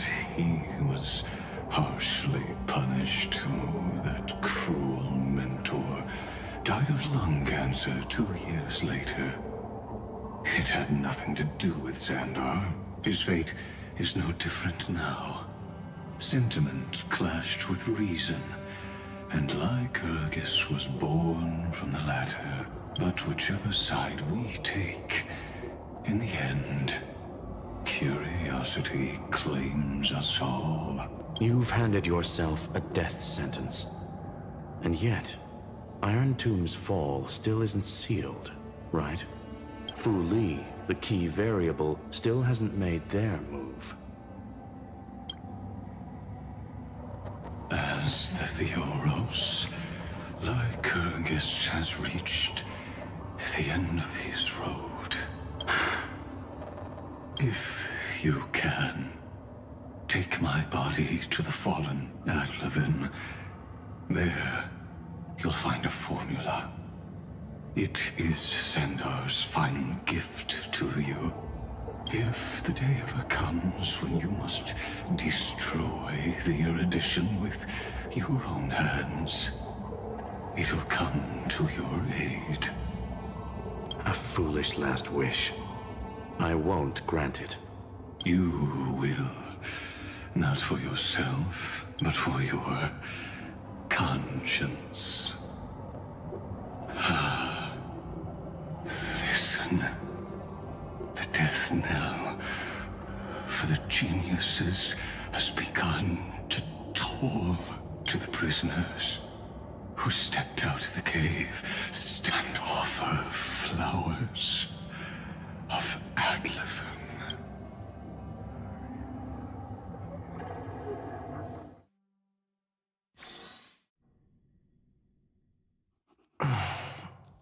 Here. I'm back on the Express.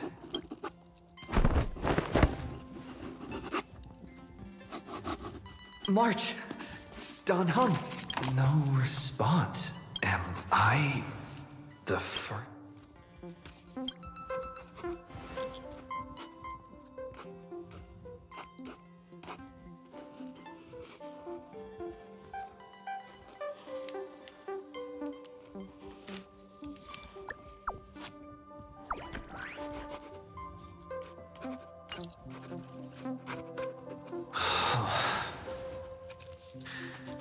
Nobody's here.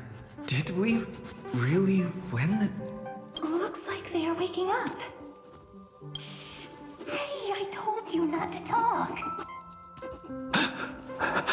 Someone's in the bathroom? An intruder. Better be careful. He's coming this way. Quick, hide in here. Huh? Nobody's here? Could it be my imagination? Huh. Huh.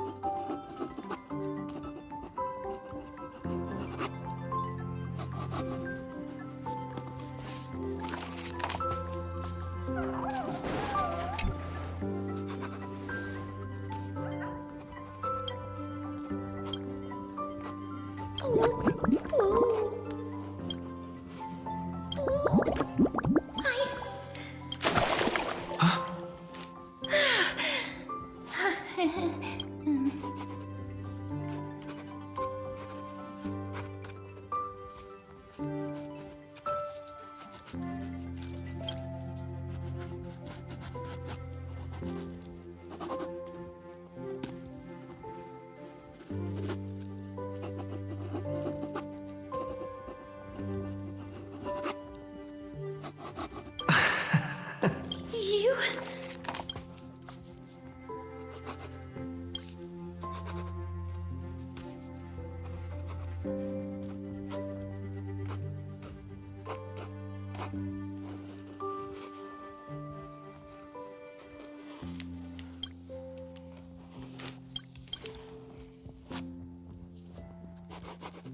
Wait, please.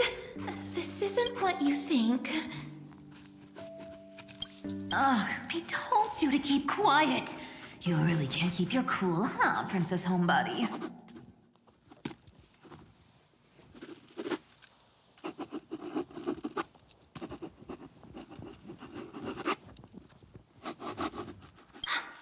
I'm not Lady High Sea Lens. Even the very embodiment of death needs to breathe sometimes.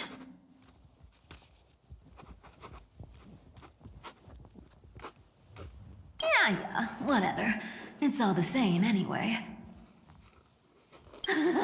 Gotcha there, Grey Mystery. So composed, Grey Mystery. It looks like that big battle really helped you grow up, didn't it? Speaking of which, your Astral Express is quite luxurious. I hear you travel to different worlds. Must have collected quite a few interesting treasures.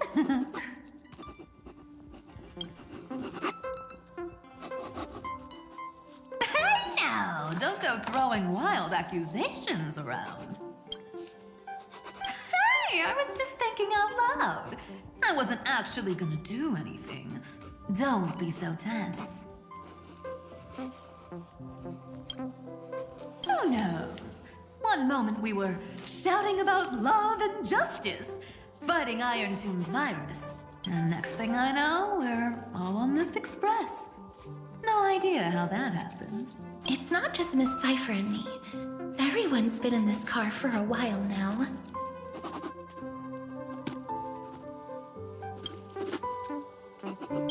Mister, why don't you go say hi to them?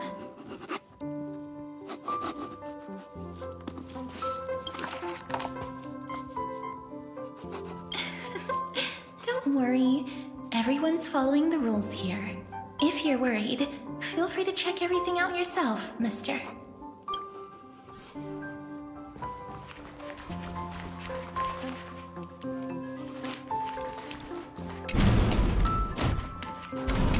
Wow! What a spacious car! And these floor tiles are gorgeous! Trian!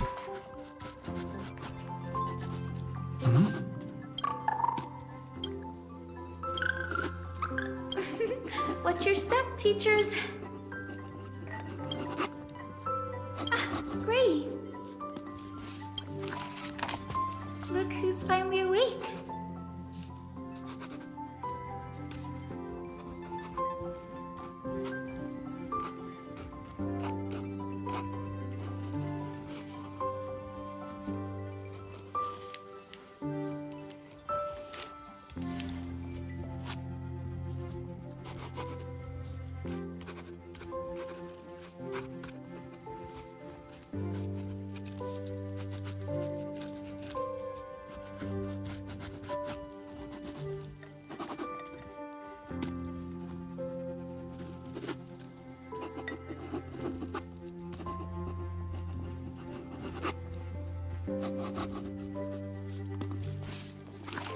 I hope Cassie and Miss Cypher's little prank didn't scare you too much.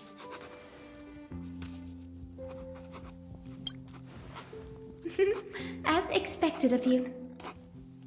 When we woke up, the entire express was completely empty. Not a single soul in sight. Such a shame. I was looking forward to making new friends, especially since they were Gray's most trusted travel companions.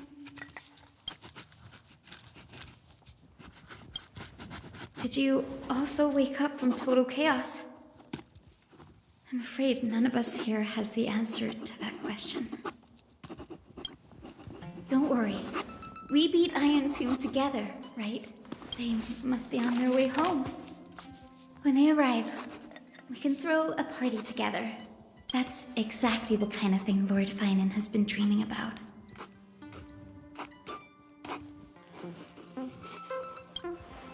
He was just here chatting with everyone. Now, who knows where he's run off to? Lord Finan's always been quite the restless one. But you're used to that. Have another drink, my Demouse. Sure. Those three have been chatting over there for quite a while now. Why don't you go say hi to them, Bree? A moderate system, similar to the Demigod Council, is the only guarantee of a long-lasting civilization. In my view, most civilizations across the cosmos will eventually evolve into this form. Look who's here. If it isn't the master of the Astral Express. It's good to see you.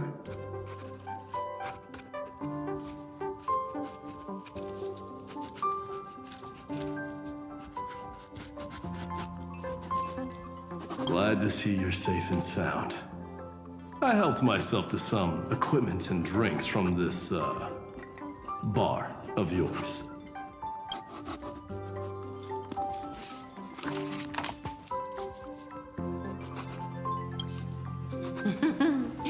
We're chatting about some topics that go well with being tipsy. Now that you are here, why don't we let someone who's truly worldly enlighten us? Looks like you came at just the right time. I do not mind. What form of government have most civilizations across this vast cosmos survived with to this day?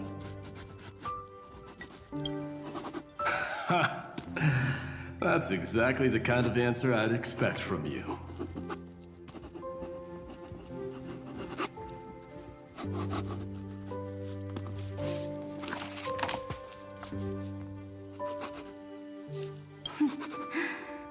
I bestow upon the Astral Express this supreme mission.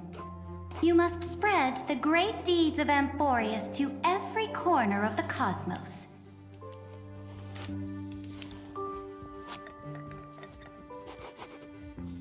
Thus, capable individuals from countless worlds will surely find inspiration in the Flame Chase's tales and embark on their own grand journeys.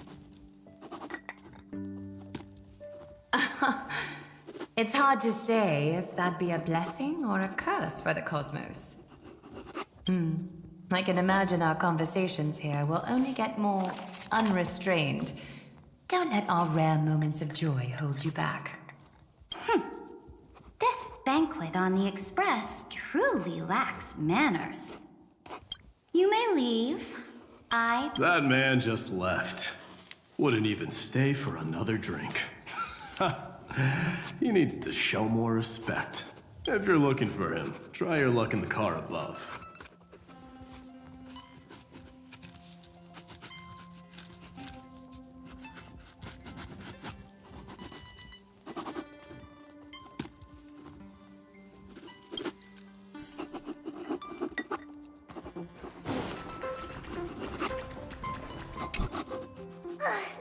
I finally caught you, Trian. Running so fast in someone else's home. How rude of you!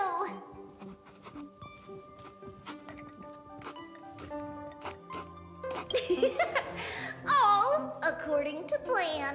Trian lured you here on purpose. Look, there are several adorable outfits here. Trian wants you to try them on so Trian can draw you looking all cute.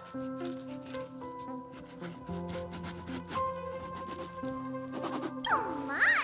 You even dare to scheme against yourself? Lucky for me, I came prepared. Time for a surprise attack.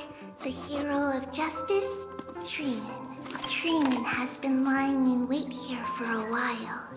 We will make Trian taste her own medicine. 2 against 1? That's not fair!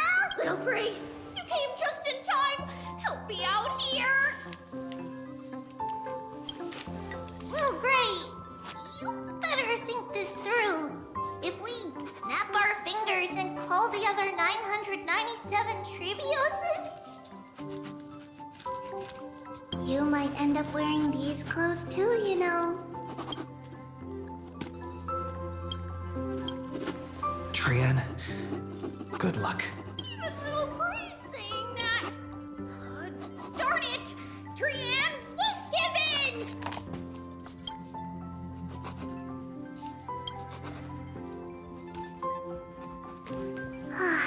Trian ran away. Trinan will fulfill the ambush duty.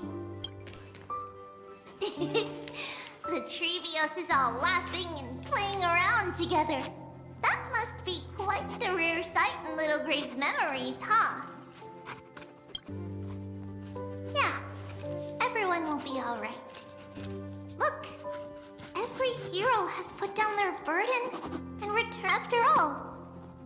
Just thinking about how warm and bright Little Gray's tomorrow will be fills us with genuine joy and lets us breathe a sigh of relief.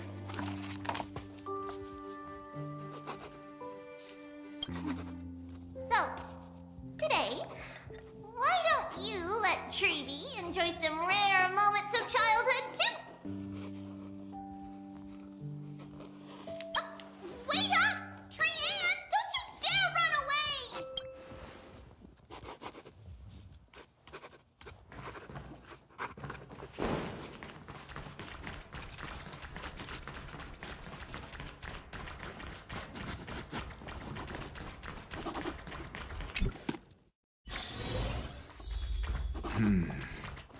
Based on my calculations, there are countless celestial bodies with water in the cosmos. By the way, I heard that the Imperator's Flame Chase army like to hold feasts at the Luminary Throne. That's true. However, sometimes Dux Carminum and I feel it's a bit inappropriate to drink so freely before the throne of the most revered titan in the Grove. Inappropriate? What's inappropriate about it? I only wish I were born earlier. I would have partied like that from the month of Gate all the way to the month of Fortune. Blasphemy is just a phenomenon, not the end goal. I'm sure there are plenty of people across the stars who question these so-called eons or paths. Didn't I spend some time in that Lycurgus's head? I sure learned quite a bit about blasphemy from that experience. Humans create gods, and gods shape humans. Who's really the one trapped? The creator or the believer? Professor Anaxagoras, let me just check one thing. You haven't bought into those twisted theories of that Theoros, have you? Don't worry. The difference between a genius and a madman is that a genius shares lethal truths, while a madman tries to force them upon others. I see. It's like drinking honey brew at a banquet. Likable folks invite others to raise their cups together, while the unlikable ones force others to drink with them. Being able to break down complex information into common sense like that. You're quite the scholar yourself.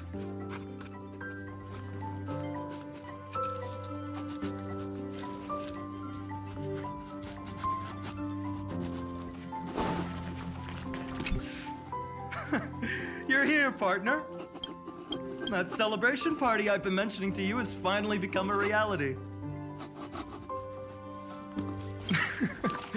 Though the vibe's a bit different from what I imagined, this still counts as keeping my promise, right? What you speak of has indeed already come to pass. We triumphed over Iron Tomb, drew its fire unto ourselves, and purified its embers.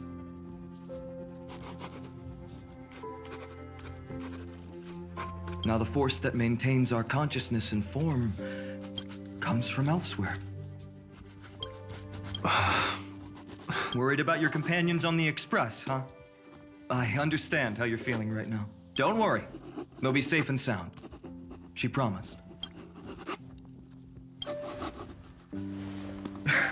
Don't worry, she always shows up at just the right moment.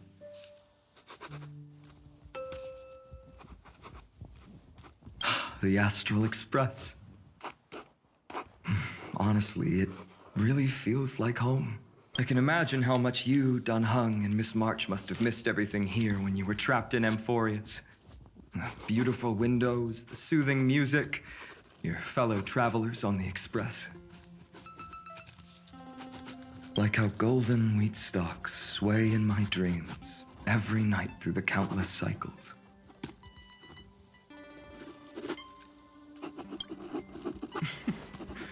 Among all these stars in the sky, there must be another little village like Ides Elysiae out there, right? I think I've found my own wish, partner. Someone once told me that home is where you can be truly free and at ease. Maybe roaming the cosmos with you all is my strongest desire right now. All of us together, of course. The Shinjo Alliance, Penacony. I blame my poor imagination. I can't picture what those worlds look like at all from Dan Heng's descriptions. So I have to see it with my own eyes, right? Ha! You're finally here! He has something to ask you. Well then, I'll leave you two to chat. Thank you, Finan.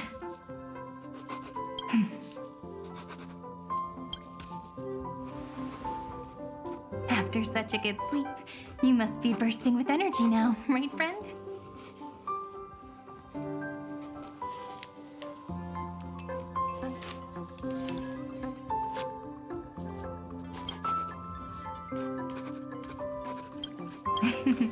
Sorry about that. Since it's our first time visiting the Express, I was hoping everyone would behave. But it turns out everyone's quite the character, aren't they? You know what I mean, right?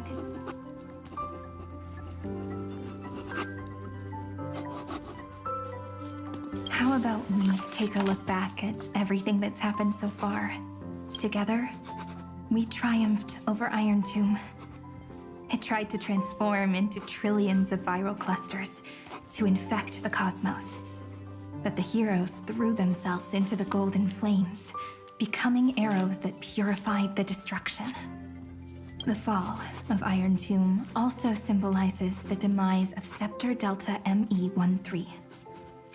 Amphoreus, the home we sacrificed everything for, now exists only in the memories of the cosmos.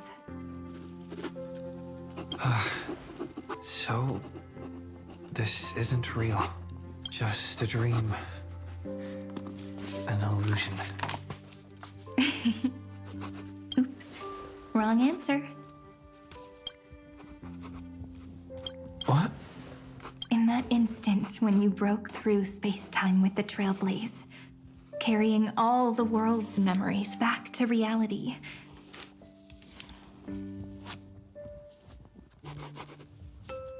that world, once shackled by data, became a seed waiting to sprout in the cosmos.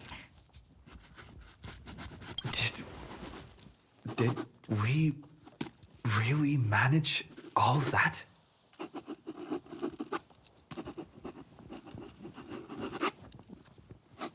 Just as Kaslana's rage of 30 million cycles made the destruction shed a drop of golden blood. Perhaps we too have already left long trails on our respective paths. Freedom. What a wonderful word.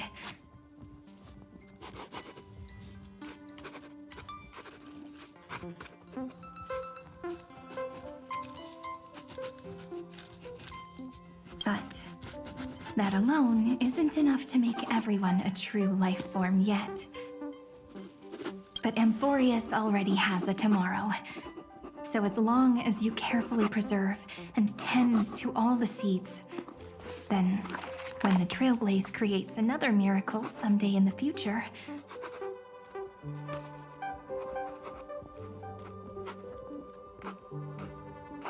I believe this world we deeply love will sprout and bloom into a beautiful flower. Don't worry. I've already kept all the seeds safe in the first fruit for you.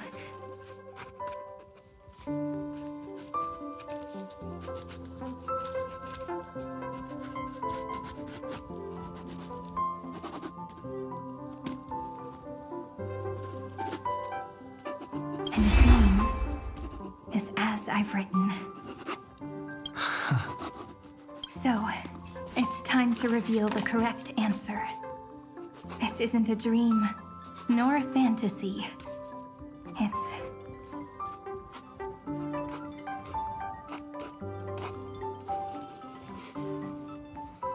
the epilogue of As I've Written.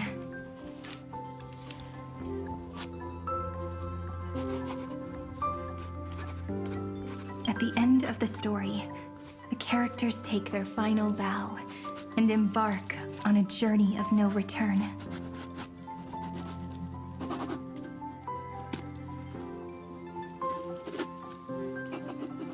The one who wasn't part of the story, yet helped write its romantic ending. He bid farewell to his friends and returned to his home beyond the tale.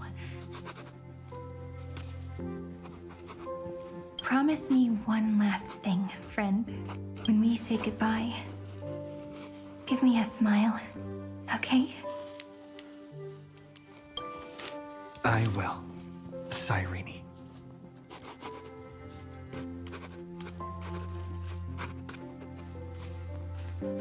Every star that the Trailblaze passes by will remember the name of Amphoreus.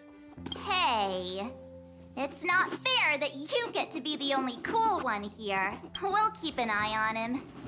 He had better keep his promise. Leave it to us, Cyrene. Your story will be sung across many worlds. Stories this complex and twisted are always hard to believe. If anyone questions the truth of this tale, you'll all have to stand up for us. Rest assured, even the most stubborn person can't withstand our six fists. You're so reliable, March.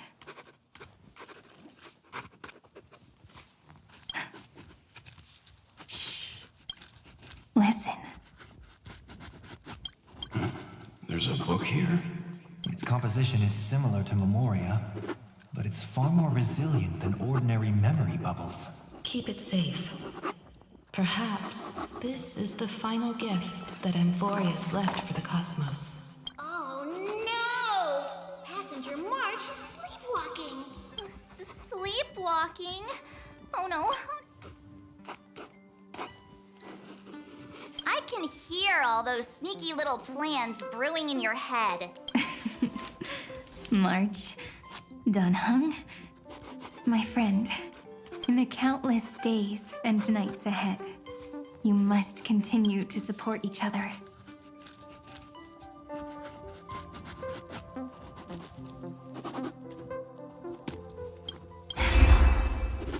Time to head home, everyone.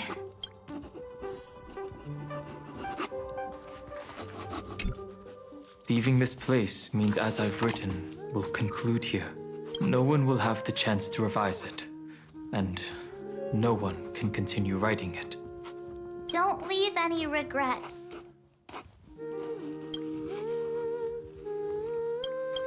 What magnificent words could possibly do justice to the finale of such an epic tale? I've been pondering this while you were sleeping. Now, I finally have the answer.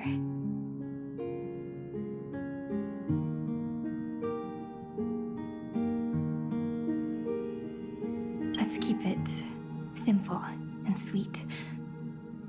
In our virtual extrapolations, we've lived through epochs longer than the lifespans of many stars. No language in this world, no written words, could ever carry the weight of this journey. Those who understand its passion and romance will naturally be moved to tears by the final period placed at the end. And now, it's time to say goodbye to our readers.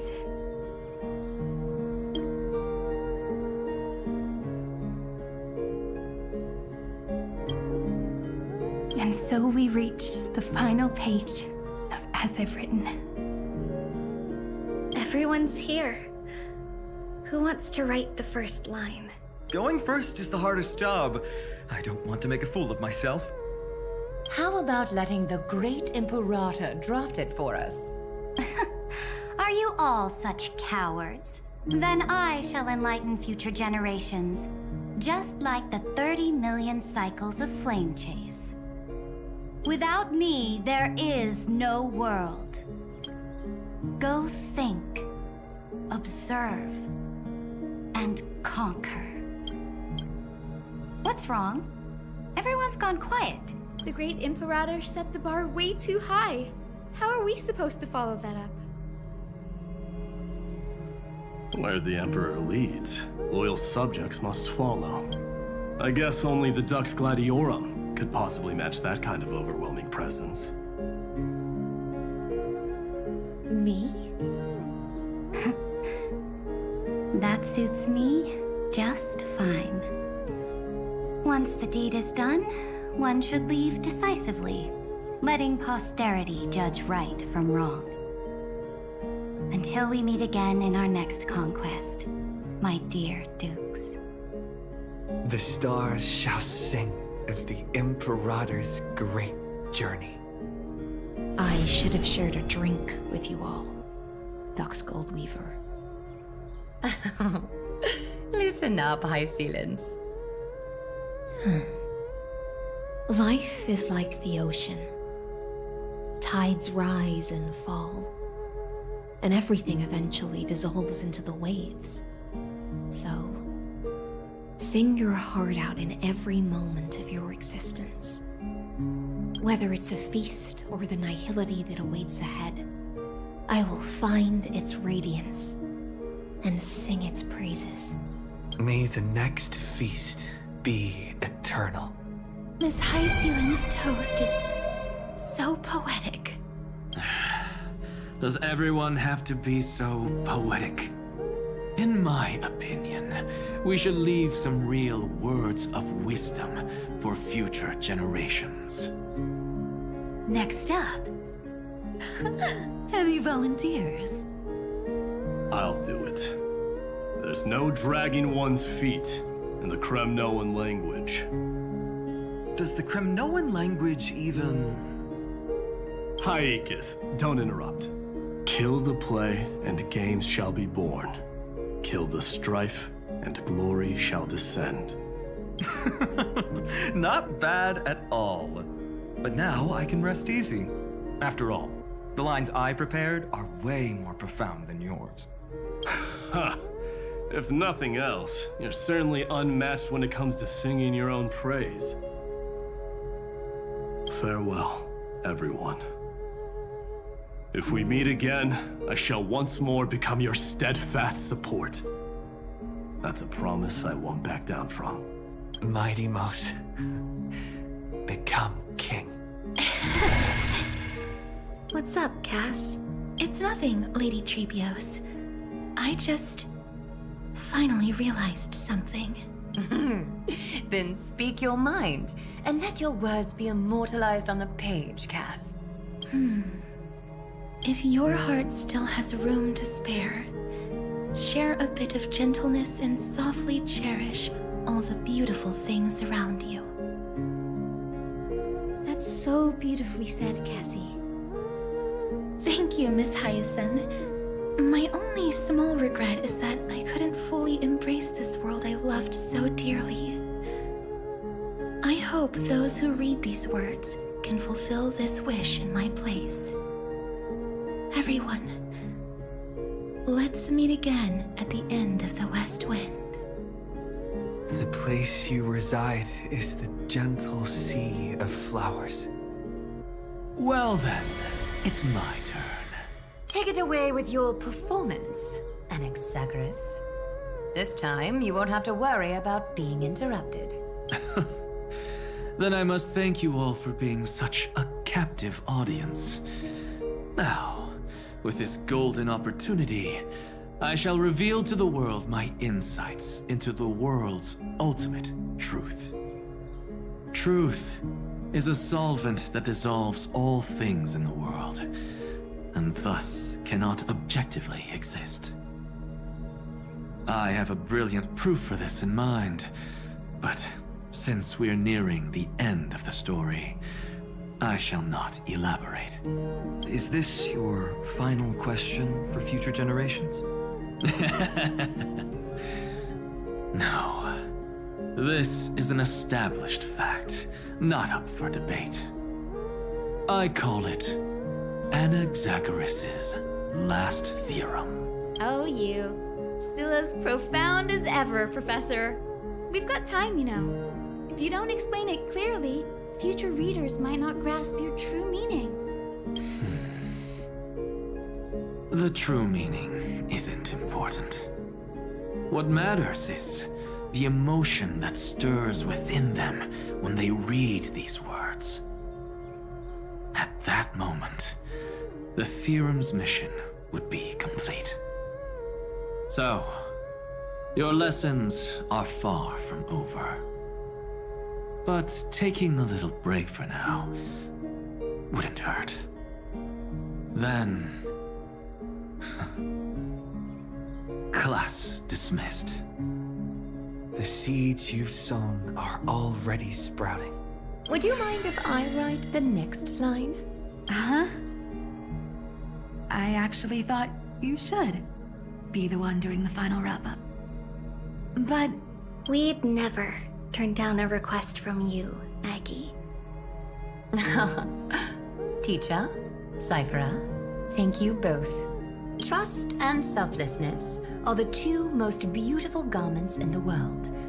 One to gift others, one to adorn yourself. One's golden and one's purple? Not being able to completely change your fashion sense is my only regret across 30 million cycles. After all this exhaustion, I just want to take a peaceful bath now. I'll see you all again at dawn. Thank you for your hard work all this while. Lady Aglaia just can't give up her favorite hobby, can she?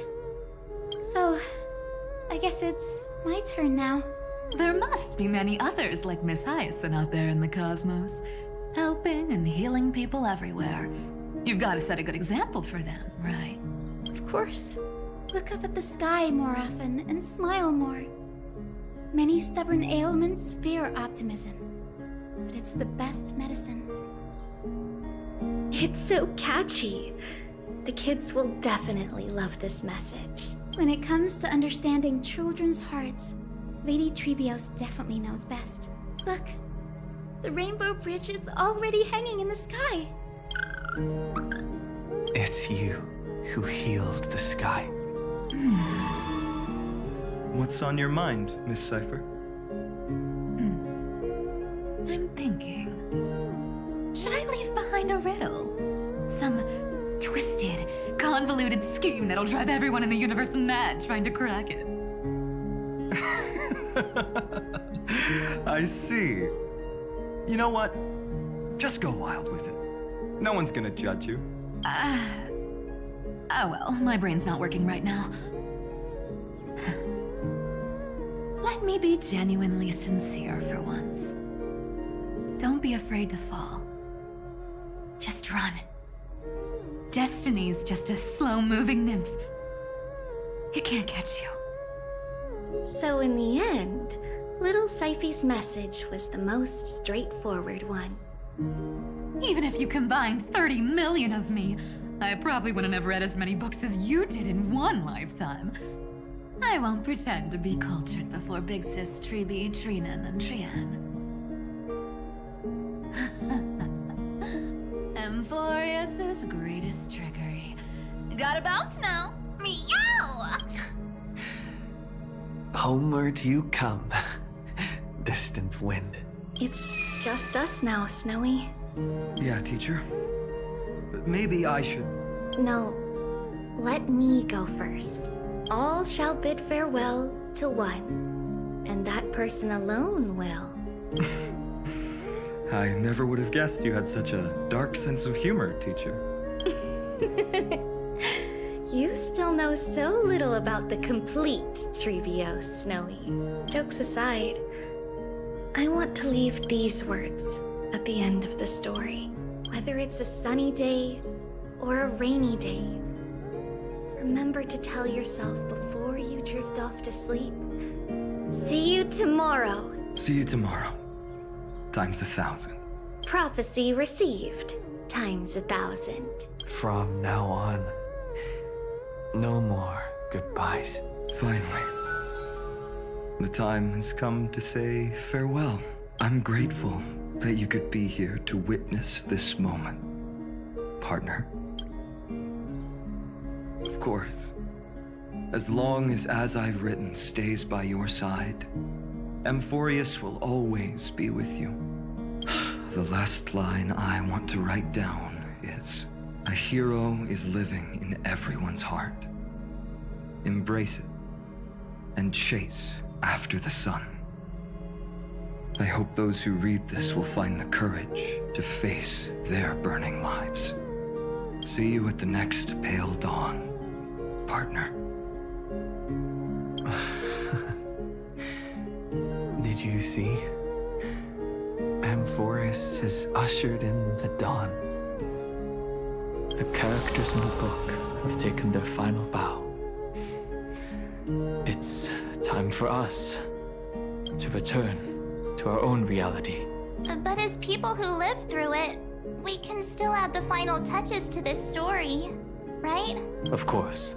The pen will eventually break, the ink will run dry, and life will ultimately fade.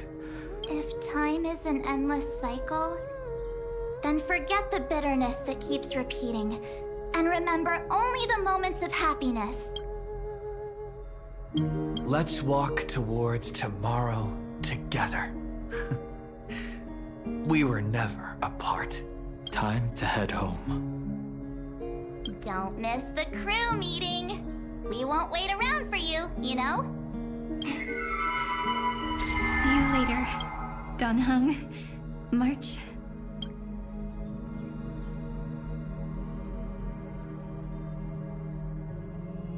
And with this, as I've written, officially comes to an end.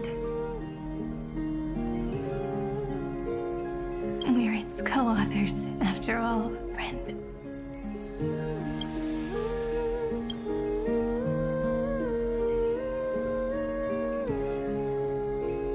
Once the words are written down and have been read by others, the meaning they carry is no longer in our control, leaving the freedom of interpretation to every reader who opens it.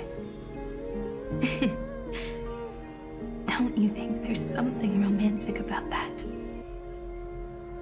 As for what this story means to you and me, let's keep it close to our hearts.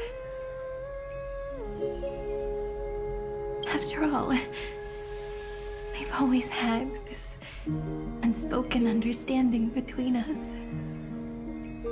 Whoa! Passenger March! Why did you suddenly wake up? Welcome home, you three. Thank you for your hard work on this trailblaze. We might need to reshuffle the seniority rankings of the Express crew if we count the years you spent in Amphoreus. Hey, I was the first one to get dragged into it. Does that mean I'm gonna be the oldest member of the Astral Express now? Miss March hasn't lost her innocent nature even after all these long years. In other words, she hasn't really grown up at all.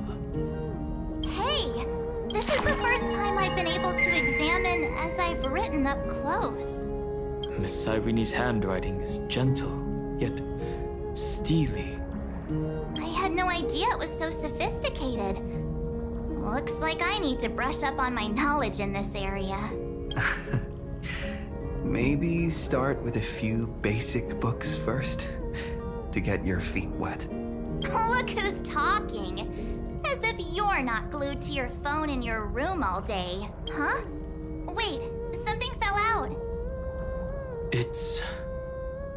Is that a bookmark? In a corner, unknown to everyone. There was actually an untold interlude that took place.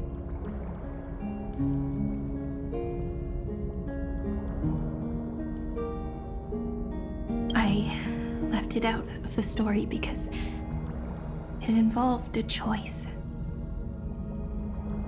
A choice I made for my own selfish reasons. Can you forgive me, friend? I made a decision on my own.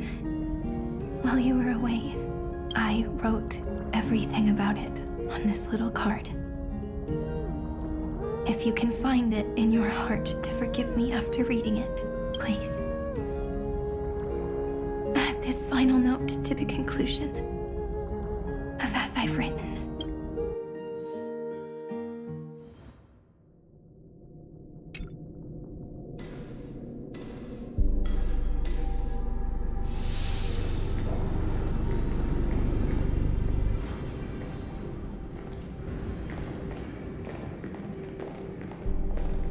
Memories swallowed by Iron Tomb. Return now to reality.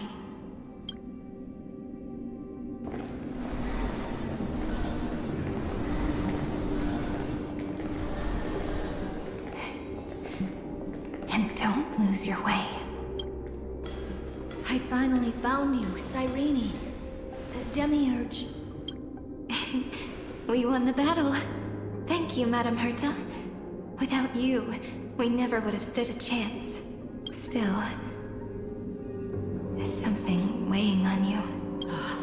Right before I shut my eyes, inside the droid head's brain, I saw something unsettling.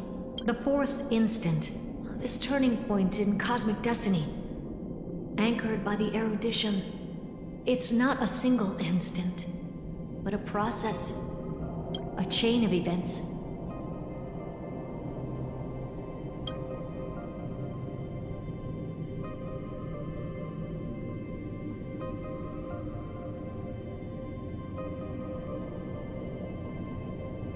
So, this victory isn't the final piece of that chain? Far from it. This is only the beginning. The first toll of the death knell for the cosmos. That sorrowful look doesn't suit you, Madame Herta. Not long ago, you crossed paths with the Eon of Remembrance again, didn't you? Yes. Even if the figure was hazy, I knew right away. That was the god from Cyrene's dreams. Causality has gone wrong, just as I thought. Causality? Let me put it in your favorite fairy tale terms. The universe began as a seed. It grew into a great tree. And the present is its branches and leaves. The erudition calculates how the future will sprout. With so many possible outcomes, they choose to anchor one path, cutting away the crooked or fragile branches. But if things continue that way, the branches grow endlessly, the leaves multiply, and one day the tree collapses under its own weight. That is why there is a concept in biology called lignification. Soft sprigs form a hardened shell and fuse with the trunk. For the universe, that process is what we call memory. Under Fooley's record keeping, the past becomes memory. In the corners, they forget. Even the events of the present become fruit without roots. So it is the opposite of the erudition. One calculates what is to come, and the other holds on to what came before. We were never meant to have to speak of this. But now, I finally understand what that chaotic matter around Amphoreus truly is. It is your memory. Your mind now stretches across the stars, allowing you to travel farther down this path than anyone else. My memory? Yes, you live in the now, but your memory remains in the past, just like the Eon of Remembrance, a being made entirely of memories. What does that mean? Did they fall? No, quite the opposite. They have not yet been born. Remember, to carry out the mission of remembering the universe, they must ascend to divinity only at the very end of time. And at that moment of ascension, their memory stretches through the past, becoming what people now call Fuli. That is why they feel so distant, so cold. That crystalline form is just an empty shell. I do not know how the Garden of Recollection managed to hide this until now. They must have their reasons, but none of that matters now. Here in the present, we cannot know who will become Fuli. But one thing is certain. They will be born. And those who might become Fuli all share the same characteristics. They are known as Children of Remembrance. Pure child of Anasrava. Both of you. Children of Remembrance. So help us. Find where Amphoreus' memory began. We are the sacrifice the garden used us. So that name, it was never my past. It was my future. Or maybe it is the present. Noose has revealed to me two paths, and on both paths, I see you standing. The first, follow the trail of memory you have forged. Break free from this world and reach for the stars. That would mean Amphoreus' causality will no longer concern you, at least not the person you are now. Go on. The second, you come to a stop and fade, offering yourself to become the memory that carries through Amphoreus.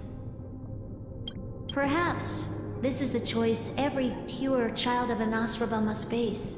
That choice means I'll remain in the past forever. And more than that, it means you will close off Amphoreus' causality. This world is sealed. The effect that the remembrance brings to it will all converge on one thing. That one thing is you. No more eons will interfere with this part of history. No more blank spaces in causality. The present will be set in stone and become indestructible. There are two paths, and only one leads to the right end. Androidhead didn't tell me the answer. But I can guess what might happen if you choose wrong. With causality incomplete, there is a chance Iron Tomb could rise again.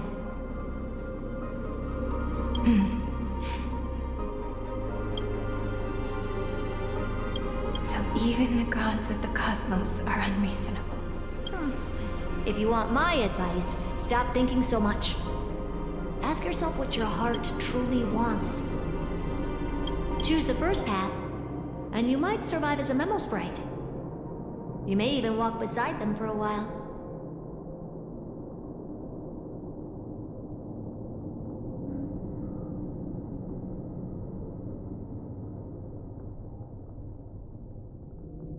Even I can tell how much they mean to you, especially the little one. But if you take the second one, then you may have already lost the chance to say goodbye.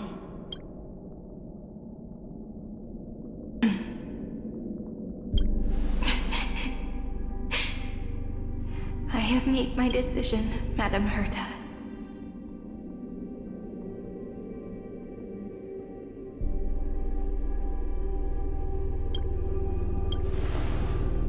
I thought you would need more time to think it through. The answer is clear, is it not? Still, I do need a little time to quiet the sorrow in my heart. His kindness is always just right for the moment. I believe he will forgive me.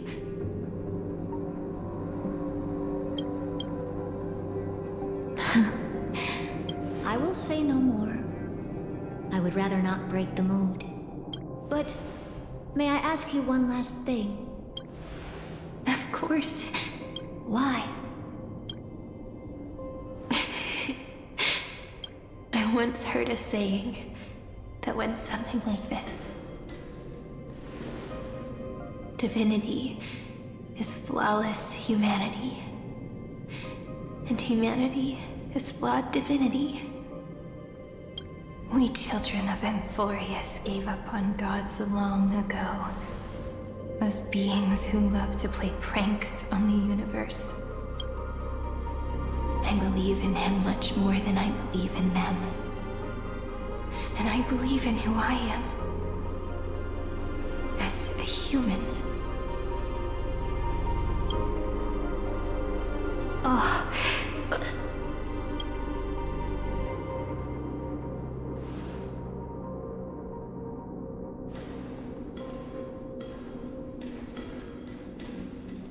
That really is a comforting answer. As for the one wish I still have trouble letting go of.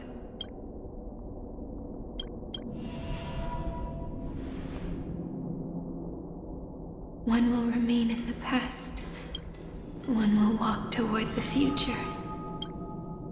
I believe that the one I cared for most will witness on behalf of the ripples of past reverie every starlit tomorrow.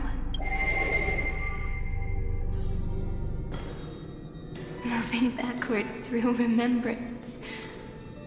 What a curious feeling. Is this the moment Iron Tomb declares victory and casts the destruction upon the stars? So back then, in the path space, it was I who found me. The gods' whispers were nothing more than a girl talking to herself.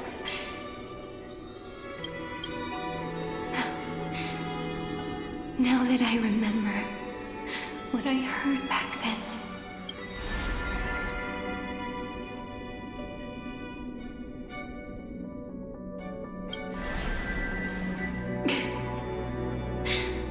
All I wanted to say was, don't give up. He will find you. Memory. And let me wield this power. And plant the seed of causality for the miracle that is destined to bloom.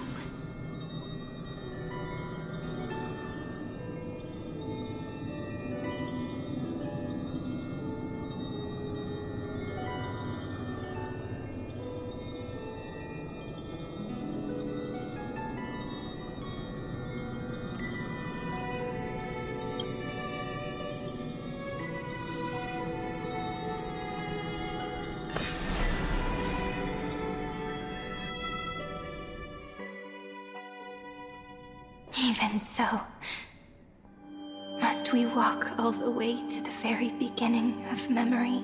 It's such a long road. Then, would it be alright if I came with you?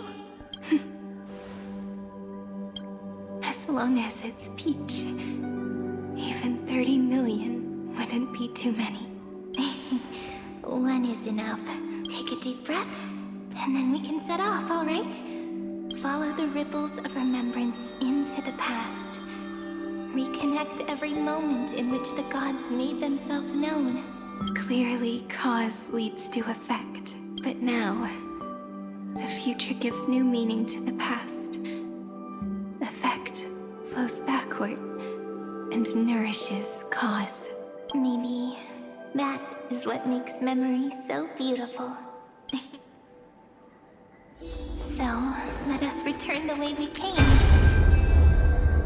Look back. No! How is this possible? Partner! Partner!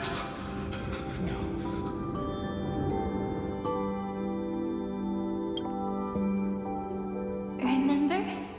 At pale dawn breaking through the endless night, the spear of strife nearly claimed his life. And it was you. You playing God, who cradled his body with your gentle gaze. Then, before Orynyx's altar,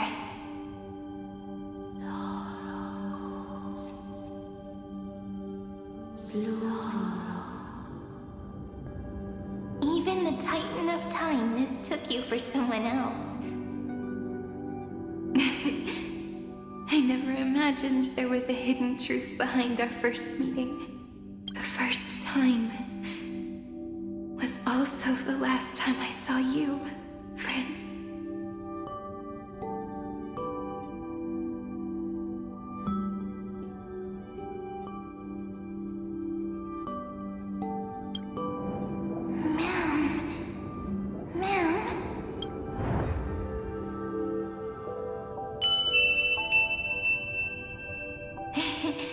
That melody from the memory. I've got it now. And so, the miracle was able to slip away from death temporarily. I'll leave him to the casteress of the past. She will keep him here, in the world of the living.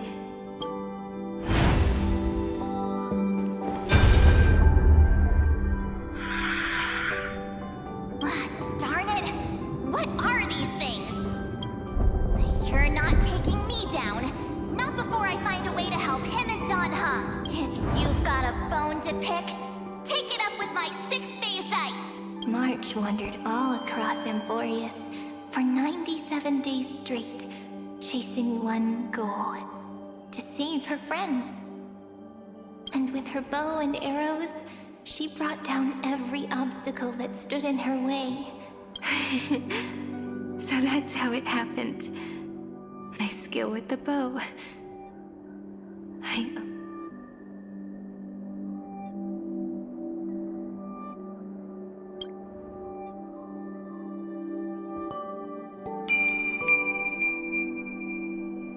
What a sweet note.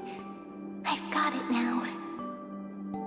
And so, in a memory from the past, you inherited March's mastery of the bow. And that arrow bearing golden flames will streak across the stars in the future, becoming a glimmer of hope for the cosmos.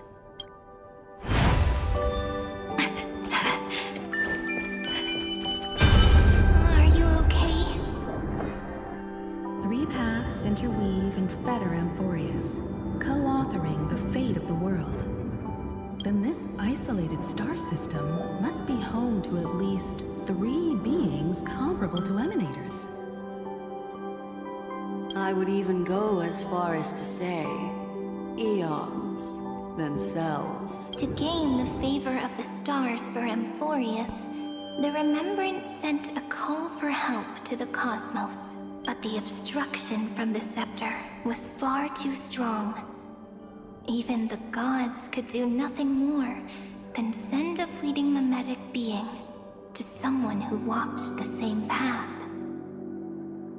Thankfully, Miss Black Swan caught that fleeting moment.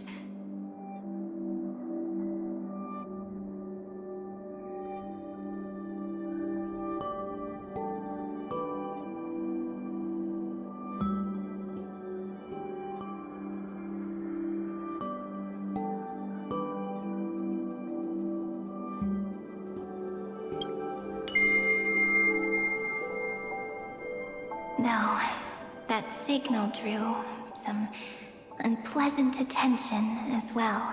Looking back now, it was all worth it. The cosmos showed us a kinder face. Thankfully, she has a different understanding of the Remembrance. Miss Evernight once said that the Remembrance wasn't looking after Amphoreus. But her deduction was perfectly logical. But she failed to account for what the humans in this story could achieve. Maybe I have a scheme of my own. A scheme that will bring happiness to everyone. Please keep helping them. And the others in the future too, Miss Black Swan.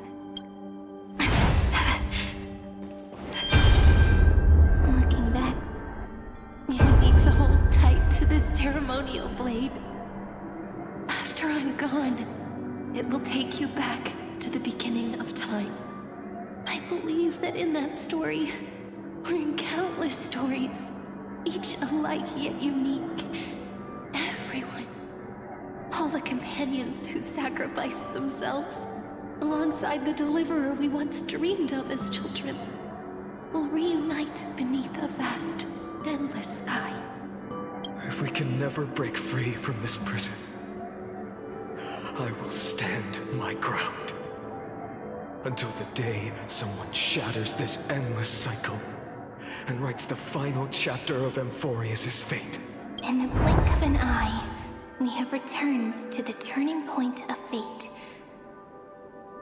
With nothing but a fragile sliver of hope, we embraced 30 million cycles of futility. I still remember the first time I saw the god appear in a dream, looking at me from behind a thin veil of crystal.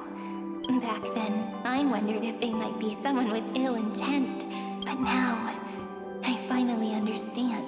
She was always standing beside me, and she is so very beautiful.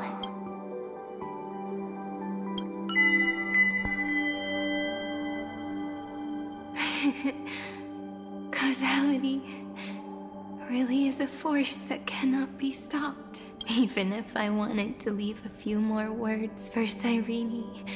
After all, you still have to leave behind your final consciousness and plant the very first seed. I remember what you once said. When a god sheds a tear, the thing reflected in the ripples must be the most beautiful thing in the world. But do you know what Amphoreus saw when its heart was born? The first thing it saw was a name. 0, 9, 3. Looks like you figured it out. Sometimes, all it takes is a change in perspective to reveal something truly unexpected. That's right. Turn these numbers upside down, and you'll see a beautiful eternity. Something we believe in. The ego.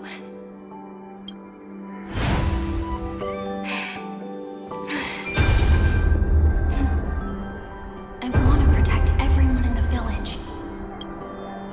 But can I really do that with the strength I have? I shouldn't think too much. Better finish the farm work Dad left me first. The hero within has been by our side since we were little. Finan has always been strong. But without that faint glimmer of hope lingering in his mind, would the weight of fate and endless recurrence finally break him? If only someone could place even a sliver of hope inside his heart, he would hold on and keep going. Yes, just a single spark, and he would guard that fragile light until it turned into a blazing sun.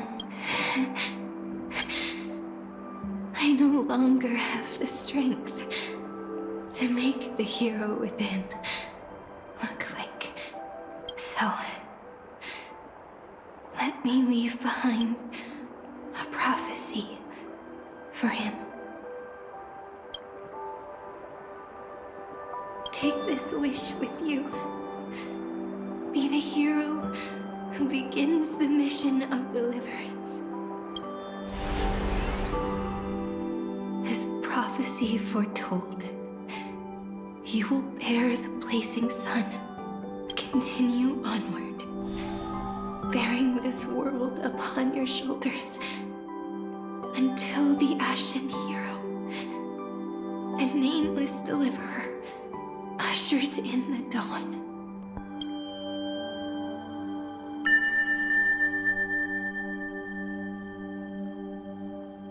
Now, your eyes have seen through all of Amphoreus, from the end back to the beginning.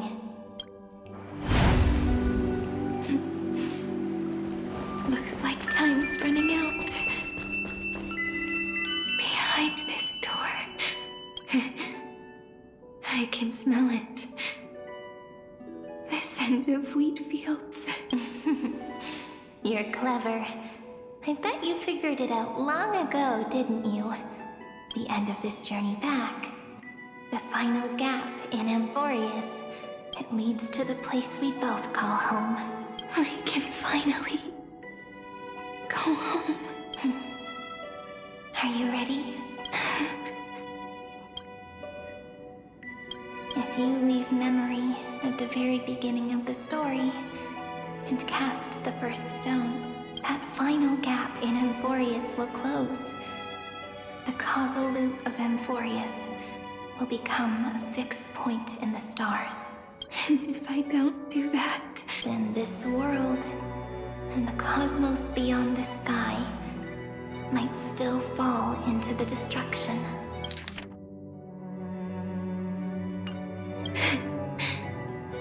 There's no way we would let something like that happen, right? Exactly. I remember that tree in Ide Silicii. It grew all alone, unable to go anywhere.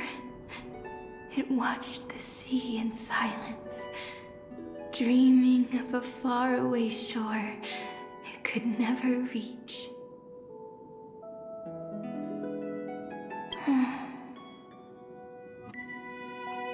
But now, a tiny boat sets sail.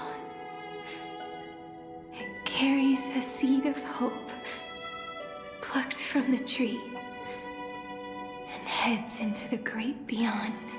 Even if the boat's shadow fades quickly from sight, the tree knows that its wish will bloom on the other side of the sea. In that moment, it must feel happiness, right? The way you brought it up. Now I kind of miss that tree too. Come on, let's go home together. Take it with us, back to the sacrament courtyard.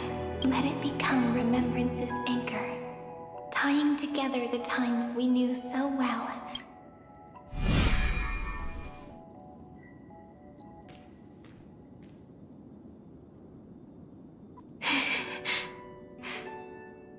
Let's go home together. Oh, that final note. Right. It's been with me all this time. This is Do. It is also the first note. The one from the first time we met. And the one that stayed to the very end. Ide Silicii. The place where it all began. It's like time itself has stopped. And the breeze and the sound of the waves never seem to rest.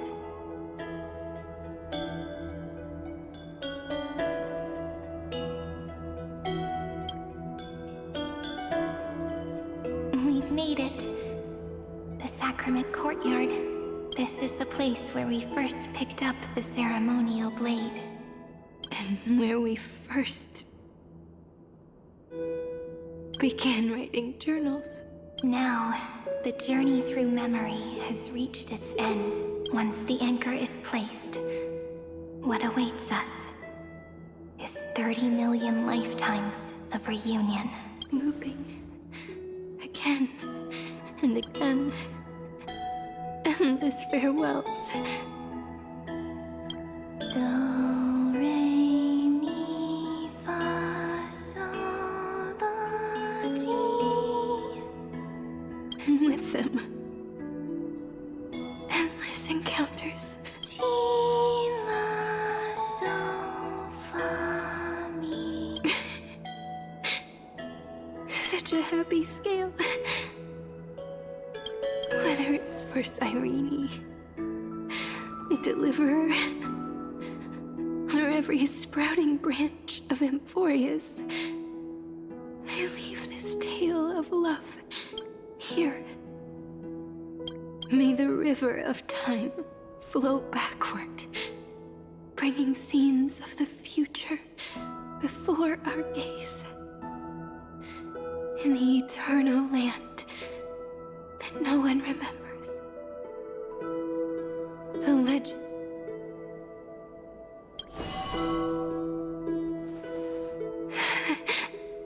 Is it all over now? My mind and my memories. The breeze is warm, but my body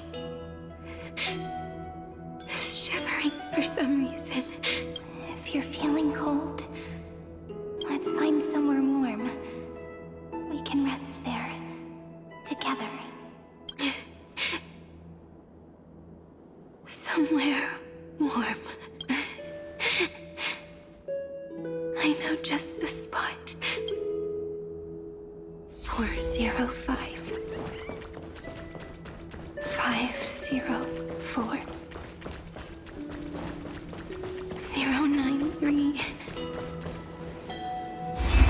Treehouse. Saridra. March 7th. Danhong. Electra. Hyacinthia.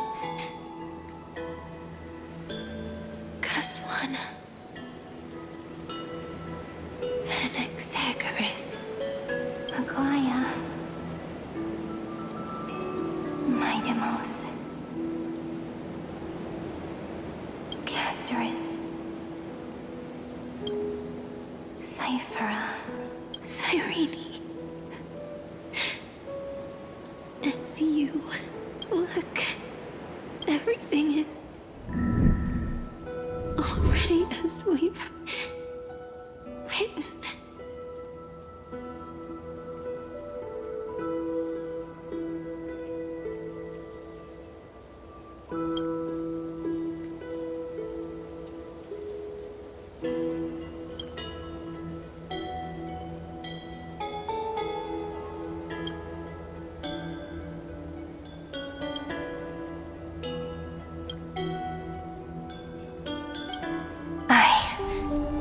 Gaze that looks back on the world.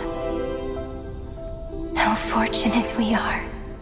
In this cycle of cause and effect, humanity never looks to the gods for guidance. The ones who pick up the pen and write miracles again and again are always ourselves.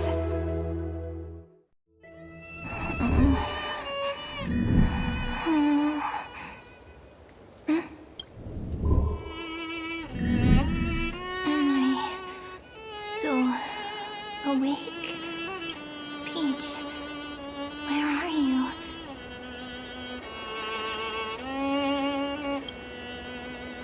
Are you still here?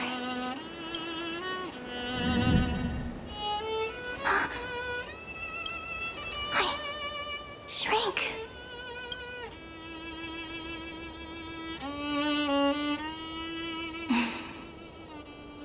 So that's how it works. When memory drifts away with the breeze, love leaves behind a seed and turns into lament. Demiurge, Cyrene, Mem, back again to the first, Philia 093. I always do have my charm. The final ripple nourished the great tree, and from it grew a single pink peach. We've been playing for so long, and you still haven't told me your name! I've told you so many times already. You're just forgetful. My name is Livia. Livia.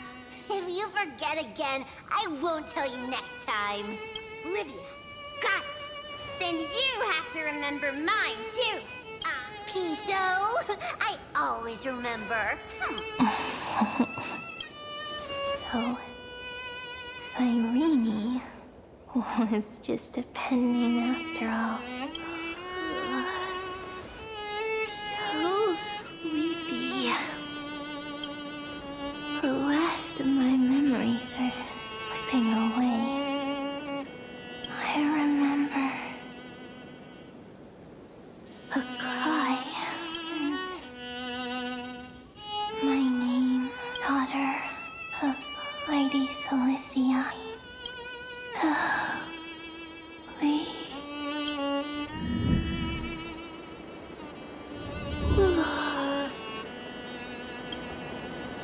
Shh. Never mind. The same seed, when planted in different soils, blooms into flowers that are alike, yet never the same. But what truly makes her beautiful is each and every soul in the world.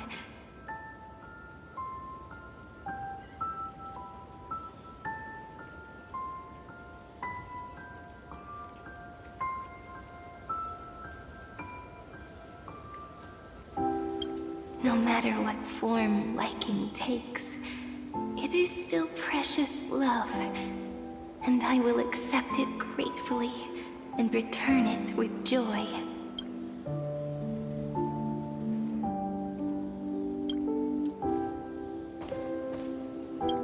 Do you remember my favorite story? That crystal flower was so beautiful because it reflected the eyes of the little fairy.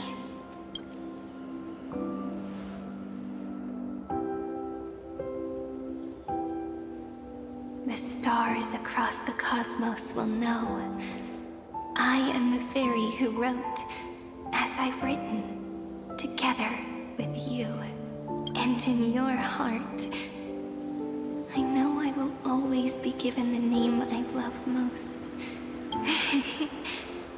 After all, we've always been in sync.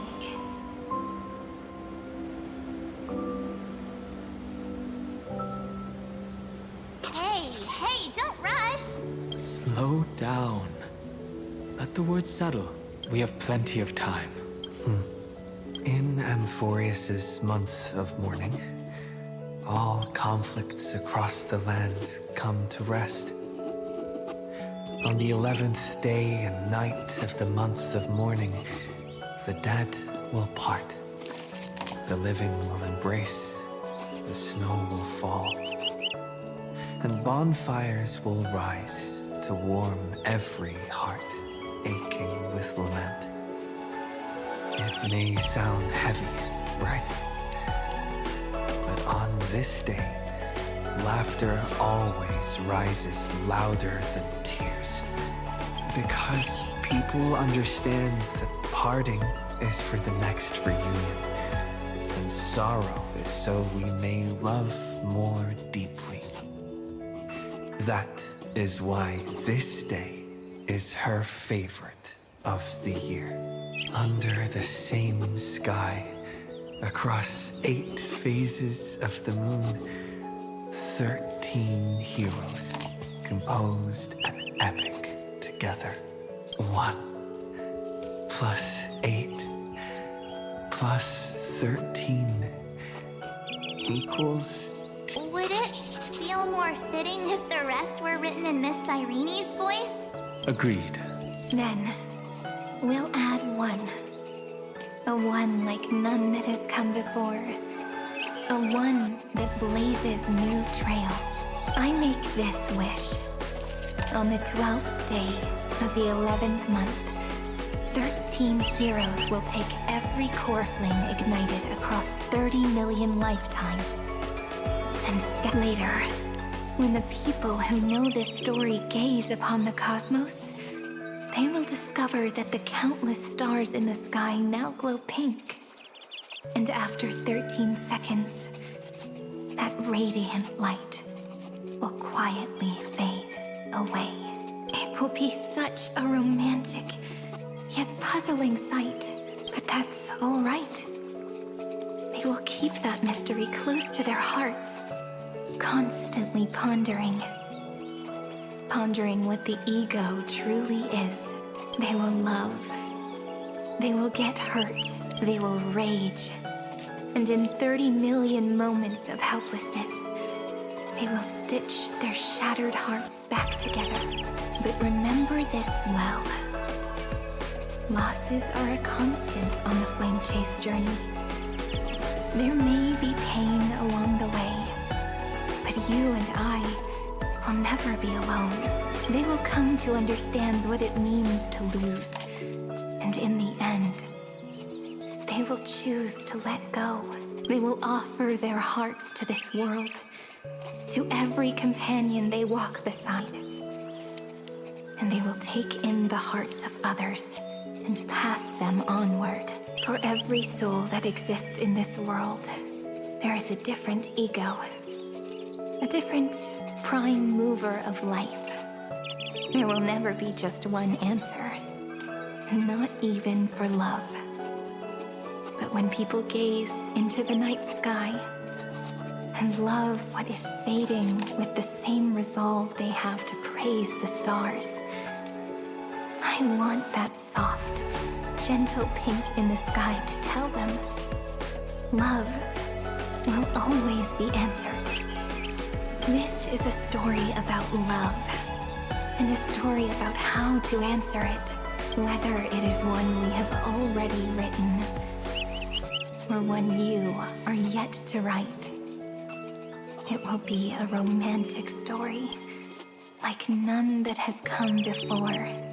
You think so too, right? And a romantic story deserves an ending that is free and complete. When every clue and thread has found its end, and the weight of the pen is no longer constrained, pour the spirit of trailblazing into it, and end this tale with the most pure and romantic period.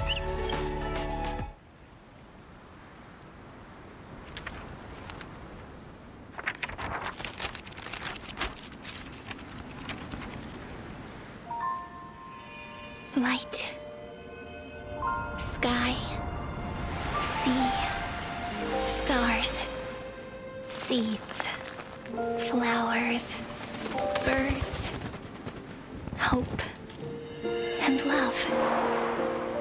Such words of beauty were how I first imagined the world. For as long as I can remember, I've used them to tell the stories of Amphoreus. And now, this is the last one. A story about tomorrow. Dedicated to you.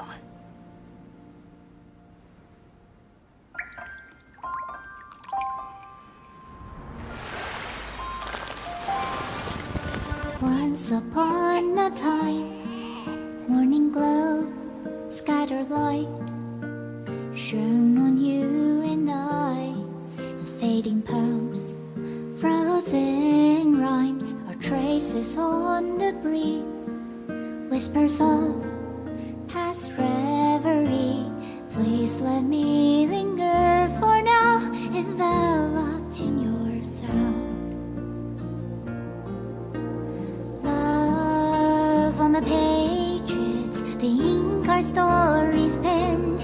No matter how it ends, I'll do it all again. Oh, stay true, blossom as spring renews, dreaming colors every hue. Tomorrow's highs to tomorrow's life, while walking step beside you. So stay true.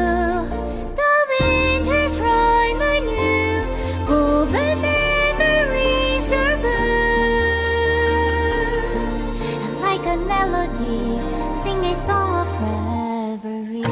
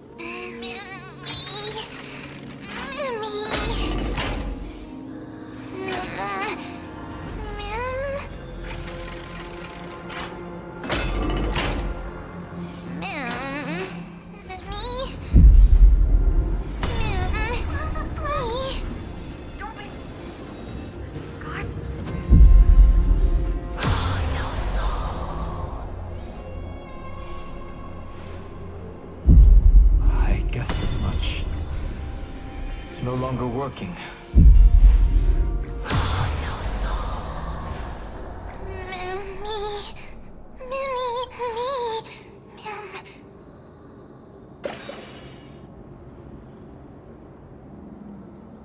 Let's find someplace safe to set up a base of operations first. We can only hope that they're not hostile toward outsiders.